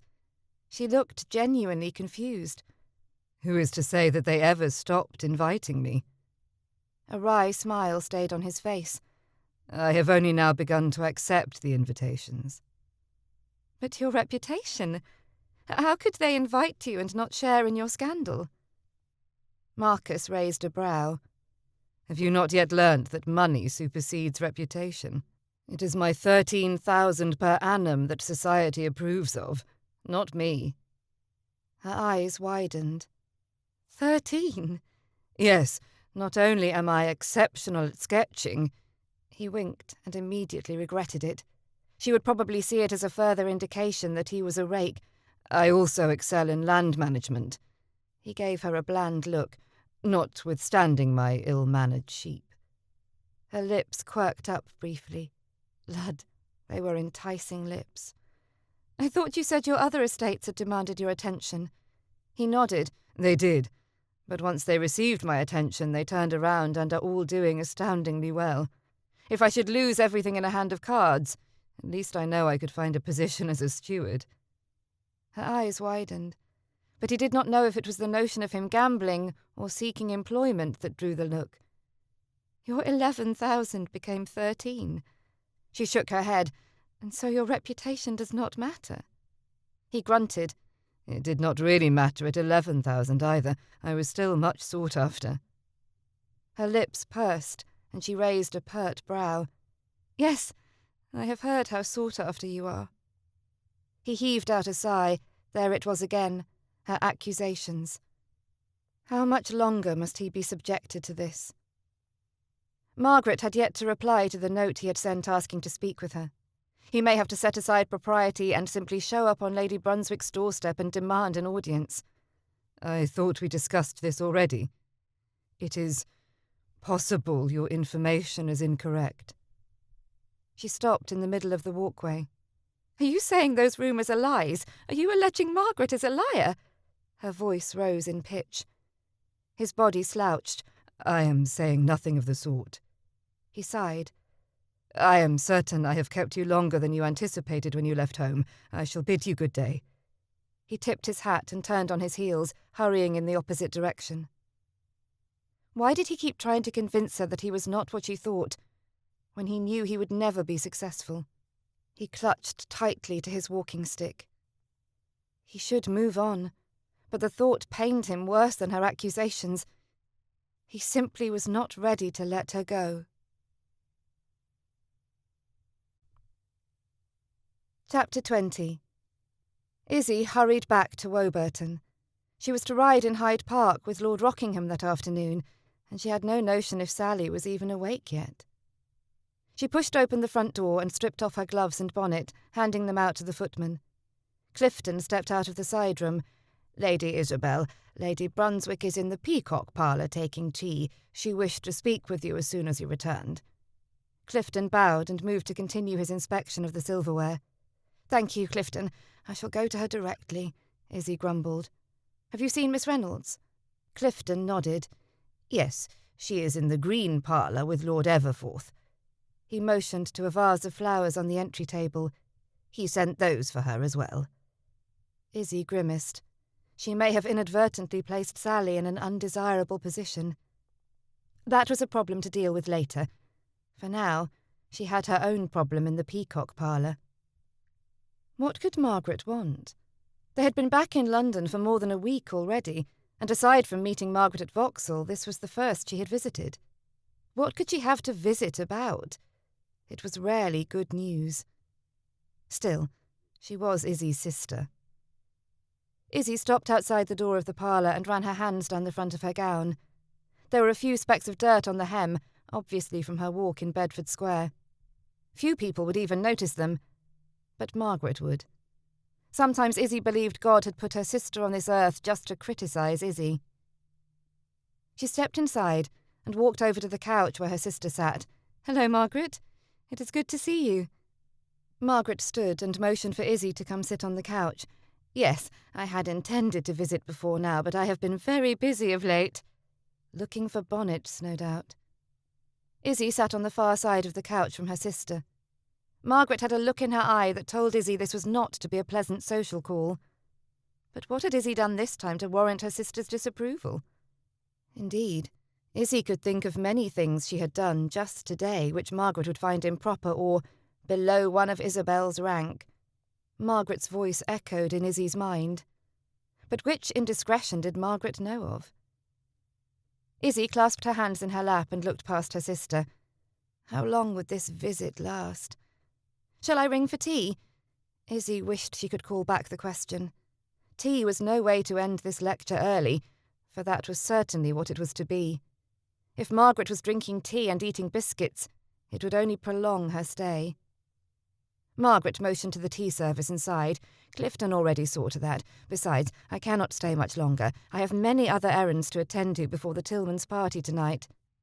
Izzy let out a breath. At least that was good news, actually. 2 bits of good news. Firstly, her sister would not be staying long, which meant the lecture would not be too long either. Margaret could rail for a very long time if she had tea to quench her dry throat. And secondly, Margaret would attend a completely different event than Izzy and her father tonight. That was happy news indeed. Perhaps this day was not to be so abysmal. Oh, the Tillmans. It is sure to be an eventful evening. Izzy pursed her lips. "I thought you were not fond of Lady Tillman." Margaret shrugged. The woman is a dragon, but she has much say within the ton. She shook her head and laughed condescendingly. "Come, Isabel. Do not tell me you are still so naive as to believe that you only attend functions of those people you are fond of." She swiped at something Izzy did not see on the cushion. Izzy nodded. "Yes, I should not think you would attend many events if that were the case." Margaret scowled. "Do not be impertinent, Isabel. It does not suit you." One side of Izzy's mouth quirked up. Actually, she thought it suited her rather well. "I apologise, Margaret. What was it you said you came to speak with me about?" She smiled overly politely. "I do not wish to make you late for your evening with Lady Tillman." Margaret straightened and glanced at the clock. Yes, you are correct. I must make this quick." Izzy braced herself. Here it was, the time she had been both dreading and anticipating. I am concerned for your reputation, Isabel. Izzy would like to say this was a new lecture, but most of Margaret's lectures began this way. It gave her no indication of what Margaret felt Izzy had done wrong this time. I was walking down Great Russell Street this morning. Izzy's brow rose as things fell into place. And I saw you with... Margaret's face pinched, as if just saying Mr. Tierney's name was painful to her. Mr. Tierney? She took in a breath. You know his character and reputation. Why would you consent to accompany him to the museum, and at such an hour? It was much too early to be proper. Izzy pushed down the chuckle. She had almost lost hope of there being a mention of propriety. You need not worry, Margaret. I did not accompany Mr. Tierney to the museum. I went with Jennings and just happened to see Mr. Tierney there. We were simply talking when you saw us. Did Margaret's face just blanch? Why would she react to the news in such a way? It was Izzy's reputation that would suffer by the association, not Margaret's. What did he tell you? I cannot think there was much to discuss after not seeing one another for so many years. She let out a false laugh. And besides, you were a child when last he saw you. I was not a child. I was nearly 16. Izzy scowled. Besides, it was not the first time we have talked since he left you 5 years ago. Izzy knew it was unkind to point that out, but she was feeling rather saucy. He was at Rushdale while Papa and I were at Montrose for the hunting party. Margaret's eyes widened. You have spoken to him before? She swallowed. Did he mention me? Izzy stared at her sister. Why should she care? She was a married woman now. Should she not be over Mr. Tierney's past wrongs to her? Izzy had never considered it before, but perhaps Margaret had loved Mr. Tierney. Did she love him even still? Izzy dropped her hands to her side and rubbed the fabric of her gown between her thumb and forefinger. It had never even occurred to her that Margaret may have loved Marcus. Izzy had always assumed their engagement had been one of convenience. No, there was very little mention of you. Izzy's brow creased. Why should there have been? Margaret lifted her chin. No reason. I was only curious if he had any regrets for what he did to me, that is all. Izzy stared at her sister. Something in her tone did not ring true. Margaret sucked in a large breath, her shoulders rising and falling, but that is beside the point. Did I not caution you to stay away from that particular man after we saw him at Vauxhall? I thought you intelligent enough to know he is a rake and a scoundrel. His character is undesirable, and all he will do is ruin you. Her voice shook. Izzy pulled her top lip into her teeth. Even after all these years, Margaret still seemed to feel the pain of Mr. Tierney's abandonment. She must have loved him to some degree. You will have unsightly lips if you continue with that action. I have told you for years to stop. Margaret frowned. Izzy bit down harder, just out of spite. It was juvenile, but if Margaret insisted on treating her like a child, perhaps she should act like one. But then she relented and released her lip. She had been holding in her confusion over Mr. Tierney for weeks. Could she confide in Margaret? She seemed unlikely to sympathise with Izzy, but who else was there? Sally could not get past the impropriety of it all. But could Margaret? It felt unlikely. But still, for all their differences, Margaret was her sister. Should they not confide in each other? Izzy took in a long, even breath. Perhaps this would be what brought them closer. Hope surged through her. Your accounting of Mr. Tierney is so different from what I have seen. He has been nothing but a gentleman with me. Is there any possibility your accounting is wrong? Margaret raised a brow, and her lips puckered as if she had just sucked on a slice of lemon. No, it is not possible. She looked at her hands. I already told you. I saw him with a light skirt with my own eyes. She lifted her chin. Do you believe me a liar? Izzy shook her head. No, Margaret, never. How could you think such a thing? Although a small part of her wondered. Margaret harumphed. I suppose it is natural to question others when one starts associating with people of such low moral character. She narrowed her eyes at Izzy. Stay away from him, Isabel. It is for your own good. Something in the way she said it made Izzy think it was not for Izzy's good, but for Margaret's. Izzy closed her eyes and let the breeze flutter the ends of her bonnet ribbons as they moved down the street toward Hyde Park. After the lecture from Margaret only a few hours earlier, It was good to be out of doors in the fresh air. Izzy wrinkled her nose slightly, or as fresh as the London air could be. Lord Rockingham sat on the opposite side of the carriage from Izzy and Sally. Sally, even though she was acting as chaperone, paid neither she nor Mr. Rockingham much attention. She smiled from ear to ear. Riding in a barouche through Hyde Park at the fashionable hour was likely a dream come true for her. Izzy grinned, happy that Sally was having such a grand time. They had yet to speak about her visit from Lord Everforth, but her face had lacked its usual smile when he had left. "I am most pleased you consented to come along, Lady Isabel."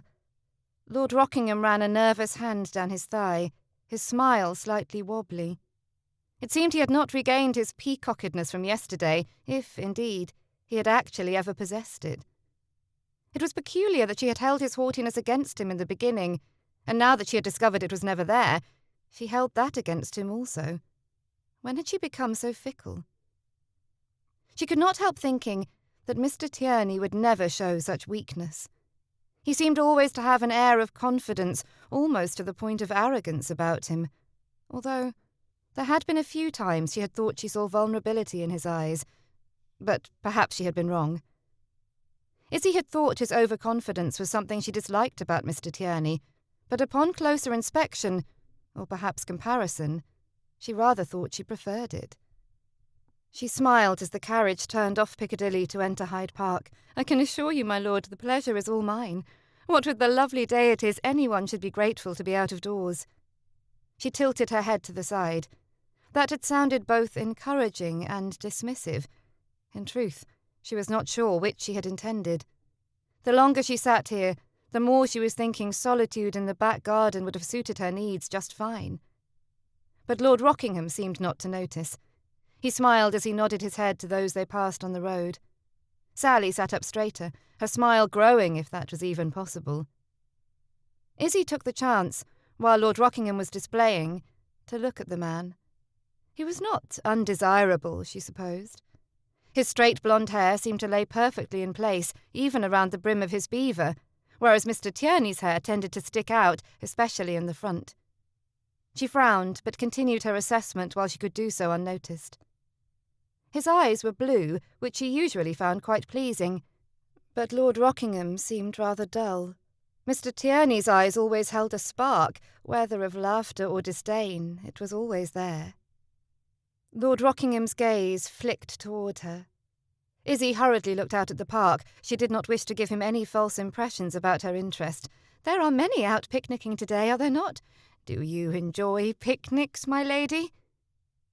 Izzy's mind turned to the picnic she'd had in the Folly at Rushdale. Her cheeks heated, as she could never think on that day without also remembering the feeling of being carried in Mr. Tierney's arms. Was it wrong to think of a different man so oft when in the company of another? "If the company is right, I do enjoy a picnic." She glanced back at him quickly before returning her gaze to the grounds. She hoped he did not interpret her words to mean he was the right person. She sighed. Why did she hope such things? Lord Rockingham was a perfectly amiable gentleman, albeit nervous. But that would leave if they knew each other better, would it not? Why was she insistent upon finding fault with him? Why did she believe she could not be happy with him? As if in answer to her questions, she spotted Mr. Tierney with two other men riding their horses toward them. Izzy turned slightly in her seat, pulling the brim of her bonnet down to help hide her face. She did not wish to have Mr. Tierney see her riding with Lord Rockingham. What if he thought her interested in Lord Rockingham? Perhaps they could pass by unnoticed. "Good day, Mr. Tierney," Lord Rockingham's voice carried to her ears. Or perhaps not. Izzy felt the carriage slow, and she closed her eyes. Peacock butterflies flew furiously about in her stomach. It seemed there was to be no escaping his notice. Had Lord Rockingham called attention to them purposefully? It seemed entirely likely after his inquisition about Mr. Tierney the day before. She released her bonnet and turned toward the other side of the carriage where Mr. Tierney and his companions had stopped. She had no notion who the other men were, but she nodded to them all. "Good afternoon." Perhaps if she made it seem as if she were addressing them all, the butterflies would calm. As Mr. Tierney's gaze held hers, she realized it was not to be. Just the opposite, in fact. They only seemed to become more frenzied. If she opened her mouth, she was convinced they would fly right out. "My lady, it is a lovely afternoon for a ride." "Indeed." Izzy nodded, pleasantly surprised when nothing flew from her lips. "Yes, when Lord Rockingham invited Sally and me along, we could not turn down his offer." She turned her eyes on her friend. "Could we, Sally?" Sally looked between Mr. Tierney and Izzy before shaking her head slowly. "No, we could not." Mr. Tierney's horse nickered and danced back and forth a few steps. Lord Rockingham looked to the other men and tipped his head. "Lord Ian, Lord Nathaniel, I understand congratulations are in order for your recent nuptials." Both men nodded, and Nathan mumbled his thanks. Izzy looked the men over. She had heard rumours about both of them. Their reputations were just as sordid as Mr. Tierney's. What sort of women did such men marry? They could not be any kind of lady. Izzy frowned. Why did that realization make her feel so disappointed? It was not as if she wished to marry such a man. She would have to love him desperately to take on such a reputation. She glanced up at Mr. Tierney, and the butterflies came to life again. She blinked several times in rapid succession. Oh no. She thought she just might love Mr. Tierney. Chapter 21. Marcus pulled on his waistcoat as he moved down the corridor from his box at the Theatre Royal. He had thought intermission would never come. His knee had bounced until finally Lady Crannock had nudged her husband, and Ian had motioned for Marcus to stop. Marcus shook his hands, fisting them at his side several times as he tried to push the restlessness away. He paused at a group of people speaking rather loudly. Marcus shimmied around them and continued on toward the staircase. A breath of air had to prove beneficial. As he neared the stairs, laughter stopped him in his tracks. Devil take it! Was she to be everywhere he was? He could not seem to get away from her. Knowing he should not, he turned and looked. Izzy stood not more than 6 feet away, speaking with her father, Miss Reynolds, and several other gentlemen, most of them lord this or that from what he could see. Was she attending with one of the gentlemen, or just her father and Sally? Lord Everforth approached the group and bowed to Miss Reynolds. Marcus raised a brow. He had not seen that connection forming. Marcus turned his gaze back on Izzy and sighed. He was getting dashed sick of seeing her with other men. He had no rightful claim on her, but each time he saw her on another man's arm it felt as if a dagger sank deeper into his chest. She looked up then and caught his eye. Was that interest he saw? Her mouth had most certainly ticked up. She gave an almost imperceptible nod before turning her attention back to her companions. Marcus turned back toward the staircase and brushed his arm against another man walking up. "Tierney?" Marcus was not in the mood to banter with Lord Kendall. Why must he run into him tonight? Normally he was quite ready to verbally spar with the haughty Marquis, but tonight he was already out of sorts. "Kendall." He dipped his head, hoping to bypass the man and continue on outside. He did not have much time before the intermission ended. "Ian told me you were in town." Marcus shrugged. It made sense. Ian had told him that he had made amends with his brother. It was not surprising that they were often together here in London. Although Marcus was certain it still rankled the Marquis that Marcus had possession of Ian's horse, or rather Kendall's. He grinned. Winning Kendall's horse from Ian had been the tipping point for Kendall. After that he had cut Ian off entirely, or at least until Ian had married. Something changed between the brothers then. The smile dropped away, and he ran a hand through his hair. This was it. This was why he could never hope to have Izzy. It was just another instance that the rumours were not completely false, and he was not worthy of her. He had always known it was the case, but sometimes he allowed himself to hope. It was precisely why he was in this predicament where she never left his mind. Hope. It was a cruel master. He dipped his head. "Please give my regards to Lady Kendall." Lord Kendall nodded as Marcus turned and jogged down the stairs. He could feel the Marquis's gaze on him until he disappeared into the crowd and out the front doors. Marcus moved to the side and leant against the building. He rested his head back. He could not take this any longer. This was precisely why he had left all those years ago. Watching her and knowing she could never be his was torturous. Perhaps he should wash his hands of the whole season and return to Yorkshire early. He was certain he would still think on her constantly, but at least he would not have to see her on the arm of another gentleman or in someone else's carriage, being paraded about society as if there was an understanding between them. His chest tightened, and he placed a hand over it. He dropped his elbows to his knees and sucked in huge gulps of air. A dark haziness edged his vision. Lud, feeling this way could not be good for his health. A doctor would surely advise him to leave the city and seek fresher air. He would set out for Yorkshire by week's end. It would only take him a few days to settle up here in London.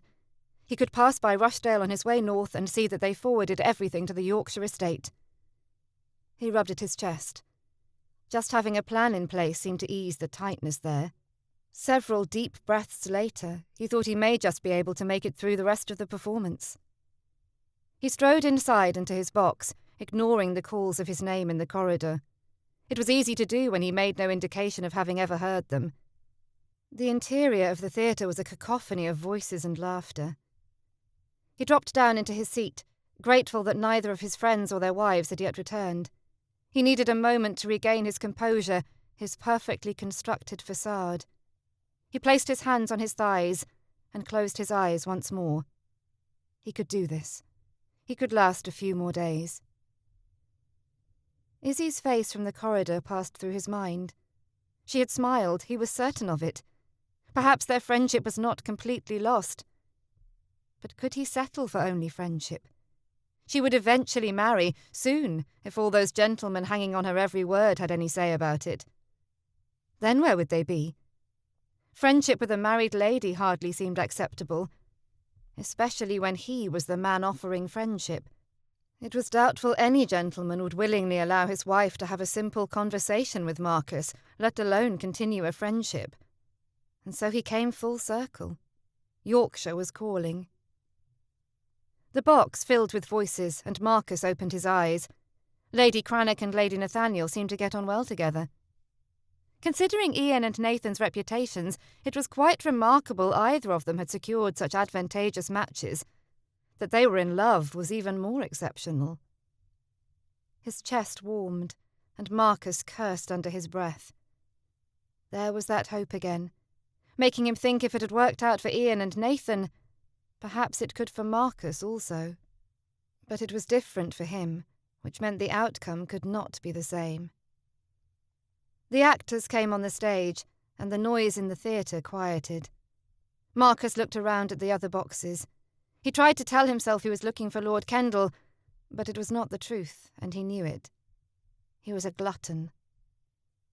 He looked to the boxes on the left side of the theatre, but she was not there. He turned his head and scanned.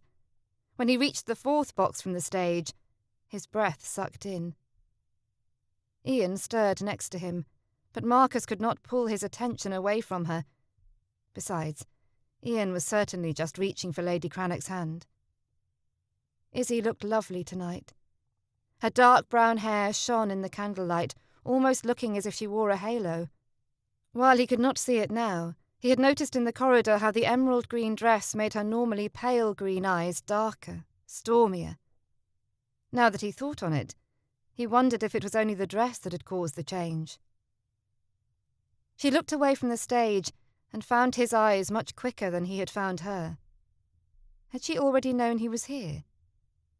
Her mouth curved into a full smile. Lud, why did she have to do that?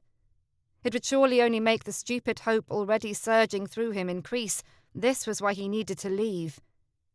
Who is she? Ian whispered beside him. Marcus turned his head without losing eye contact with Izzie. What? Ian chuckled quietly. Who is the lady?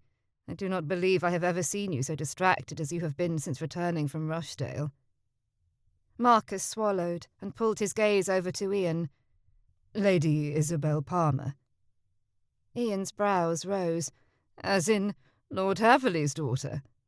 Marcus nodded. Was she the one you were engaged to at one time? Marcus shook his head. No, that was her sister. I hope that one is not like the sister. If she is, I'm afraid you're in trouble, my friend." Marcus scoffed. "She is nothing like Margaret. Not that it matters. Nothing can come of it." Ian shrugged. "Is that why watching her makes you out of sorts? I would think you were at odds, but I've never seen you look at anyone you're at odds with the way you look at her." He shifted. "Indeed, I've never seen you look at anyone the way you look at her." Marcus pushed himself up, sitting straight in his seat. "Now is not the time, Ian." Marcus felt Ian's grin rather than saw it. "Then I shall be in your study at 10 tomorrow. I expect to hear all the details." "Oh?" Marcus raised a brow. "When have you ever been anywhere by 10 in the morning?" Ian chuckled. "Married life changes a man, Marcus. You should try it sometime." Marcus continued to watch Izzy, not caring that she kept looking back at him. "Now you are sounding like your brother. Please don't tell me marriage has made you proficient at lecturing also." Ian grinned wider. "Perhaps I've seen the benefit of some of Conrad's ways. I do not like the sound of that." Ian laughed, and several people in surrounding boxes scowled at them. Lady Cranach turned to Ian, a brow raised. He shrugged, as he raised their intertwined hands to his mouth and kissed her fingers. Her brow lowered, and she smiled at him.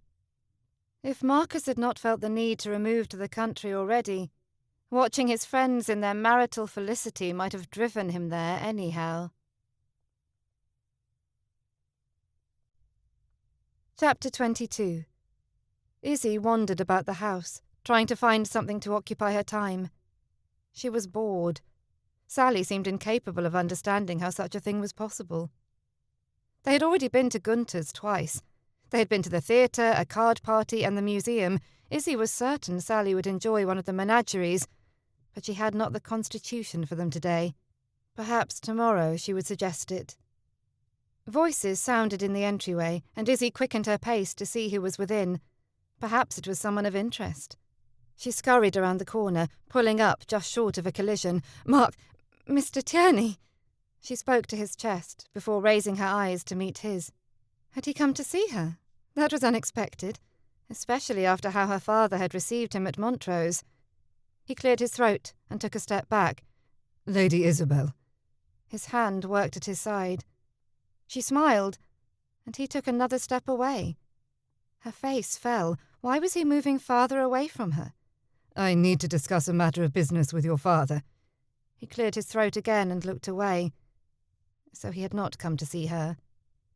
Her throat tightened. Why had she thought he had? Had he given her any indication that he held any expectations from her? She had thought, after he watched her for nearly the whole of the second half of the performance last night, that perhaps he held some partiality for her. But she must have been wrong. She ducked her head before he noticed the sheen in her eyes. She turned the corner into the nearest corridor and hid in the first alcove she came to. Batting at the tears with the back of her hand, she swallowed past the fist-sized lump in her throat. Why was she acting like such a ninny? She knew a connection with him could never work. Her father would never allow it. He was a rake. Even as she thought it, the doubts crowded the notion out. The man she knew, the man who had carried her through the rain, who did not just speak of plants with her but encouraged her study of them, who walked through the gardens with her. He was not a rake. He had been a perfect gentleman at all times. How could such a man be completely different when out of her sight? She supposed it was possible, but from Mr. Tierney, Marcus, it did not feel accurate. Still, a niggle of doubt squirmed in her brain. What if she gave her heart to him and he jilted her as he had Margaret? What if she was wrong and he was just what the rumours claimed him to be? Izzy swallowed and pushed the doubts away. Could she truly love him as thoroughly as she must, to endure what would come from it? Her thumping heart slowed, and her body relaxed. Her heart seemed to know what her brain did not. A laugh gurgled up in her throat. Yes, she could. She sighed, dimming some of the enthusiasm for her newly discovered feelings. She knew her heart, but his was another matter completely. And considering the way he had just backed away from her, his heart likely did not feel the same as hers. Perhaps if she talked to him, she could understand his better. Izzy walked out to the entryway. Clifton looked up. "Good afternoon, my lady. Are you in need of something? Has Mr. Tierney left yet?" It seemed unlikely he had spoken to her father and left in the short time Izzy had been hiding in the alcove. "No, my lady, he is still in with your father." The butler's brow furrowed. "I know I am overstepping propriety." He paused. Izzy smiled. "Since when has that stopped you, Clifton? You have never shown much propriety with me in the past." His face coloured, and he dipped his head. "You are correct, my lady. I apologise and shall mend my ways." "No!" She lurched forward to stop him from leaving. "I like that you are not so proper with me." He studied her for a moment. "You are certain?" Then he shook his head. "That should not matter. I am in the employ of your father. I should not act as your friend." Her face dropped. "But I have so few friends, Clifton. I do appreciate counting you as one." His shoulders dropped. "Are you certain this is what you want?" Izzy nodded. "Very well, my lady." He motioned toward the corridor where her father's office was located. "Then I shall speak plainly. It is quite obvious to me that Mr. Tierney loves you." He looked about as if checking to see that they were still alone. "Do not ignore what is right in front of you." Izzy laughed. "And you know this from the few seconds you saw him. All I saw was that he could not wait to be away from me." Clifton shook his head. "Oh, no, my lady. That was him being a gentleman." "Oh?" Izzy sobered slightly. How was racing to be away from her being gentlemanly? She tilted her head and looked at the butler. What had Clifton seen? "Did you not see the way he looked on you? I have not seen such a look since my Margie." His eyes turned glassy. "Trust me, my lady. He loves you. There is no doubt in my mind." Izzy's entire body tingled and her skin itched. She had to talk to Marcus. "Isabel, can we talk?" Sally stood on the upper landing, twisting her hands in front of her. Izzy looked toward the corridor where her father's study was located. She could hear no noise. Marcus could be with her father for 5 minutes or 5 hours. She had no way of knowing, because she had no notion of what they were speaking about. She breathed deeply. If Marcus truly loved her, it would not change in a few hours or even a few days. She had been running into him everywhere of late. She could wait, even if it felt like it might kill her to do so. Izzy glanced at Clifton, still standing dutifully beside her. "Thank you, Clifton. I will consider what you've told me." He nodded and bowed before moving away. Izzy looked back to her friend. "Of course, Sally. Let us go to my chambers where we can talk privately." They moved up the stairs and down the corridor. Once the door was firmly closed behind them, Izzy led Sally to the settee. "What is troubling you? I have never seen your mouth so pensive." Sally looked at her. "Lord Everforth has asked for my hand." "What?" Izzy stuttered. She was dumbfounded. How could this be? When had it happened? Izzy reined in her thoughts as question after question came. Sally nodded. "Even now, he is travelling to Chelmsford to ask for my father's consent." Izzy shook her head, as if it would help her understand better. "What did you tell him?" That he was going to speak to her father felt like an answer to Izzy's question. She shrugged. "That I could not give him an answer until my father had given his consent." "But why prolong it? You will tell him no, will you not?" She had to. Sally would give up her life if she married Lord Everforth. Sally averted her gaze. "It is an excellent match for me, Isabel. Much better than I could ever have hoped for. I would become a countess, and he has a good fortune. He has promised to take care of me." "But he is older than your father, Sally." Izzy's voice rose, but then lowered when she saw Sally's lips twitch. "Do you love him?" Her brow furrowed deeper. "No, but I had not planned on marrying for love. I do not have that luxury." How could Sally be considering this? Did she not see this would be a mistake, one that she would surely regret? "But his estate is in Cumberland. Do you know how far away that is?" Izzy would never see her friend again. How could Sally even be considering this? Sally nodded, and her lip trembled slightly. Yes, I have thought on that much. But Izzy, be honest with me. Do you think I shall ever receive such an advantageous offer? Izzy stared at her. What could she say? They both knew there would never be another offer such as this.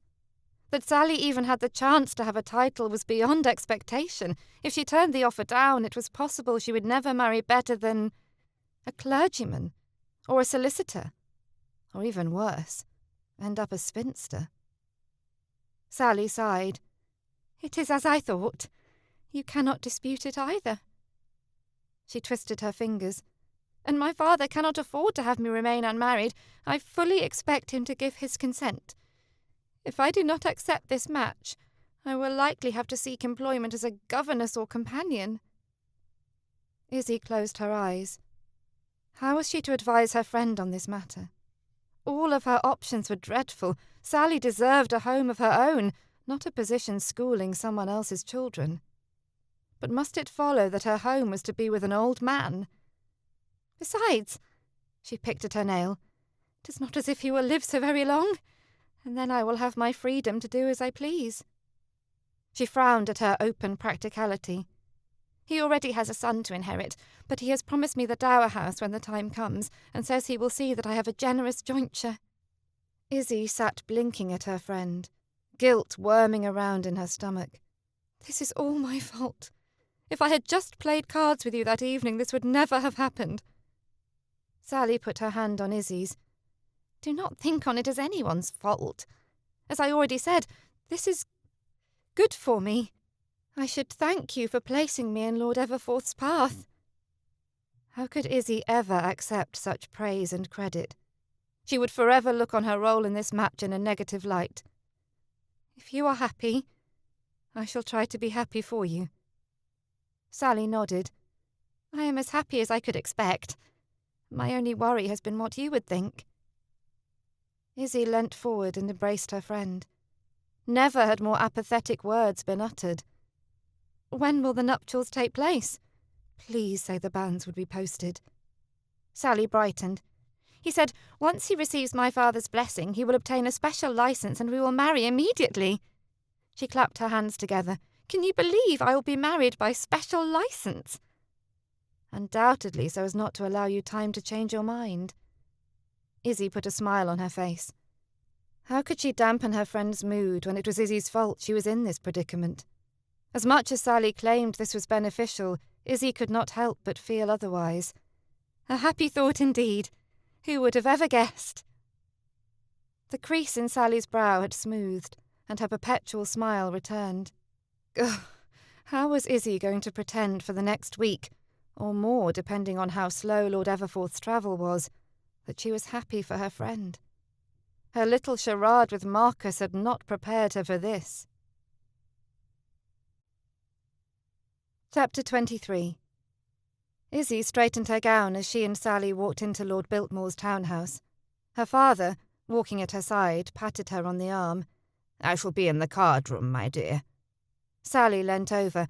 I thought your father detested cards.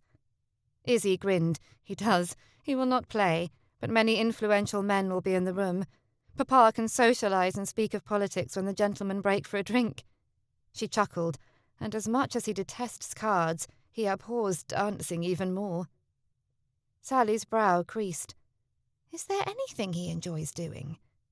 Izzy shrugged. He enjoys reading and quiet. She looked toward the ballroom, and discussing politics, she muttered as an afterthought. Would Marcus be here tonight? He seemed to be everywhere else. Why should she think he would not be? Because you wish him to be here. That seemed a logical reason. Sally elbowed Izzy in the side. Look, there is Mr. Tierney. She pointed through the ballroom doors just as Marcus disappeared from view. Izzy's heart thudded heavily in her chest. He was here. Now she would just need to find a chance when she could get him alone. Then she could tell him and see for herself if Clifton was correct. Her stomach roiled at the thought. She was risking much with this plan, and yet she could not convince herself that it was a bad idea. Come, Sally, we are not likely to dance much if we stay here in the entryway. Sally pushed at her side curls and then ran her hands down the front of her gown. It was one of the gowns they'd had remade in Writtle, but it looked amazing on Sally. Far better than it had ever looked on Izzy. The lilac colour paired well with Sally's pale hair and blue eyes. If it were not for her status and lack of an even modest dowry, Izzy knew Sally would be quite sought after. But then, those things did not matter any more, did they? She would be married and titled before the season was over. Izzy pushed the thoughts away because they brought on nothing but doldrums. They moved into the ballroom, and Sally audibly gasped, "It is beautiful! The village assemblies are nothing compared to this." She seemed frozen in place as she slowly took everything in. "Yes, it is, and I am certain it will look just as lovely from over there. Come, we need not stand in the doorway and disrupt others from entering."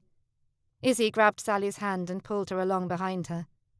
They found a pair of chairs along the wall and sat down, watching the dancers already on the floor. Look at all the fine gowns. Sally ran her hand down the front of her own. She looked over to Izzy. "Thank you for giving me this. I have nothing even close to comparing in fineness. I would have stood out greatly, and not in a way that is desirable." Izzy grinned and patted Sally on the leg. "You do look lovely. I was just thinking how much better you look in that gown than I did. I should have given it to you long ago." A shadow passed over Sally's face. "What is it, Sally?" She shook her head. "Even in this fine gown I am out of place here. I do not belong among these people. I have 3 fine gowns, all of them at one time yours. How am I to be a countess? I will be a fraud." Izzy sighed. What Sally said was not true. She was more worthy and more proper than most of the ladies in attendance. The money and title provided by Lord Everforth would simply be the fruit in the cake for her, not at all. Lord Everforth believes you are worthy of the title. She glanced out at the dance floor. Fitting in is all an act anyway. If you pretend you belong, then others will believe it also. Sally sucked in a halting breath. That should be a simple enough task." Izzy stared at her friend. Had Sally just used sarcasm? She would never have believed it possible had she not just heard it for herself. Izzy shrugged, even as she grinned. "Yes, I am confident you will do very well indeed." "Thank you, Isabel." Sally was at least smiling, even if her eyes held a look of uncertainty. Marcus and his partner, Miss Jenkins, moved into Izzy's line of sight, and Sally and all her misgivings suddenly seemed of little import. Why was he dancing with Miss Jenkins? She was a homely sort of girl and not at all sought after. Izzy's lips pushed out slightly. He had asked Miss Jenkins for a set before asking her. She did not like that notion one bit. "My lady, may I ask for the next set?" Lord Rockingham stood before her, looking handsome enough. Izzy's gaze pulled from Marcus long enough to smile at the man before her. His hair, as usual, was perfectly styled and in place. Why did that irritate her so? Izzy flicked one last glance at Marcus before returning a smile to Lord Rockingham. "Of course, my lord." She nodded to Sally. "And I do not believe Miss Reynolds's next set is taken." Rockingham gave a small cough. "Yes, of course. It would delight me to dance with you, Miss Reynolds." Izzy smiled. If Sally was determined to marry old Lord Everforth, at least she could enjoy a set with someone young enough to dance with her first. Although, once married, it seemed likely she would be quite sought after at such events. The set ended, and Mr. Tierney bowed to Miss Jenkins as Lord Rockingham extended his hand to Izzy. Izzy's shoulders relaxed. Perhaps Marcus would take the time to fetch some refreshment. She narrowed her eyes at his back, willing him to sit the next set out. She accepted Lord Rockingham's offered hand, but kept her gaze on Marcus. Her eyes widened as she watched him approach Lady Carrington. Lady Carrington? Of all the ladies present, she was the one he sought out. The widow's reputation was every bit as sordid as his, and he was asking her to dance. Izzy's throat tightened. What did it mean?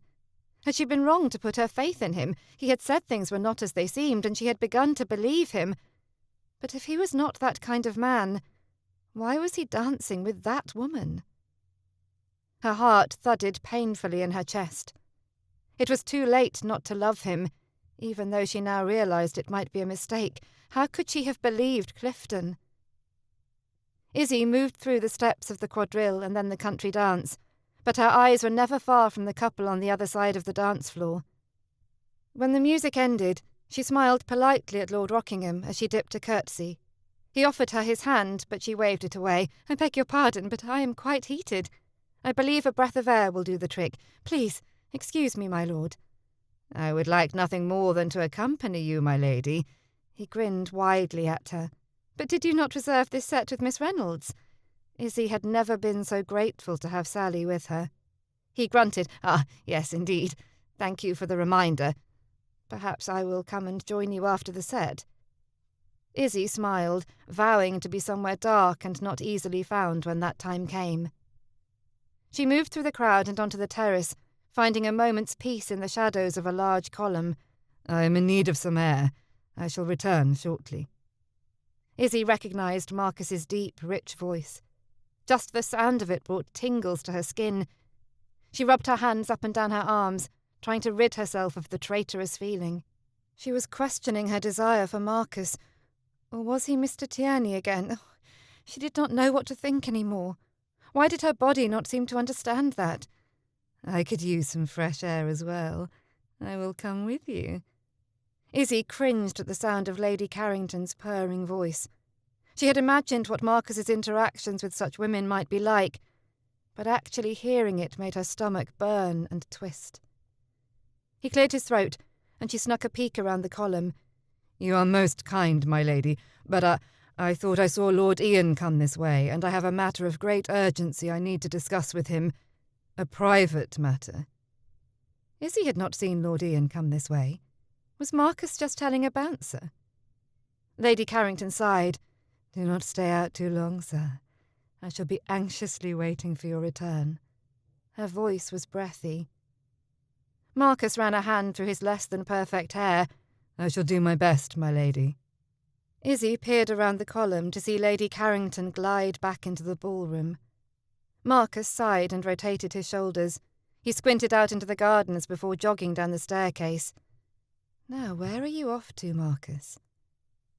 Before she could think better of it, Izzy slipped from the shadows and hurried after him, trying to keep enough distance between them so he might not take notice of her. She doubted Lord Ian was the object of his meeting. But just who was? Izzy's stomach turned at the thought of which woman it could be. How could she have been so stupid, so naive as to think he could love just one woman? That she could be the one. Margaret had warned her this would happen, and she had not listened. They passed the last lit torch, and within a few steps the garden fell into shadows. Marcus turned onto a side path, and Izzy followed quietly behind. Was this where she was? The lady he was meeting? Marcus stopped, but he did not turn around. "Lady Isabel, why are you following me?" Izzy froze. How had he known she was there? She had been so quiet. But he did know, so she may as well make her presence known. She should just tell him she knew he was not there to meet Lord Ian. "I might ask why you have come so far out on the path. You are beyond the reaches of the house lighting and even the torches. Are you meeting someone, Mr. Tierney? And do not tell me the same bouncer you told Lady Carrington. I know Lord Ian is not here." She sucked in a breath, regretting the truth of her next words. "Perhaps I was not so wrong about you." Chapter 24. "Am I here to meet another woman? Is that what you mean to ask?" His voice was quiet, but his body was still. Izzy's throat tightened. She had been right, and never had it felt so terrible. "Who is she?" she whispered. Marcus's shoulders rose and fell as a heavy breath sounded, but still, he did not turn to face her. "Tell me, is that why you have been watching me all evening? Waiting for me to make my move so you might confirm what you have known for all these years? That I am a scoundrel?" She shook her head. "No, that was not my intent. I was hoping to prove otherwise.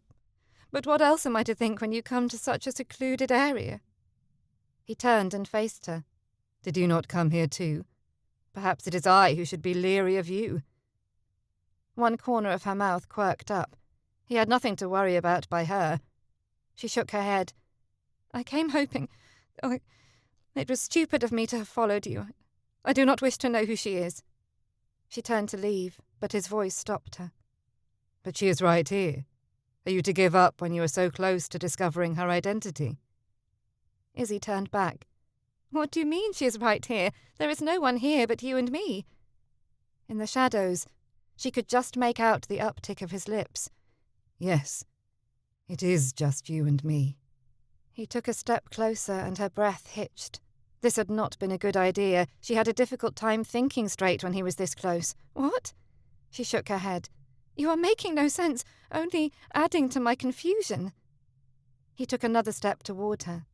"What have you to be confused about?" He reached out to her, but she never felt his touch, just the warmth coming off his hand. What was it she had wished to discuss with him? He was close enough now that she could smell the bergamot on his skin, and her mind drifted to the time he had carried her to the folly in the rain. The tender way he had held her, the drop of rain he had wiped away with his thumb. Go! She shook those thoughts away. They were only making this harder.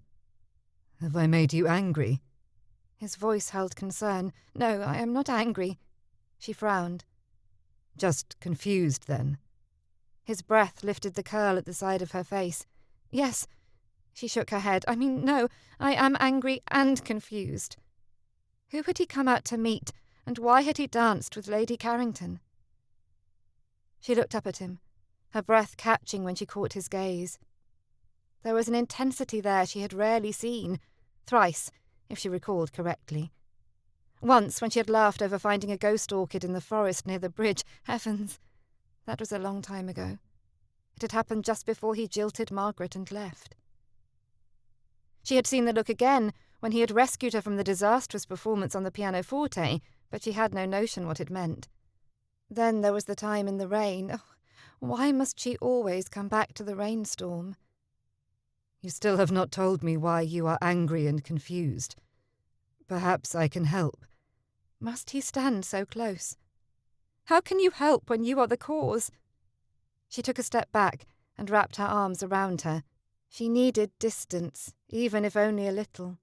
She raised her chin. She should just tell him, so she could begin mending her heart.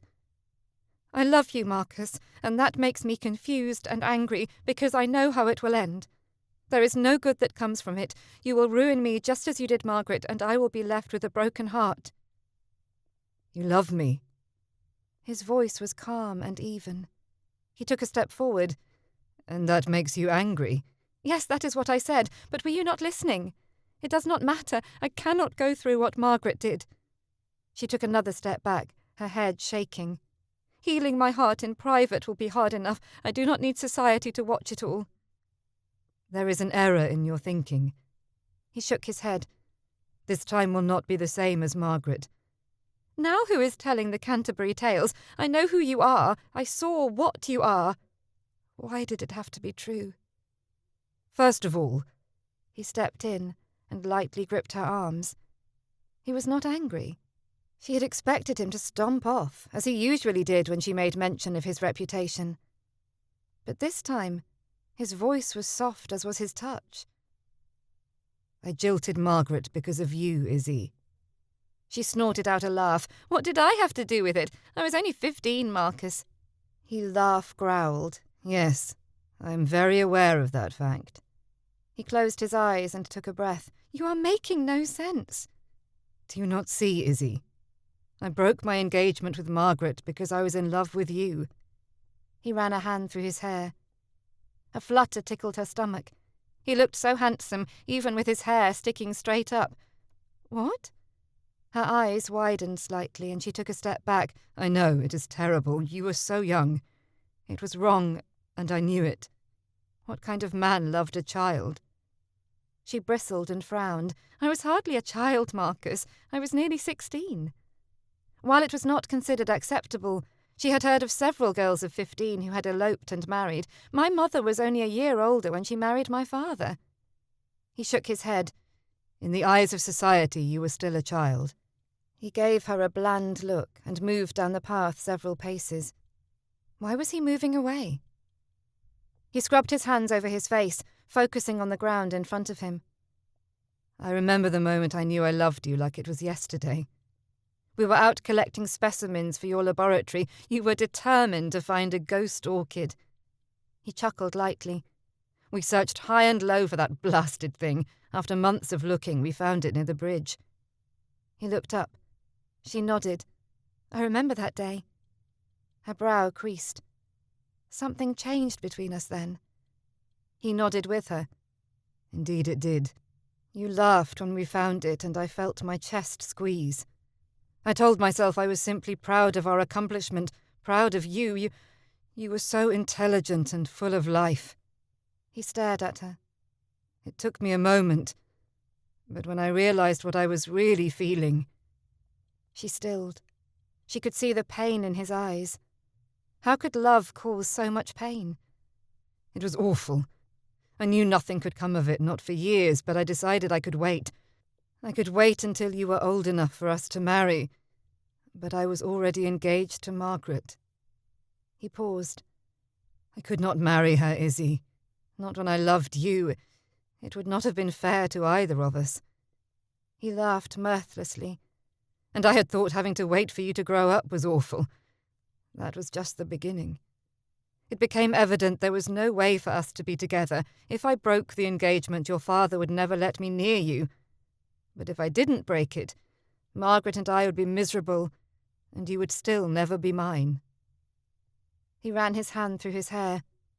"I did not want to leave you, but what choice did I have? I did not know what else to do. I moved from one estate to another, sometimes staying with friends, all the while trying to put you from my mind." Her body softened. He had loved her all these years. But then the picture of Lady Carrington pushed its way into her mind. "Putting me from your mind? Is that what you called what you did with all those bits of muslin?"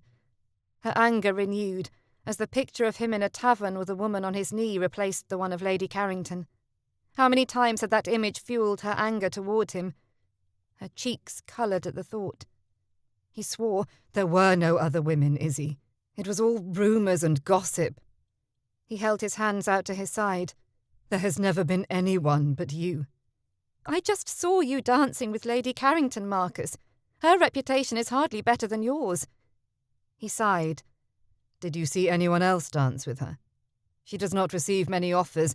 I am uncertain why she even comes." Izzy scoffed. "You were just being kind. How magnanimous of you." She let out a huff. Did he think her daft? If they were all just rumours, why did you not put a stop to them? The irritation left her as hurt settled in. She bit her lip. "You forget that Margaret saw you with her own eyes." Her voice dropped to almost a whisper. She wanted to believe him more than anything in the world, because if what he said was true, then perhaps there was a way for them. But how could she believe him? Margaret would not have said such things if they were not true. Would she? He looked at his hands. "Someone I had hurt most deeply started the rumour. I had ruined her reputation after all. Did I not owe her mine?" He did not meet her eyes. "I just did not realise how far it would go, and that it would require me to lose." He looked up and held her gaze. "Everything that mattered." "Margaret," Izzy whispered, swallowing the lump in her throat. It was Margaret who spread the tales. She licked her lips. That was why Margaret had been so angry and insisted that Izzy not speak to Marcus. She was afraid he would tell Izzy the truth. Everything she thought she had known was a lie. She looked at Marcus and her anger grew, but not toward him. How could Margaret do that to a person? She had destroyed his good name. Izzy had looked up to her sister, looked to her for guidance and wisdom, and it turned out she was nothing but a vindictive gabster, a liar. Perhaps Izzy should be thankful for those rumours now, for they may be the only things that had kept Marcus unmarried for so long. But still, she could not be so selfish as to be grateful for what he had been through. "I don't know what to say," she whispered. All the times she had cast his reputation in his face came flooding back to her. How many times had she judged him for them? Was she any better than Margaret? "I am sorry you feel so inadequate for what I have said to you, what I have thought about you." The ache in her throat increased until she thought it might burst. She clenched handfuls of silk in her fists to keep her emotions in check. He took a step forward. You believe me? She nodded. I should never have doubted you. I knew the man you were. Those rumours always felt so odd, so inconsistent with your nature. I should never have believed them, but Margaret— She paused. She could place a great deal of blame at Margaret's feet, but Izzy's own lack of faith in him was her regret to feel. He reached forward and grasped her hands. She was your sister. You had fewer reasons to doubt her than you did me. It is understandable. He intertwined their fingers. Izzy looked down. Her hands looked so small compared to his, but they fit perfectly together as if they were made for each other. But they said much more than that. They said he forgave her, which was more than she deserved. Marcus stared at her. A shadowed grin turned up his lips. Izzy? Izzy smiled back, suddenly feeling shy. Yes? Do you know how much I want to kiss you right now? He ran his tongue over his lips and sighed. Her stomach fluttered, and she felt light, almost as if she were one of those peacock butterflies living in her stomach. She took a step toward him, leaving only a hint of space between them, then moved up to her tiptoes. Then why do you not? He blinked several times, and Izzy's eyes began to close. But then he released her hands and took a step back, grunting low in his throat. I can't. Speaking to you now, alone in the darkness. I have endangered your reputation already. If someone were to come upon us in an embrace, you would never recover. I love you too much to risk that. He licked his lips again, as if to tempt her even more. I have waited this long. I can wait longer so I may do this right. She wanted to grab hold of his lapel and shake him until he agreed to kiss her. But he was right, and she knew it. What if I do not care? What if I cannot wait? A half smile curved her lips. Then I will have to be the one to show restraint. He took in a long sigh and took another step back. I love you, Izzy. Never forget that. He stepped around her and disappeared into the shadows. Izzy turned around and clenched her fists at her side. He was right. Of course he was right. But it did not lessen the sting of being so close to feeling his lips on hers, of being in his arms again, then having it ripped from her grasp. She walked farther down the path into the darkness until she found a bench. Sitting, she dropped her elbows to her knees. She wanted to scream, to pummel something hard until this feeling left. Oh, how was she to endure the rest of the evening? How was she to pretend that nothing had changed? She shook her head. She could not. She had to leave immediately. At least at home she could relive the moment he declared his love over and over, even if it made her wish to scream all over again. Izzy sighed and put her hands over her face. Sally would be disappointed to leave early. Hang Sally. She would have plenty more opportunities to attend such events once she married. Izzy needed to think of herself right now. She already felt a headache coming on. Chapter 25. Marcus scrubbed a hand over his face. Izzy loved him. He nearly pinched his skin to ensure he was not dreaming, because it was only in his dreams that he had heard her utter those words before. He shuffled up the path, his focus far from this garden and this ball. The light from the townhouse slowly lit the pathway until, without him even knowing how, he arrived on the terrace outside the ballroom. Marcus stared in at the couples dancing inside. What was he doing here? He did not need dancing at present. He needed quiet to sort through what had just happened. He knew not what to do next. In all of his thoughts and dreams, he had never allowed himself to go beyond the declarations of love. What would have been the point? It was never to happen. He strode through the terrace doors and headed for the entryway to call for his carriage. Oh, Mr. Tierney, there you are. I have missed you. Lady Carrington came to his side and ran a hand up his arm, resting it on his bicep. Might I call you Marcus? Her voice held a sultry tone. Marcus lifted her hand off his arm and stepped to the side. My apologies, my lady, but I must leave on a matter of urgent business. Not entirely a lie. Was a plan concerning Izzy not urgent? She stepped in front of him and jut out her lips in a pout. Surely whatever it is may wait. Marcus shook his head and sidestepped her again. I am afraid it cannot. He dipped his head and moved toward the door before she could interfere again. Once in the entryway, he paused only long enough to summon a footman and request his carriage. I will send for it immediately, sir, but there are still a great many carriages out front. It may take some time. Blast it. Marcus paced several steps away from the man before turning and coming back to stand in front of him. You see, it is as if it is fate. You are meant to stay here with me. Lady Carrington's hand snaked around his arm and she tugged him toward the ballroom. Marcus pulled out of her grasp again. Fetch my hat, he said to the footman. He looked over his shoulder at Lady Carrington. The woman was relentless, and he was not about to wait here any longer. I have no time to wait for my carriage. I will set out on foot. Please send word to my driver of my whereabouts. The footman hurried to do his bidding, returning the hat. Where might I tell him you are travelling to, sir? My apartment, where else? Marcus snapped. The footman said nothing, only nodding in response. Marcus grabbed his beaver and pushed it down on his head. Perhaps a walk would be better anyhow. His head was a muddle of thoughts. He strode out the front door without a backward glance. Izzy loves me. It felt so odd to say it and know it was true. His footsteps slowed, but it was too late, was it not? His reputation was beyond repair, and he would only soil hers if they married. Her father would never allow such a thing to happen. His chest tightened, and he quickened his pace. He had told her he would do things right. Was that even possible? Or had he just given her false hope? He growled. But how could he continue on as if nothing had changed now that he knew? How could he awaken every day knowing they loved each other and could not be together? He kicked at a pebble on the walkway. But how could he do otherwise? He loved her too much to see her endure the censure and whispered talk. A carriage passed by and Marcus continued on. Tierney, is that you? Someone called. Marcus pulled up and looked back.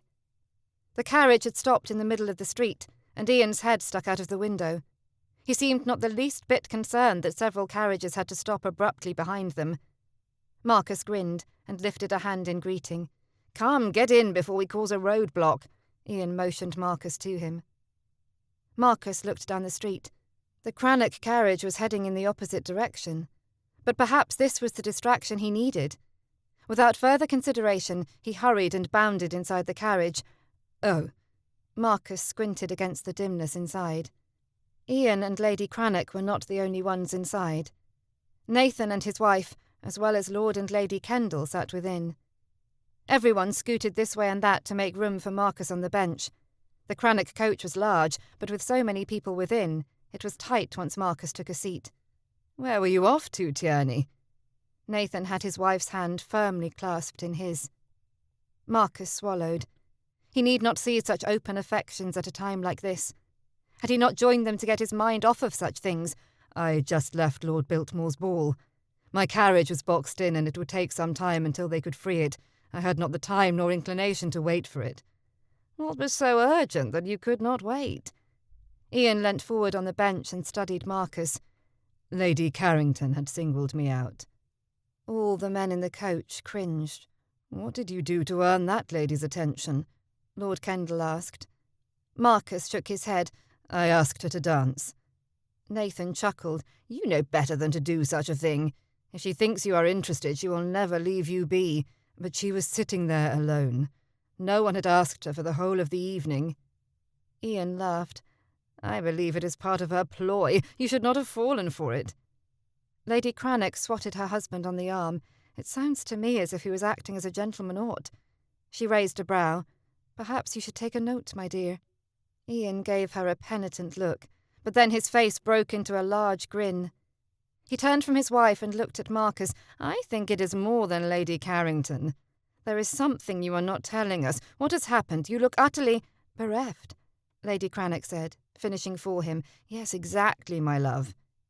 Ian beamed down at his wife for a moment before turning his gaze on Marcus. What have you lost?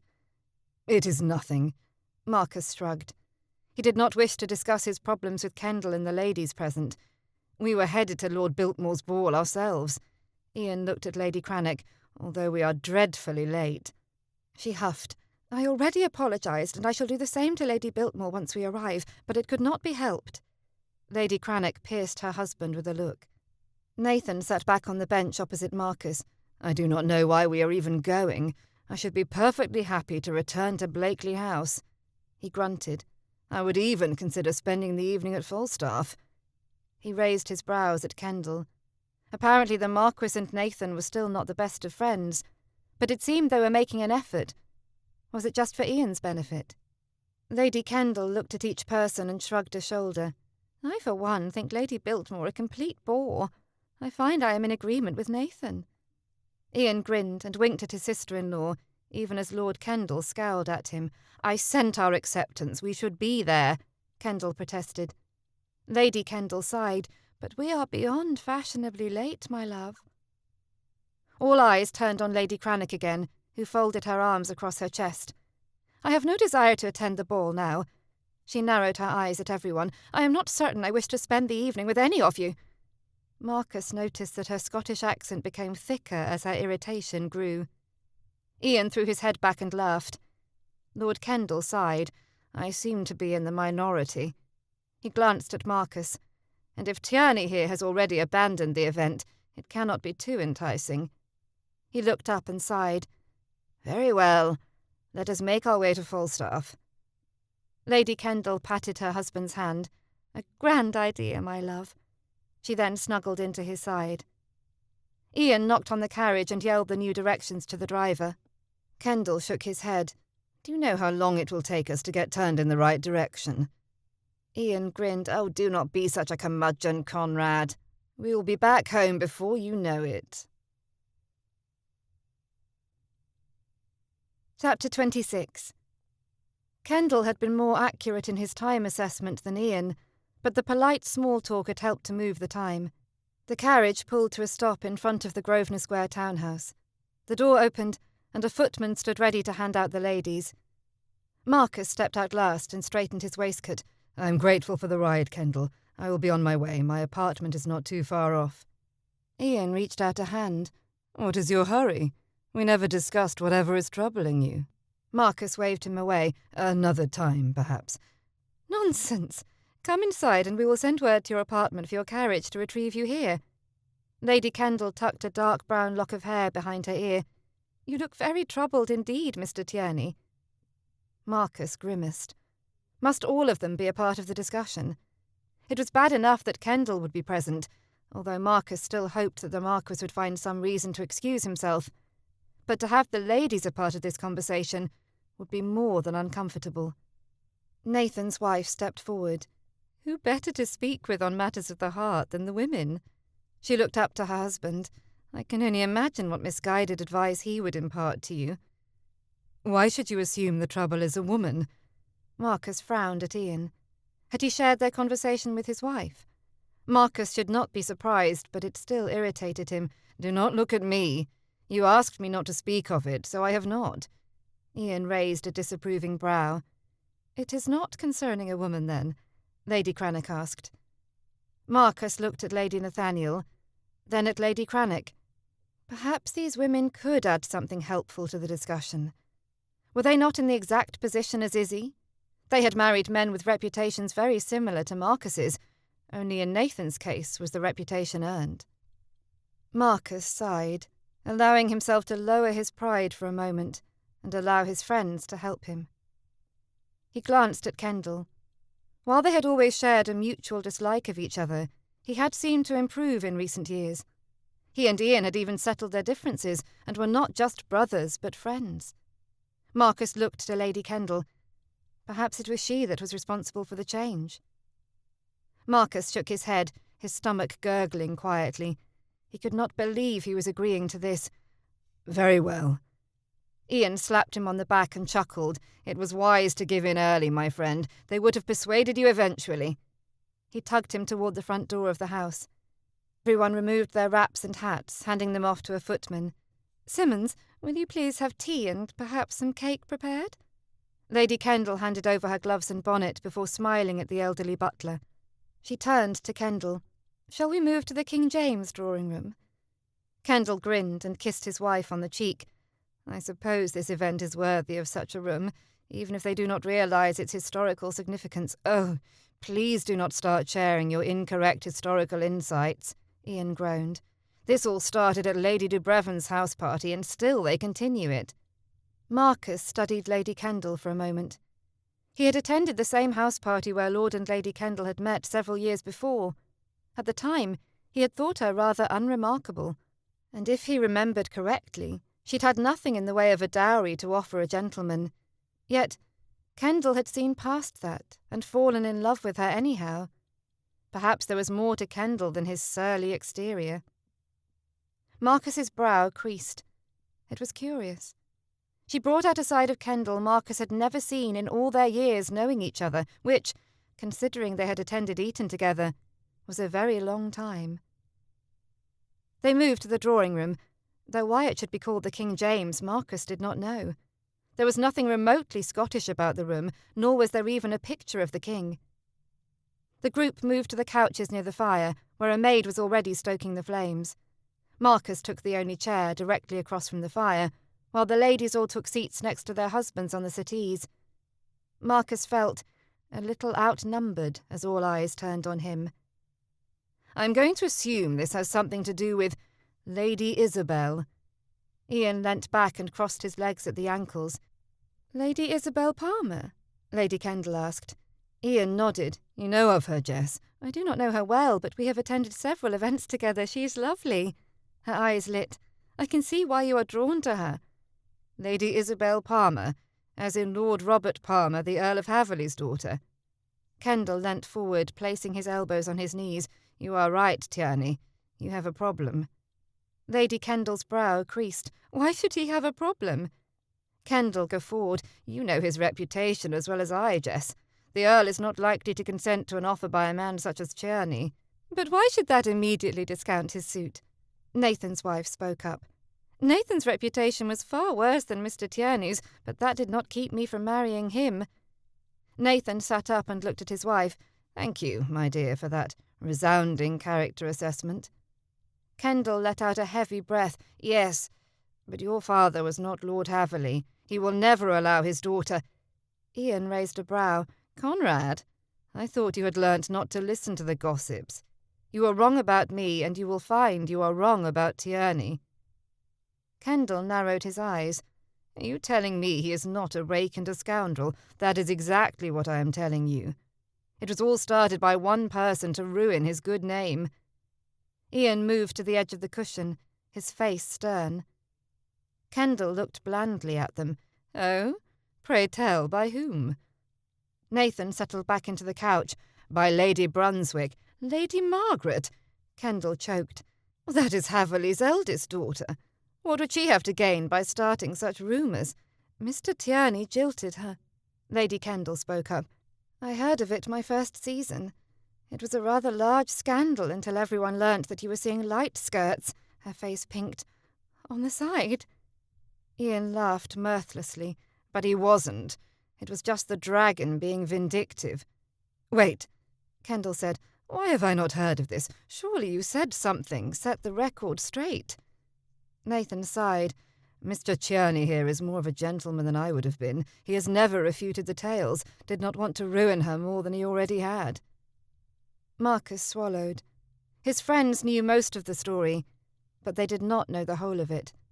They did not know why Marcus had thrown over Margaret in the first place. He'd never told them of Izzy. If they knew, it would surely change their opinions of him. He should not have agreed to this. Not only had it provided no help, but it also now threatened to expose him as the scoundrel he actually was. Kendall studied him. "Why did you jilt Lady Brunswick?" Marcus shrugged. "Our mothers had planned the marriage since her birth. I was doing what was expected." He sighed and dropped his gaze to his hands. His fingertips pushed together, then back out. "But I did not love her. I had to call off the marriage." "Because you loved someone else." Lady Cranach had said very little to this point, but when she chose to speak she was very perceptive. Why end it unless there was another? Marcus nodded. Yes, there was someone else. You never spoke of that before. Then Ian sucked in a breath on the couch next to Marcus.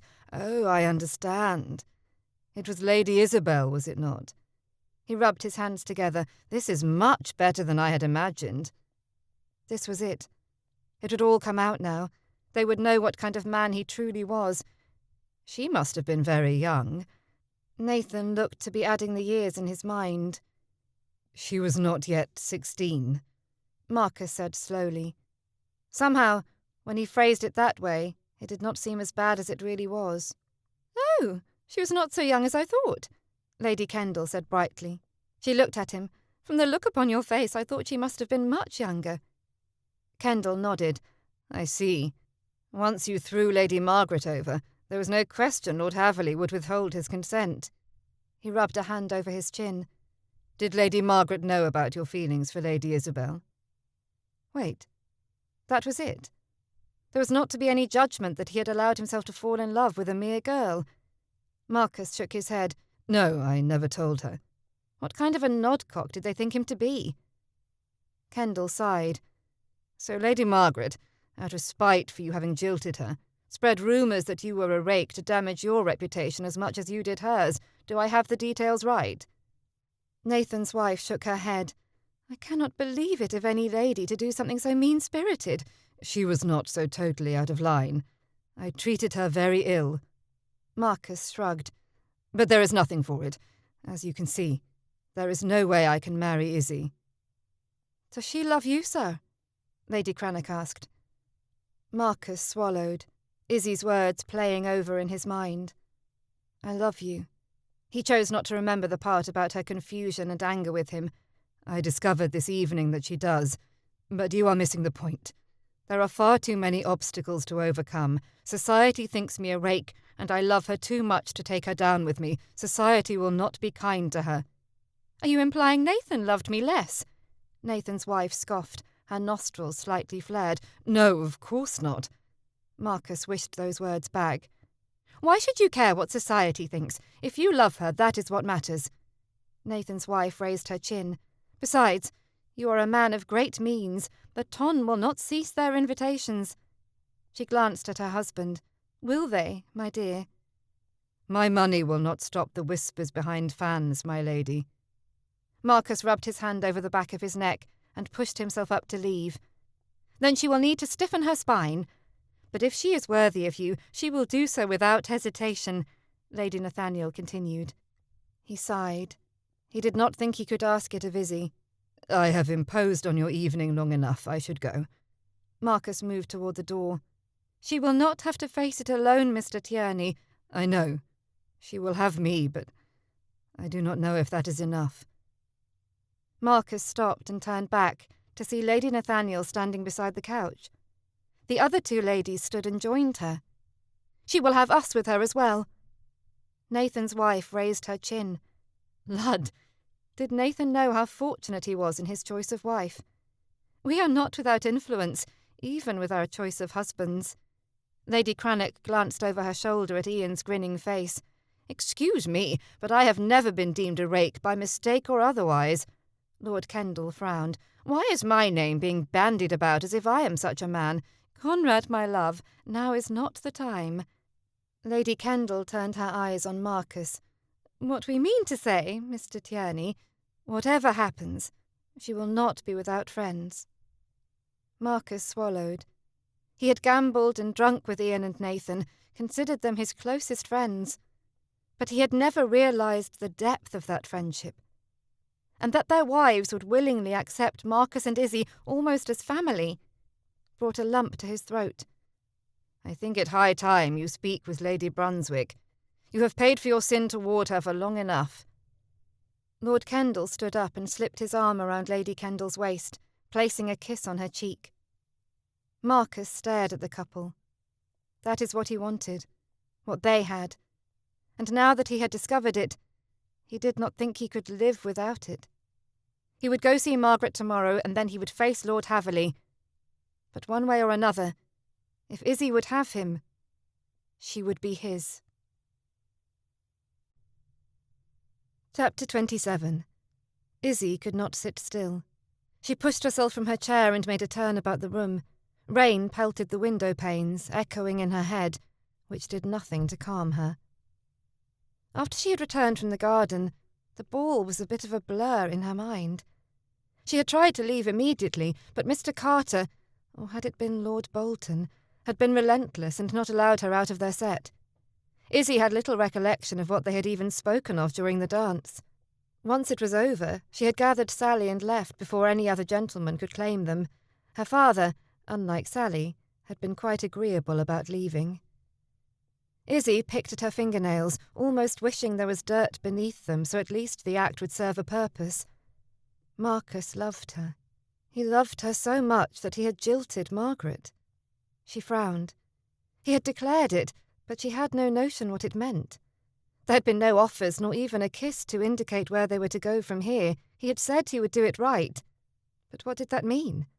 Repair his reputation, which seemed a mighty task, or ask her father for her hand? Izzy lifted a hand to her lips, regretting she did not even have that memory to help her make sense of everything, or perhaps it would have just muddled an already confusing situation. Would he offer for her? Was he going to speak to Margaret? But then what? She sighed. Even if he spoke to Margaret, Izzy had no notion of what good that would do. He still had a reputation as a rake, a scoundrel. Attaching herself to such a man could do nothing but harm her own reputation. A knot tightened in her stomach. Could she accept him, knowing she would take his sin upon her as well? She pulled hard on her nail and let out a wince. "Isabel, what is wrong with you this morning? You are acting like a scared cat, jumping and pacing the floors." Sally laid aside her stitchery and turned to look at Izzy. "It is not just this morning either, now that I think on it. I do not think you paid any of the gentlemen you danced with a moment's heed last night. It was as if you were somewhere else entirely." Izzy pushed up the corners of her mouth. Heavens, when had smiling become so difficult? "I am well. I think I am just restless. And this rain is not helping matters any." She chuckled nervously. But why was she nervous? Would it be so bad if Sally knew what had happened in the garden? Perhaps Izzy should confide in her friend. "Did you notice Mr. Tierney left shortly after dancing with Lady Carrington?"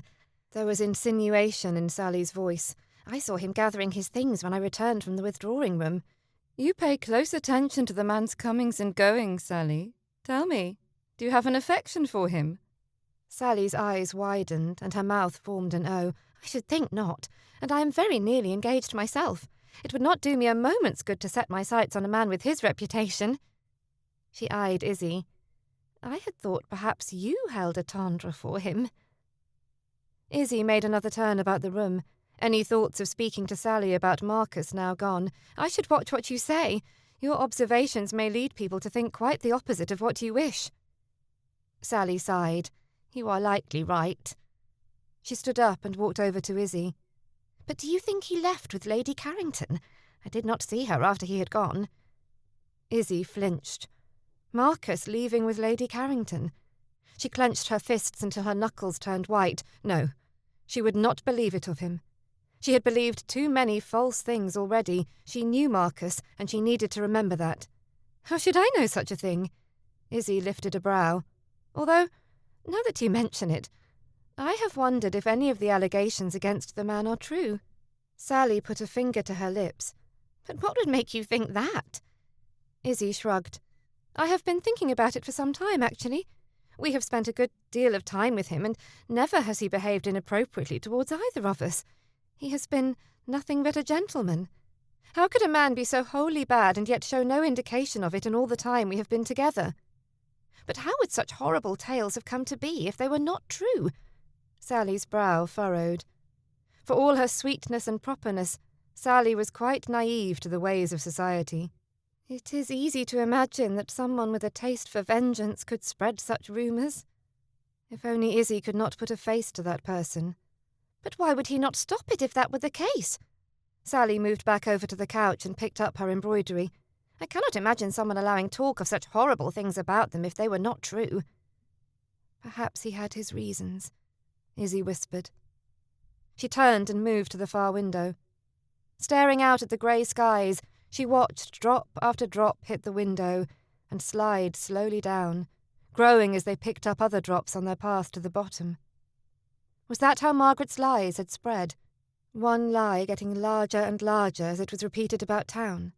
Had she started out by saying she had heard tale he had been seen with a light skirt, then grew to her saying she had seen it with her own eyes, until by the third or fourth telling it had become the horrible slander that now followed him wherever he went? "Good day, Isabel." As if thinking on her had conjured her, Margaret stood in the doorway. She looked far too happy for someone with such a black soul. "Good day, Margaret." Izzy had difficulty keeping the contempt from her voice. She saw her sister in a different light now. What was the name for complete darkness? What brings you out on this wet morning? What indeed had brought her out? It was far too early for her to be out of bed after such a late evening the night before. While Izzy and Sally had been home before they had served supper, Margaret had likely stayed far into the early morning hours. As Izzy looked on her sister, she could see the weariness in her eyes, the dark circles beneath her bottom lids.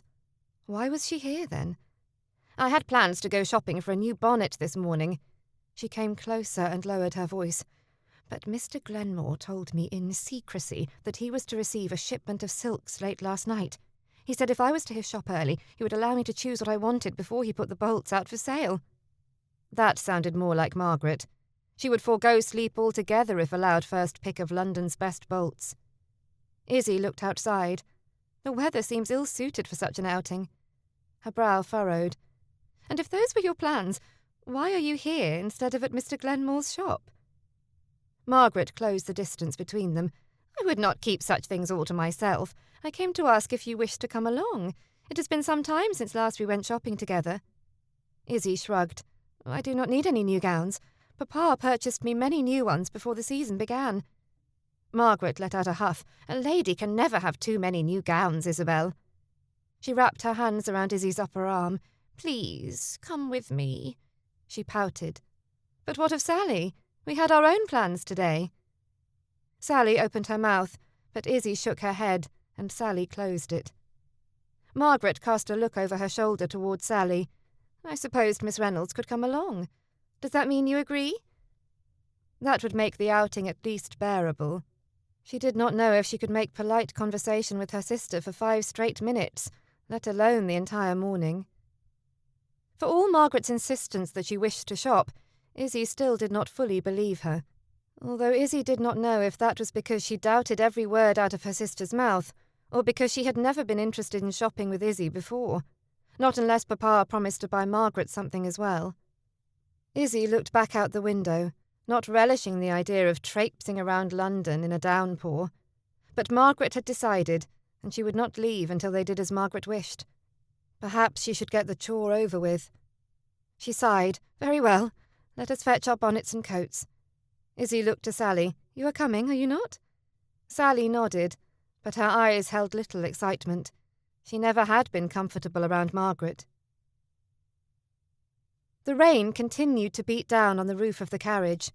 Izzy pulled her pelisse tighter around her legs. Why had she agreed to come out in weather such as this? It had only seemed to grow in fierceness once they entered the carriage. She looked at Sally, sitting straight and proper on the bench beside her. She held her hands folded tightly in her lap. Margaret was domineering and terse, but Izzy did not feel threatened by her as Sally did. Perhaps it was because they were sisters, and Izzy knew Margaret would never do anything to hurt her. Sally must not have that same faith. Izzy pushed out her lips on a sigh and turned her attention out the window. It was difficult to see through the rain-spattered glass, but... "Margaret, does your driver know where we are going? He seems to be taking us in the wrong direction. You need not fret, Isabel. Paul knows what he is about." She arched a brow and turned her gaze away from Izzy. Izzy watched her sister's face. Several expressions flitted by, but they were all fleeting. Izzy turned back to the window. "Margaret, I am certain we are leaving London, not going farther into town." Margaret shrugged, and only offered a in response. What was going on? Where were they really going? Because Izzy knew for certain it was not Mr. Glenmore's shop. The townhouses and buildings identifying London faded, as country houses and large expanses of fields became the view outside the window. Izzy's heartbeat increased as she recalled her earlier thoughts. Margaret would not harm her, would she? Izzy had been certain of the answer moments ago, but then, had she not been certain her sister had told the truth about Marcus? "Where are we going, Margaret? Tell me this instant, or I shall jump from the carriage."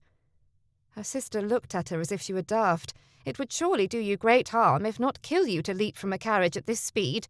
She shook her head. "You are such a child sometimes, Isabel." Izzy leant forward as if to grasp the door latch. "Then tell me the truth." Her sister looked at Izzy's hand and then the latch. "Oh, very well," she sighed in irritation. "We are for Chatlingham." She folded her hands in her lap and looked away as if that was the end of the conversation. "You are taking me to Dorset. But why? Papa will come looking for me." What about Marcus? Would he believe she abandoned him just when they were mending the past? Margaret shrugged. "Papa knows precisely where you will be. I told him before we left." Margaret held up a hand. "And before you simper and whine that you do not have your things, I had Jennings pack a trunk. She is following in a carriage behind." Izzy huffed. Who all had been a part of this plan? Had Sally known? "You are kidnapping me." Margaret sneered. "I am doing no such thing. Stop with your theatrics, Isabel. I am simply taking you to Dorset with Papa's permission. Yes, but it is against my will. That is kidnapping." Izzy glared at her sister as Margaret waved a hand in the air, dismissing Izzy's claim. Izzy glanced at her friend. Sally's wide eyes seemed to indicate she had not been a part of the plot. She was probably even now worrying over her own things.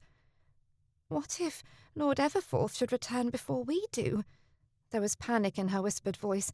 "I have left no word as to where I am or when I will return." Izzy patted her hand. "We will send a note as soon as we reach Dorset." "But it would not be proper to send a note to a gentleman." Sally chewed on her lip. "Yes, but you are nearly engaged." "If you were in London when he returned, your engagement would be made official, would it not? I think it fine for you to send a letter to your betrothed, informing him when you will be back and can make your engagement public knowledge." Sally's brow was still furrowed, but she nodded. Now that Sally was calmed, Izzy allowed her own panic to rage. "But why?" Izzy could not think of a reason her sister would kidnap her and take her all the way to Dorset in the middle of the season. Margaret laughed mirthlessly. "As if you do not know, my dear sister." She sighed. "Someone had to save you from yourself. And him." This had to do with Marcus, then. But why? It was not as if Margaret could know what had happened in the garden. Izzy had told no one. "It is not your duty to save me." Izzy pursed her lips and clenched her jaw. She was 21. She did not need her sister coming to her rescue. And what exactly was Margaret saving her from? As yet there was no agreement, no offer, and no indication that one would be forthcoming. "Perhaps, if you had listened to my first warning, I would not have had to take such drastic measures, but I saw last night that you disregarded my counsel." She had seen Izzy with Marcus.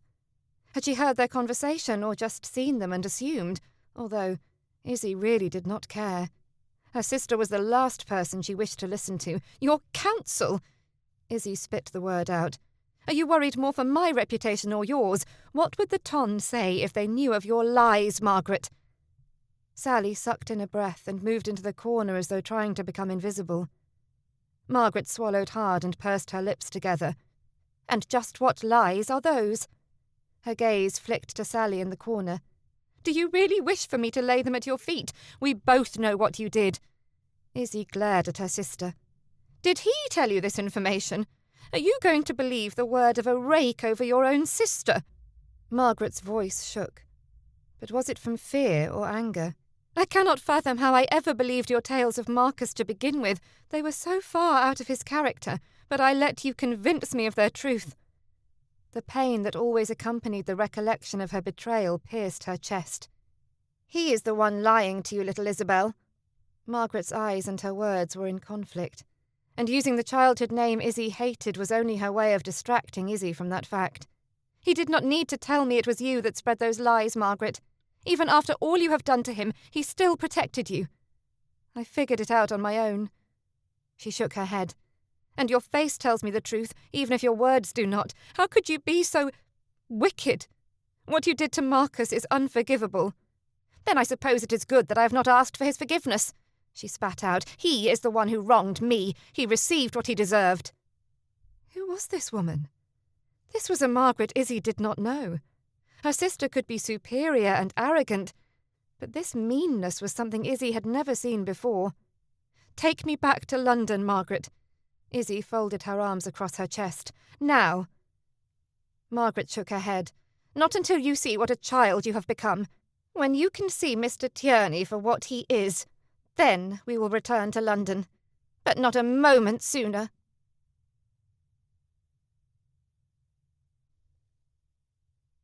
Chapter 28.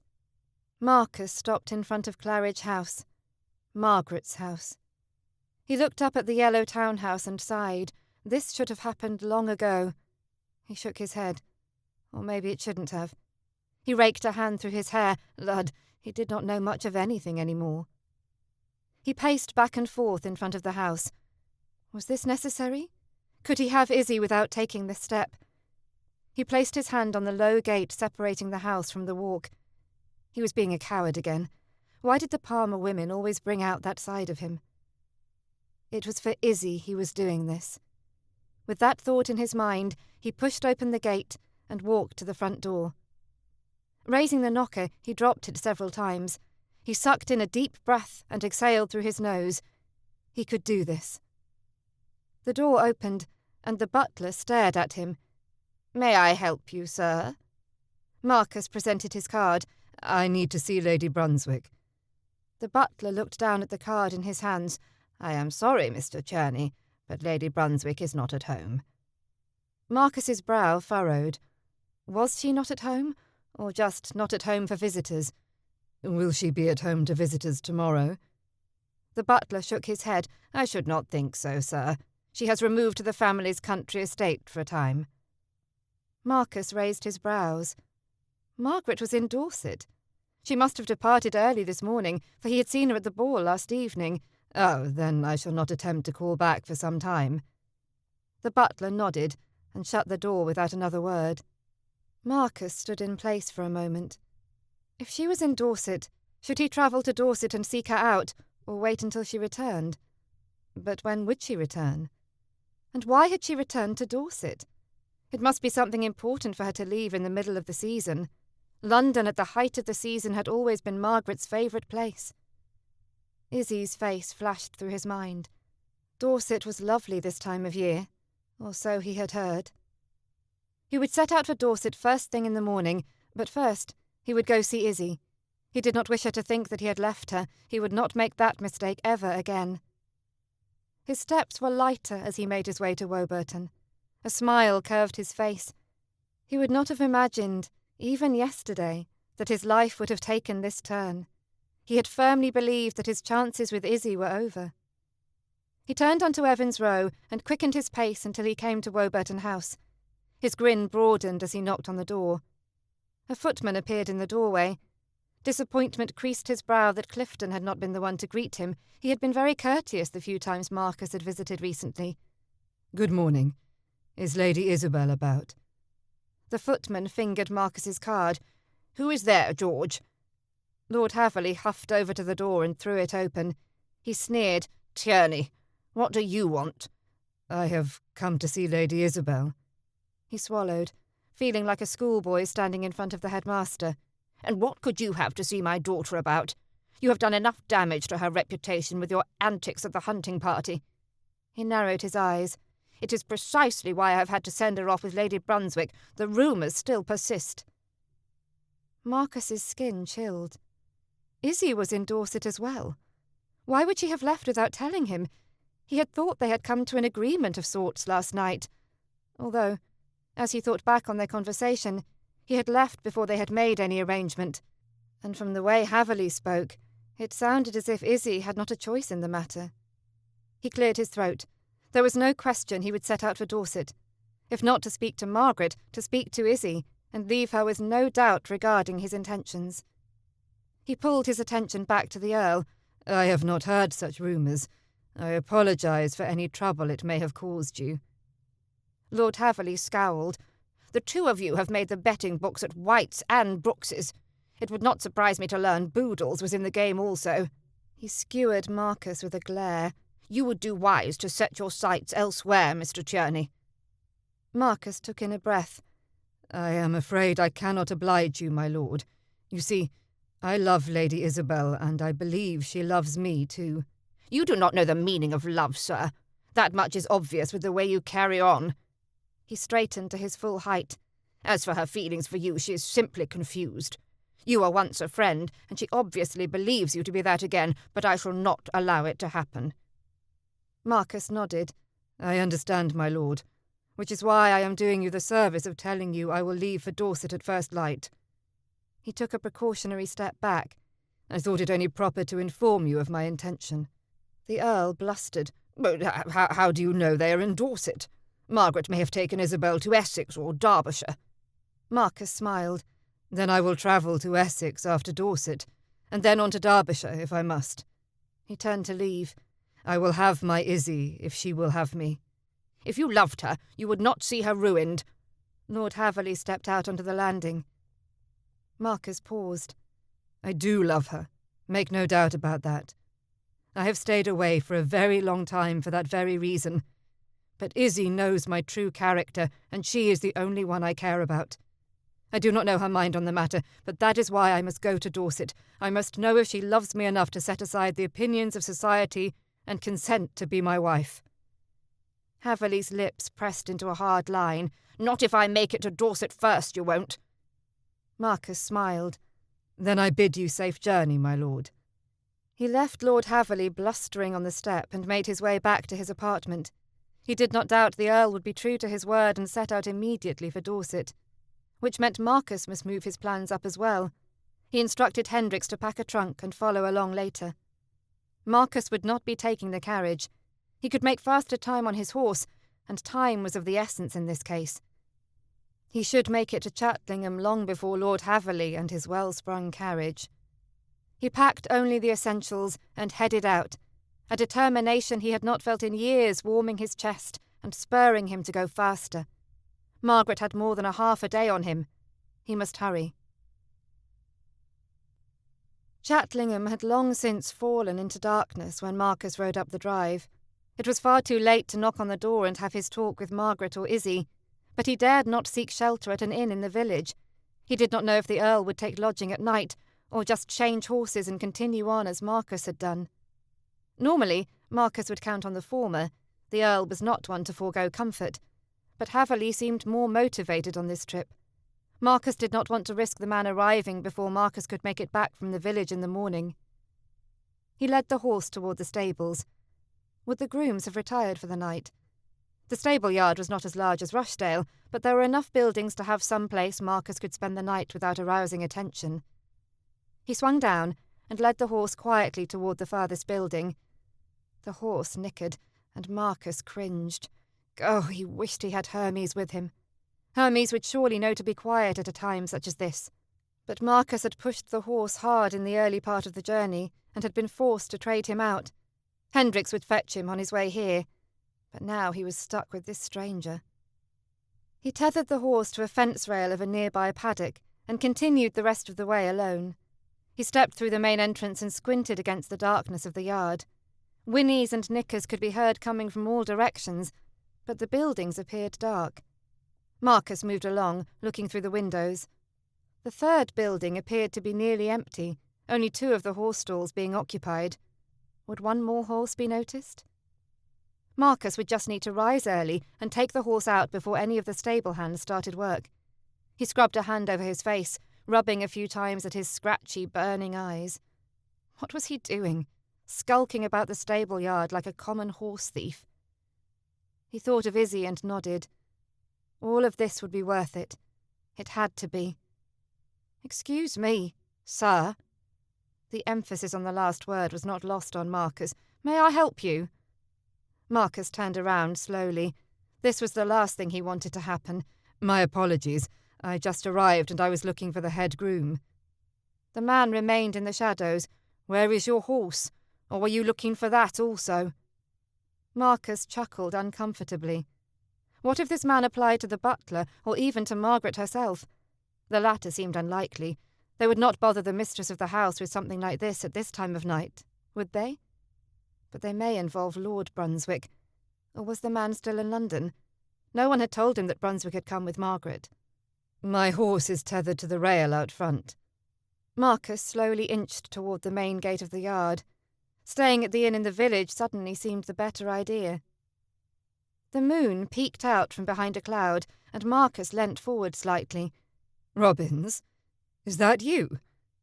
Robbins's face broke into a grin. Mr. Tierney, I did not know it was you. Marcus chuckled, his whole body relaxing. No, I suppose you did not. He clasped the man on the shoulder. What are you doing here? I thought you were still employed by the Earl.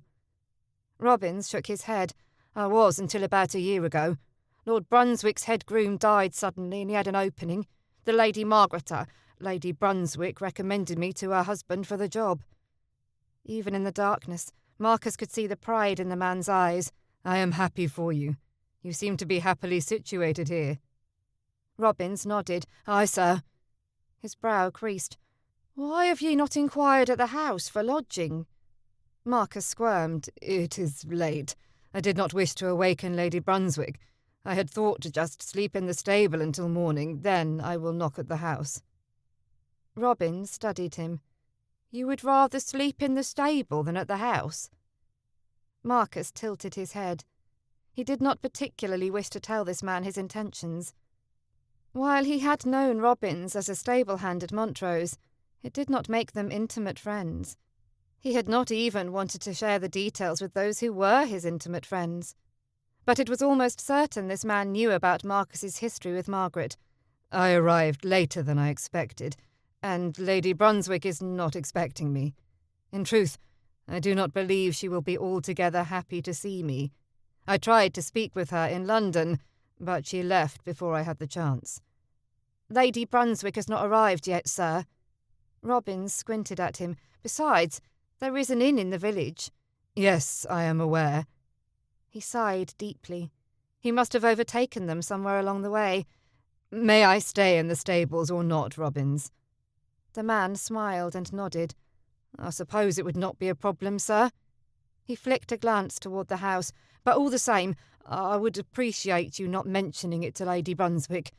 I do not believe she would take kindly to me allowing you to hide out in the stable.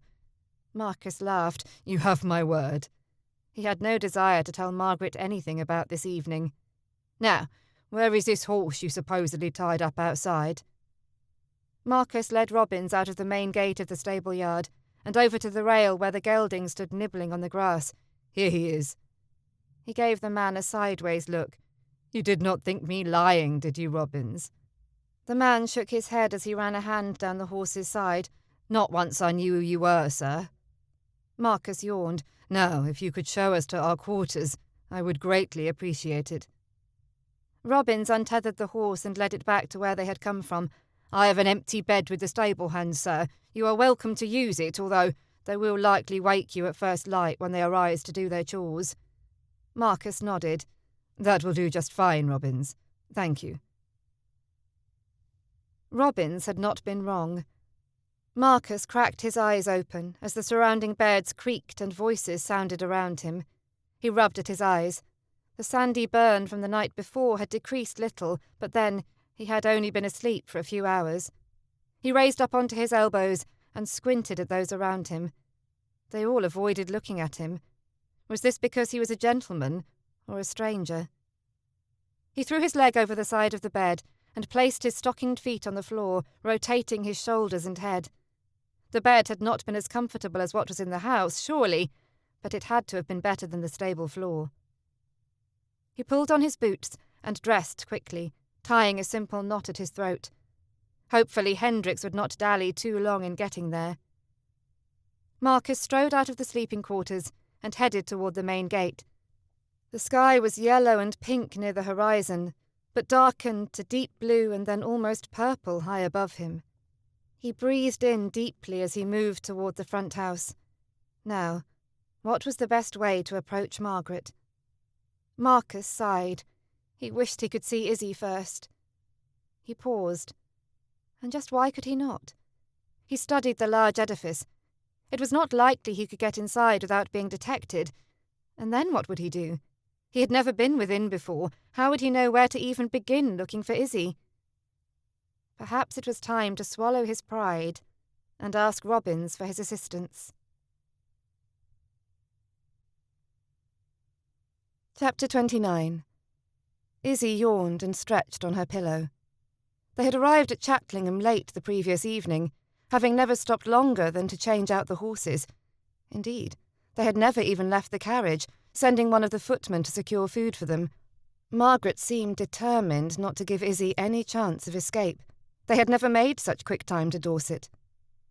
Once they had arrived in Dorset, Margaret had asked if they might talk after they had rested.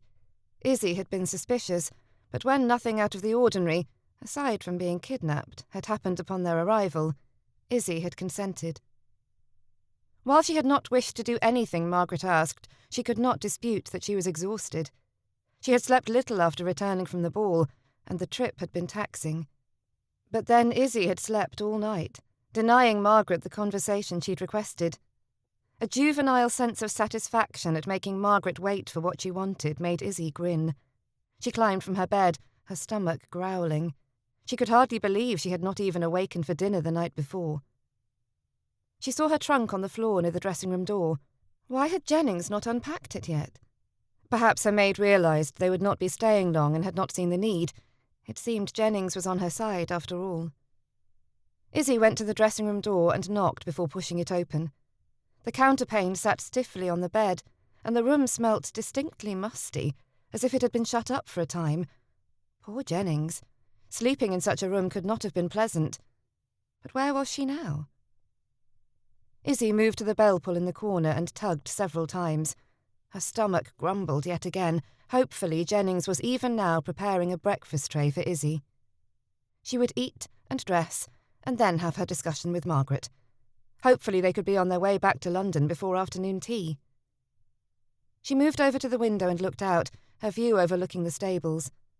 There was a flurry of activity below as grooms worked with horses of different colours and sizes. Izzy sat in the chair and watched. What was Marcus doing this morning? Did he know she was gone?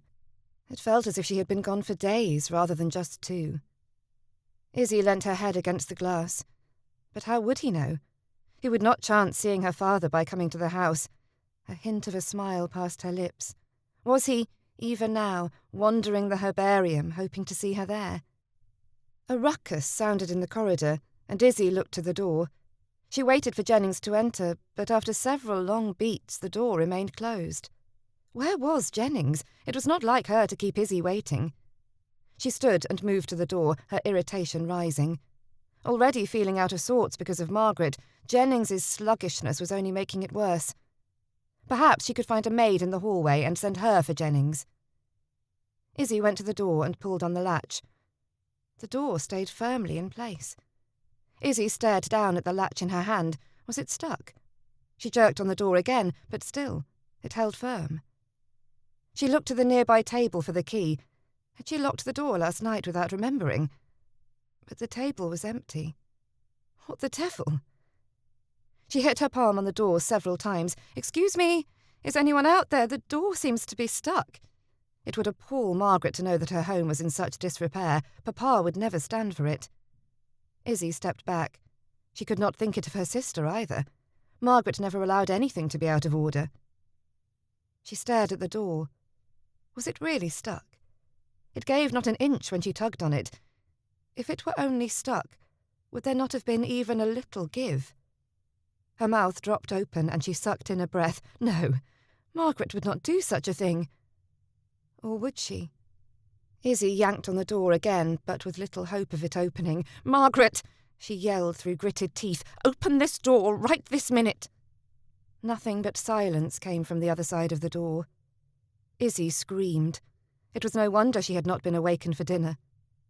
How could Margaret do this to her? Was it not enough she had brought her here in the first place? Now she was holding her prisoner. This had to stop. "Isabel?" A whispered voice sounded from the corridor. Izzy hurried to the door and pressed her ear against it. "Sally? Is that you?" "Yes. Are you well? I was starting to worry after you." "Sally, you have to help me get out of here. Surely you can find a key." "I cannot." She has a maid watching the door, so even if I could find a key, it would be for naught." Sally's voice was low, sounding as if her mouth were right against the door. Izzy pounded her fists on the wood. "Go!" A small yip sounded on the other side, and Izzy winced. Perhaps that had not been the kindest response if Sally were pressed up against the door. Izzy turned her back to it and slid to the floor. How long was Margaret going to keep her here? The rest of her life? "Oh, Sally, we did not write your letter to Lord Everforth. I am sorry I brought you into this. You did not wish to come, and I forced it upon you." She sighed, remembering back to the card party. "But it is what I always do, is it not? Force you to do things you do not wish to do. Why do you continue in a friendship with me? All I do is bring you trouble." "Lady Brunswick allowed me to write the note before I retired last night." Izzy could hear the smile in her voice. She was happy to send the note to Lord Everforth. Perhaps Izzy was the only one unhappy about that turn of events. "She said I should not suffer because of your poor decisions." How kind of her, Izzy hissed. Sally sighed. "As for your other assertions, I have no notion what you are talking of. I think you the best friend I could possibly have." "Thank you, Sally." Izzy sighed and dropped her head back, a thunk sounding on the wood. "Do you know what my sister plans to do with me?" "No, she just kept ranting that you don't listen." Izzy heard the rustling of skirts. Sally must have moved to the floor also to continue their talk. "I believe it is she who does not listen," Izzy muttered through clenched teeth. "Oh, she's coming." More rustling of fabric in the corridor as Sally moved away from the door. "Good morning, Lady Brunswick." Yes, I understand she is awake." Margaret's clipped voice sounded. "Yes, my lady." "Isabel?" Margaret's voice carried through the door with hardly a muffle. It almost sounded as if she were right next to Izzy. "I hope you slept well. Let me out of here, Margaret." Izzy pounded on the door. "Not until you stop this nonsense." Margaret bit back. "I have Papa's permission to keep you here indefinitely if I must." "Where is my breakfast? Or are you to keep that from me also?" she growled. "Are you to starve me into obedience? Please cease your theatrics." Margaret heaved a sigh. "Why must you be so difficult? If I was not afraid you would escape and flee to London to be with that man, I should not have had to take these precautions." Izzy flattened her hand against the door, regretting the path she must now take. Pride was a hard pill to swallow, but it was the only way she could see to get out. "If I promise not to run back to London, will you unlock the door?" There was a long silence on the other side before Izzy heard Margaret's voice. "You promise?" "Yes." "Very well." The key sounded in the lock. Izzy moved to her knees and pushed herself up, the door cracking open when her body no longer pressed against it. Jennings, Sally and Margaret all stood outside the door. Izzy took in a breath. She was surely imagining it, but the air smelt different here in the corridor. Cleaner, or perhaps just freer than it had been in her room. She glanced at her sister's drawn face. "Thank you, Margaret." Margaret shrugged. "Jennings, help Lady Isabel dress." She turned down the corridor. "Meet me in the breakfast room, Isabel." "Yes, my lady," both Izzy and Jennings said at the same time. "Sally, you may take your breakfast in your room," Margaret said over her shoulder. Sally did not reply outside of a nod. Izzy motioned her into her chambers. Once the door was closed, Izzy sat down at her dressing table while Jennings scurried about. "Sally, I am glad you are here. I do not know what I should do if I were alone with Margaret. I think she is quite mad." Sally eyed her. "I believe she is worried for you, that is all." Izzy scoffed. "Worried about herself is more like it." "Is it true? Did Mr. Tierney offer for you?" "He has not yet, and I have no notion what he intends. But if he asks me, I will accept him." Izzy entered the breakfast room and moved to the sideboard to collect her plate and food. She had been quite ravenous when she had awakened, but since discovering she was a prisoner, her hunger had fled. "I am glad you have come to your senses." Margaret placed her toast on her plate and took a sip of her tea. "And what exactly do you consider coming to my senses? I will not try to escape, but if you mean to change my mind about Marcus, it will not happen." Margaret closed her eyes as her fingers tightened around her fork. "Why?" Izzy set her plate on the table and sat down. Because I love him. Margaret's face paled. Did she love him? It was not the first time Izzy had wondered. Even after all he has done. Margaret opened her eyes, and they flashed with anger or irritation. Or maybe it was hurt. Even knowing what he is. Izzy straightened in her chair. What is he exactly, Margaret? And do not tell me your lies about seeing him with a light skirt, because I know that story to be a falsehood. He ruined me. Does that mean nothing to you? Her voice was strained. Was she about to cry? Funny, Izzy had never thought her sister capable of crying. Even when Marcus had broken off their engagement, Izzy had not seen her shed a single tear. Perhaps that was why Izzy had not believed Margaret in love with him. Izzy sighed. It was 5 years ago, Margaret. You are happily situated here. Indeed, you married much higher than if you had married Marcus. Why are you still so intent on destroying him? He never loved me. Margaret stared at her plate, her head shaking. I did not think yours was ever to be a love match. Was it not planned from the beginning? A new picture formed in Izzy's mind. Margaret was not just angry that Marcus had called off their engagement. Hurt that he did not return her love had fueled her actions. Does it follow it cannot be both? Izzy licked her lips. Then you did love him. She already knew the answer. Why was she asking the question? Perhaps Izzy just wanted to see how honest Margaret was feeling this morning. Margaret shrugged. I suppose that is what it was. She glanced up. But he never spent time with me as he did you, and then, when he came to jilt me, to ruin me... She paused. He had been with you. I could see the dirt on his boots. He could not love me because he already loved you. I could see it in his eyes. It would always be you. Izzy did not know how to respond. She looked down at her plate, but nothing appealed to her. While she felt remorse for Margaret, Izzy could not excuse her sister's actions. Did she expect Izzy to forsake love for Margaret's sake? So that is it. I love him and he loves me, but we cannot be together because he jilted you. This could not be the only option Margaret thought possible. Margaret sat back in her chair. It is for your own good. Izzy shook her head. No, it is for your own good. Marcus and I will both be miserable. You are the only one who receives any joy from this. You think I have received any joy, knowing the man I had loved would rather live alone and ruined than with me, Margaret shouted. She ran her hand down her skirt as if to calm herself. Do you not understand? If you marry him, you will bring scandal upon yourself, upon the whole family. I do not care what people say of me. Izzy stood up and pounded her hands on the table. It is you that does not understand. The scandal came at your hands, Margaret. You ruined a good man. Do you realise the weight the stories you spread held? She wanted to rage more, but as she looked at Margaret looking so small and inconsequential, she stopped. You made me believe it of him, and for that I do not know if I can ever forgive you. Margaret placed her napkin on the table. It was never my intent to ruin him completely. Izzy laughed mirthlessly. How could you think otherwise? Stop telling me lies. I am not so naive as I once was. You cannot convince me with your lies any more. She straightened and breathed in deeply. Either you fix this, or I will. And I do not believe you will like my way so very much.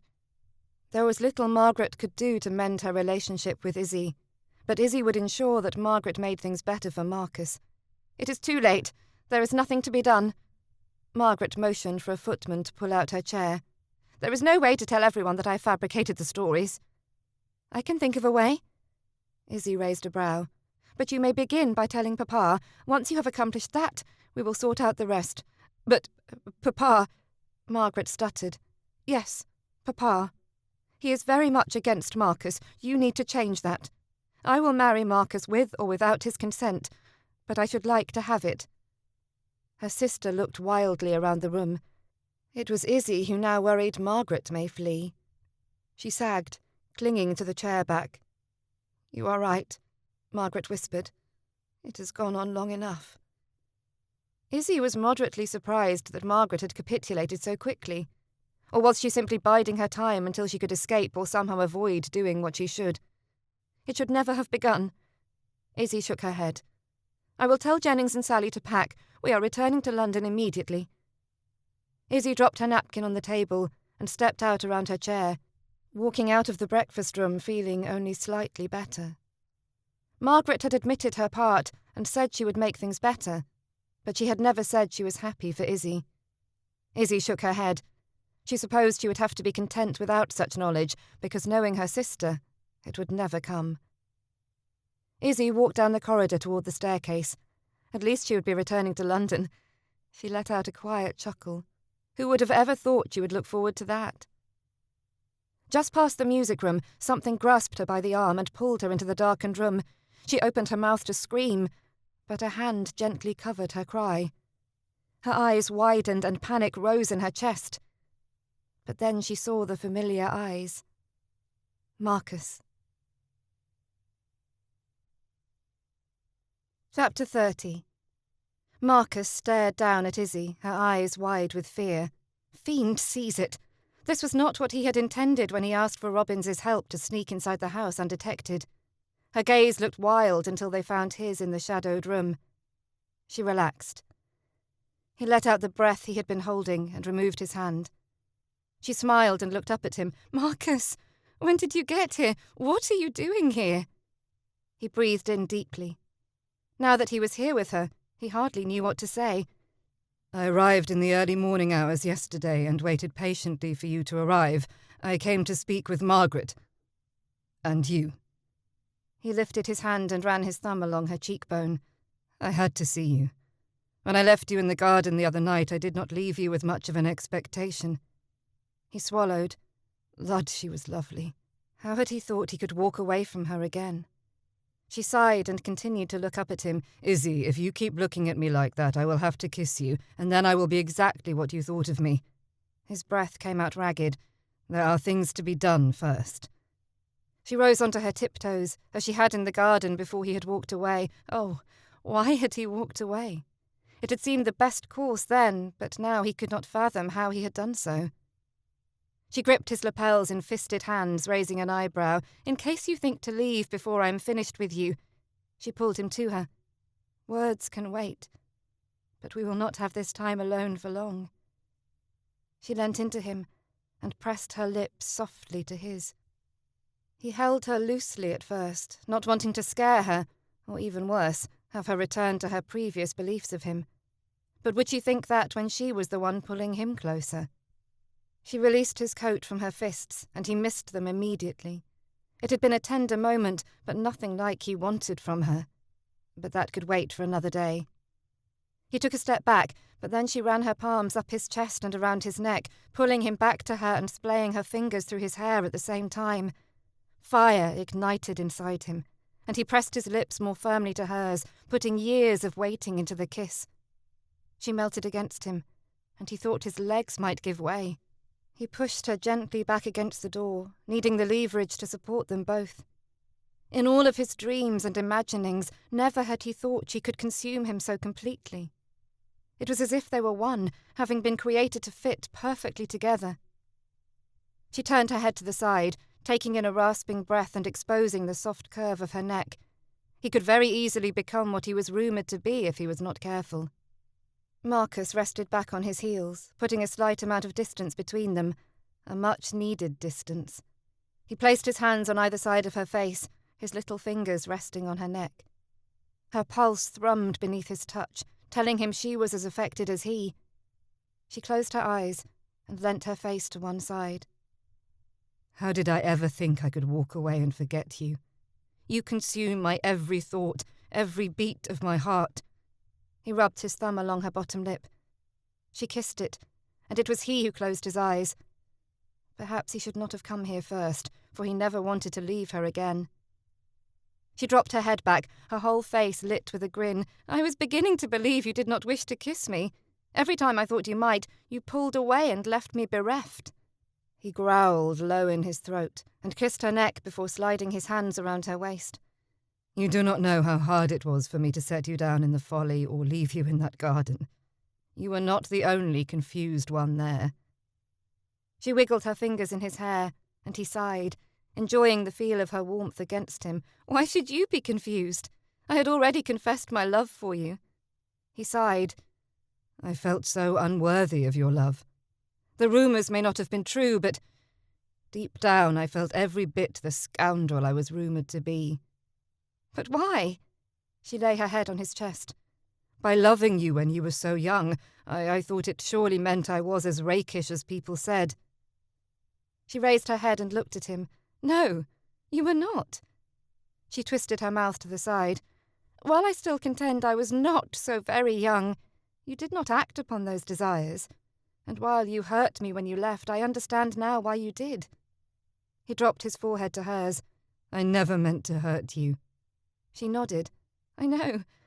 But when your dearest friend leaves, the only one who believes in the real you, it hurts. She withdrew her hands from his hair, and he nearly grabbed them and returned them to their proper place. But instead, she traced circles on his chest with her finger, and he decided that was an acceptable replacement. For a long time after you left, I did not know who I was. She bit her lower lip. He considered kissing her again, but he decided against it. She needed to finish what she had started. Besides, he had no intention of allowing this to be the last kiss they shared. In fact, he planned to kiss her again this very day. She continued with the circles. Indeed, I do not think I began to know myself until you arrived at the hunting party. You let me be me again, something Papa and Margaret did not allow. She ran her finger up his neck and into the dip in his chin. For that alone, I will always love you. He grinned down at her. I intend to show you many more things you may love me for, although it will take a lifetime to truly be worthy of you. She raised her brows. A lifetime? Mr. Tierney, I do believe that sounds like a proposal. He tightened his hold around her and winked. You always were an intelligent girl.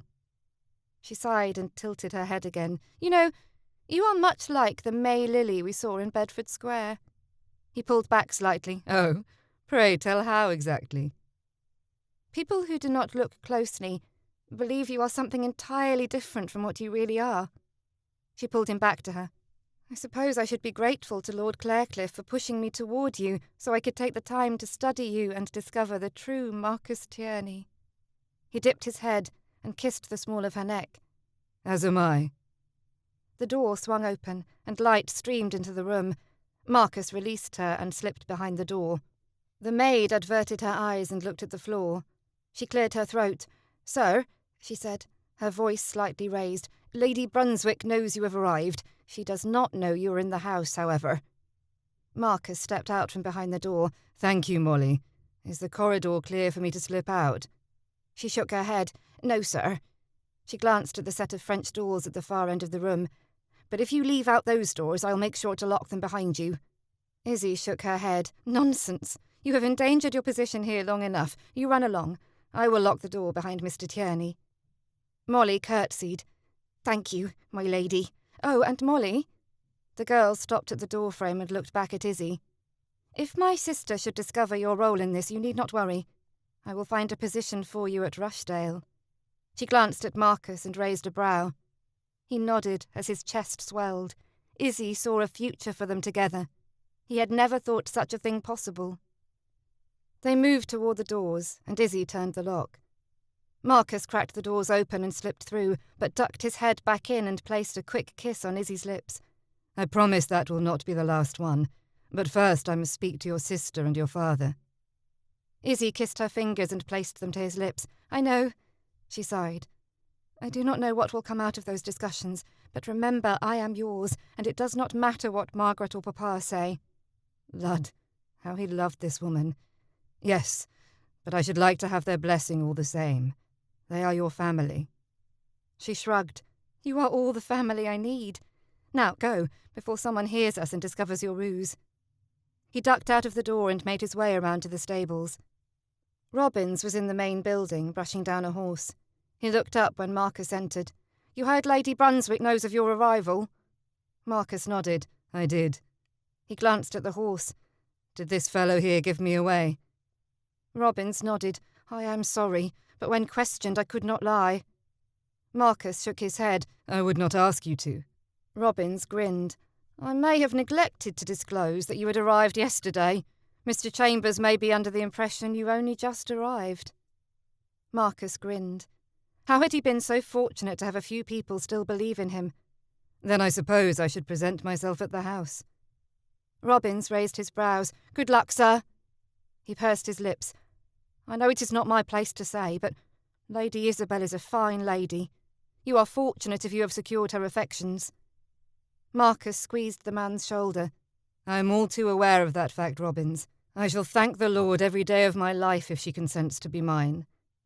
There was no reason to tell the man that Izzy already had consented, that she had done more than consent. Marcus ran his tongue over his lips, still feeling the tingle from their kiss. Well, I am off to slay the dragon. Robbins's lips twitched, but as any exemplary employee should, he did not laugh. Marcus moved out of the stable and up the front steps. He rapped on the door and withdrew a card from his pocket. Would Margaret see him? Or would she send him away and ignore his request to speak? She had been avoiding him for weeks, years, really. Why should today be any different? Still, Marcus felt lighter, more hopeful. It was undoubtedly due to his visit with Izzy. He felt as though anything was possible now. Perhaps hope, while torturing him for so many years, was not such a cruel master after all. Perhaps it had led him to this point in his life. The door opened, and Marcus handed over his card. Funny, he had not felt the need to stand or look in a particular way. Izzy loved him as he was. Perhaps he did not need to pretend any more. Lady Brunswick will see you now, Mr. Tierney. Please, follow me. The footman opened the door wide and waited for Marcus to enter. She wanted to see him. After all the notes and requests, she was finally admitting him. What had changed? The footman showed Marcus into a brightly painted yellow parlour. Margaret sat on the couch near the fireplace. She glanced up when he entered, but no smile crossed her face, not that he had expected one. Their troubled history seemed to rule that out. But the lack of a smile did not mean there were no expressions. Dozens flitted across her face, and for a moment, Marcus stood stunned. He had thought to marry this woman, but he knew nothing of her, nothing to recall after all these years. How could it be that they had known each other their entire lives, and he did not know what a single one of her expressions meant, when he could name nearly every one of Izzy's? Only those Izzy developed in the last 5 years had Marcus needed to learn in the last several weeks. Good day, Lady Brunswick. Thank you for agreeing to see me. She nodded as she stood. Please, do sit down. This was not the greeting he had expected. There was no sneering nor yelling at him as he had anticipated. Marcus moved to the sitting area and took a seat in the chair opposite her. He licked his lips. How did one start this conversation?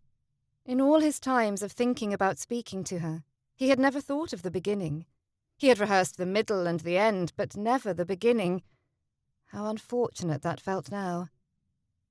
Marcus opened his mouth to speak, but Margaret held up her hand. He was rather grateful for that, as he had no notion what he was about to say. Before you speak, I have something I wish to say. Marcus sat back and crossed one leg over the other. Interlacing his fingers, he clasped them around his knee. I am... Margaret frowned. I suppose I should apologize. I may have led some to believe that you are not a reputable man. May have led some to believe. Marcus stared at her. That was to be her apology. It was not the begging for forgiveness he had imagined, not even an admission she had destroyed his good name.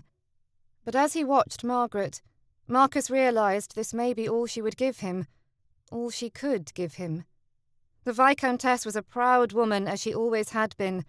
This much of an admission of wrongdoing was more than she was used to giving. Marcus nodded, not entirely certain what one said to such an apology. He sighed and leant slightly forward. I forgive you, Margaret, and I appreciate you offering the apology. It certainly could not have come easy for you. Her eyes flashed. Was she going to argue with him? Marcus suddenly did not care. Not about any of this.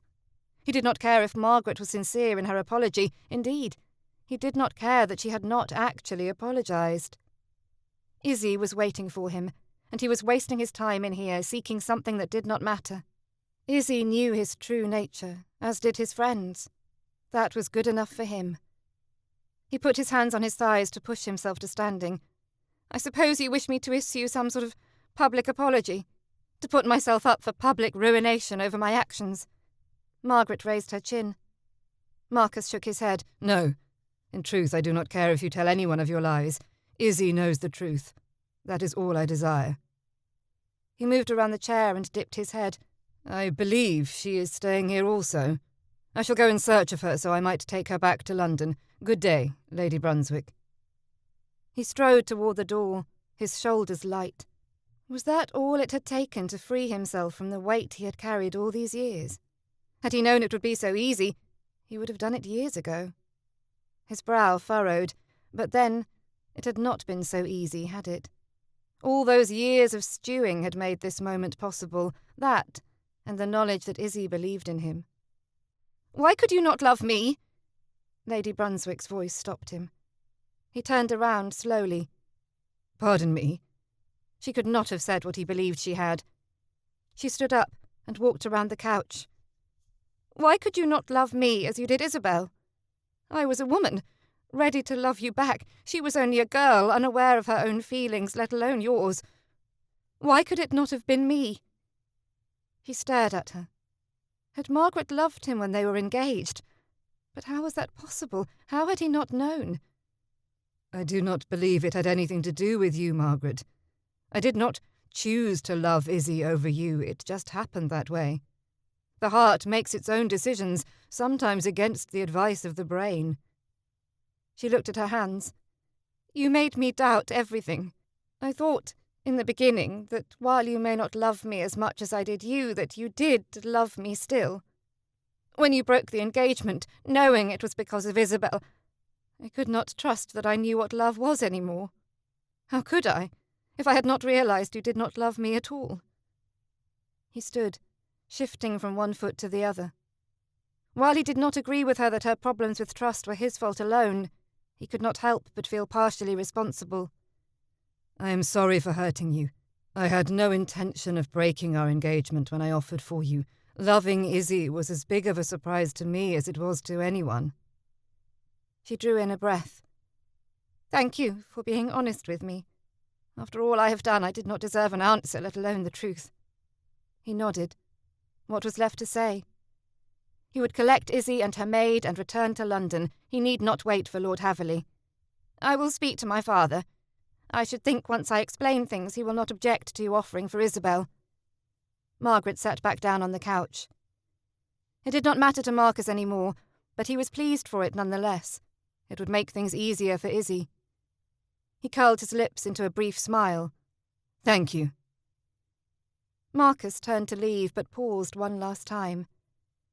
"I know it is not my concern, but Lord Brunswick loves you very much. Anyone who has seen him look on you knows this. I should think now all this is in the past, you might try to love him back." Margaret's eyes widened, and Marcus knew he had pushed too far. But then her shoulders relaxed, and she nodded. "You are right. He deserves a chance." Marcus looked at his hands. Now seemed a good time to take his leave. "Mr. Tierney, if you are to return Izzy to London, please take Miss Reynolds along with you. She is not pleased to be here against her will." "Certainly, my lady." Marcus left the room, unable to contain his smile. Izzy was his. He would seek an audience with His Grace the Archbishop of Canterbury as soon as he arrived in London. Perhaps he would draft a letter now and send it on ahead, so he need not wait for an answer. He had waited 5 years to marry the love of his life, and he did not intend to wait any longer than he had to.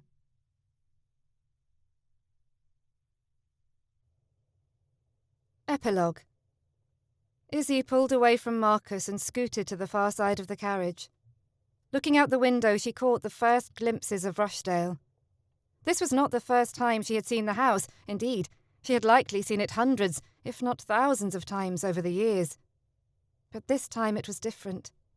This time it was home. "Are you disappointed over having to leave London early?" Marcus scooted up behind her and rested his chin on her shoulder. "I did not think my bachelor apartment the proper place for a newly married couple, but there were no townhouses left to let so late in the season." She shook her head. "Papa said we could stay at Woburton, but I find I have been missing the country." Marcus motioned to the house with his head. "What do you think? Does she meet with your approval?" Izzy looked back at him, bringing her lips within an inch of his. His mouth curved into a smile, and he moved slightly, kissing her lightly. "How am I to answer your questions if you keep kissing me?" He shook his head. "I don't care about the answer to my question. I can hardly remember what it was," he whispered, coming in for another kiss. She pulled back. "Oh, I almost forgot to show you this."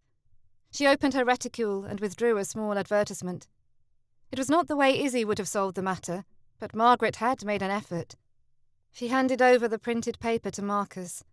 Thousands of these were printed and dispersed around London. He read over it.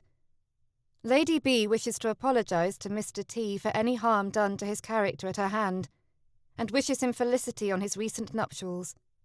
She had used an elegant font, and that surely cost a fair amount. At least Margaret had not purse-pinched on her apology. Marcus smiled and handed it back. "It is more than I expected." Izzy turned back to the window. "A part of me wishes to see her pay the price for what she did." She waved the paper in the air. "And this hardly does it." She sighed and leant into him. "But the more part of me wishes to just move on and forget about it." He wrapped his arms around her waist. "I decided that very thing after I spoke with her. Nothing else will keep me from being deliriously happy with you." He dropped a kiss onto her earlobe, and she shivered. "This is not the place, Marcus." He looked around them. "As you can see, we are completely alone, and I have waited a very long time." "You kissed me at the last stop, if you will recall." She paused. "Everything is about to change. I have never been mistress of Rushdale before." He sighed and dropped his chin back onto her shoulder. "It is not so very hard for me to imagine. I have been thinking on it for years." Izzy stared up at the house. Why was she feeling so timid? She had been romping around this property for as long as she could remember. The carriage door opened and Marcus bounded out. This was it. This was the beginning of her life with Marcus, and she suddenly felt uncertain. What if she was not what he had hoped? What if he had built her up to be something she could never be? There were years of dreams that she must live up to. But what if she could not do it? Her throat felt tight. Marcus called into the carriage, ending her deliberations. "Come along. I have a surprise for you, my love." "You can do this," she told herself. A surprise? She poked her head out the door and clasped her hands together, her eyes wide. Was not being married to him surprise enough? She had never thought any of this would happen. That Margaret and her father had been to the ceremony was nearly more than she could believe. I do love a surprise, but what more could there be? He grabbed hold of her hand and intertwined their fingers. His large, strong fingers engulfed hers, and when he looked over at her, love shone in his eyes. Perhaps her fears were unfounded. Could he look on her with such love if he felt any measure of disappointment? Pulling her to the corner of the house, he brought her to a stop. "Just a moment. I do not want you spotting it before I am ready." He withdrew a scarf from his pocket and wrapped it around her eyes. "Marcus, is this really necessary?" She may have been voicing protest, but inside the peacock butterflies had taken up residence again. "It is only for a moment. Just be patient, Bluebell." Bluebell? Was this to be his special name for her? It was completely silly, but the goose-flesh on her arm said she liked it. "I am trying it out. You dislike it?" She smiled. "In truth?" "I know the truth is difficult for you, Bluebell, but I should like to hear it all the same." He chuckled. She swatted at him, but her hand landed on his chest. She made to pull it away, but he placed his hand over hers, holding them both there. She felt his heart thumping beneath her hand. It increased as he pulled her closer to him. "Truly, if you dislike it, I shall think of something else." Izzy's head dropped back. "I love it. But if you were to call me Bluebell, does it follow I may call you May Lily?" Marcus laughed and wrapped his hands around her waist. "Only in private. I should think Ian and Nathan would never stop mocking me over that one." "And that bothers you?" She tilted her head to the side, even though she could not see anything through the layers of scarf covering her eyes. "Very well. It is a name for our ears only." "If it comes from your lips, I care not what Ian and Nathan think." He took her hand in his, wrapping his other arm around her waist as he led her carefully along the path. In her mind, Izzy could see the grounds she had spent nearly as much time on as her own home, but then, this was her home now. She gave a quick shiver. They slowed their steps and Marcus moved behind her, his hands on her shoulders. Are you ready to see it? His breath tickled the curve of her neck, and she shivered again. She nodded, and the blindfold fell away. They stood in front of a small outbuilding, a fresh coat of white paint causing it to gleam in the sunshine. Izzy looked back at him. What is it? He ran his hands down her arms, taking her hands in his. He placed his chin on her shoulder and whispered in her ear, It is your laboratory. Izzy whipped her head around to stare at him, nearly bumping their foreheads together. You made me a new laboratory. Her throat tightened and she could not speak another word. Never had someone done something so kind for her. Perhaps it felt so special because this had been made specifically for her. Her last laboratory had been one she'd simply taken over until her father discovered it and raised it. Izzy looked about the grounds around her. This was not just an old building he had repurposed. It was new, a structure built just for her. She pulled her lip in between her teeth, but still, the tears came, blurring her vision. I do not know what to say. I think we should look inside. What do you think? She nodded and reached for the latch. It was dimmer inside, but the numerous windows provided ample light to replant any specimen she brought back, and there were candle holders for those times when she would need closer observation. Marcus nudged her father inside. You need not lurk in the doorway, Bluebell. Come, take a look. A workbench sat along one wall. A microscope, along with several stacks of earthen pots, rested on the bench. Izzy ran her hand over the microscope. I have never had one before. I am not certain I even know how to use it. We will learn together, he whispered in her ear. Next to the microscope sat Marcus's plant book and his journal containing all his drawings. 2 matching papers sat wedged between the book and the journal. Izzy looked up at him as she pulled them out. What is this? He pulled them from her hand and held them out so they could both see. You did say you dreamt of writing a book about foreign plants, did you not? I had thought we could start in Buenos Aires and then perhaps move on to Rio de Janeiro. She dropped the books to the workbench and threw her arms around him. I will only agree if you promise to draw each and every plant. He picked her up and swung her around as much as he could in the small space. If that be thy bidding, Bluebell. She giggled, kicking the door closed as he continued to spin her. This place is much better than the carriage for kissing. He set her down and lowered his lips to hers. If that be thy bidding, my Bluebell. That was The Secrets of a Scoundrel by Mindy Burbage-Strunk, read by Victoria Brazier.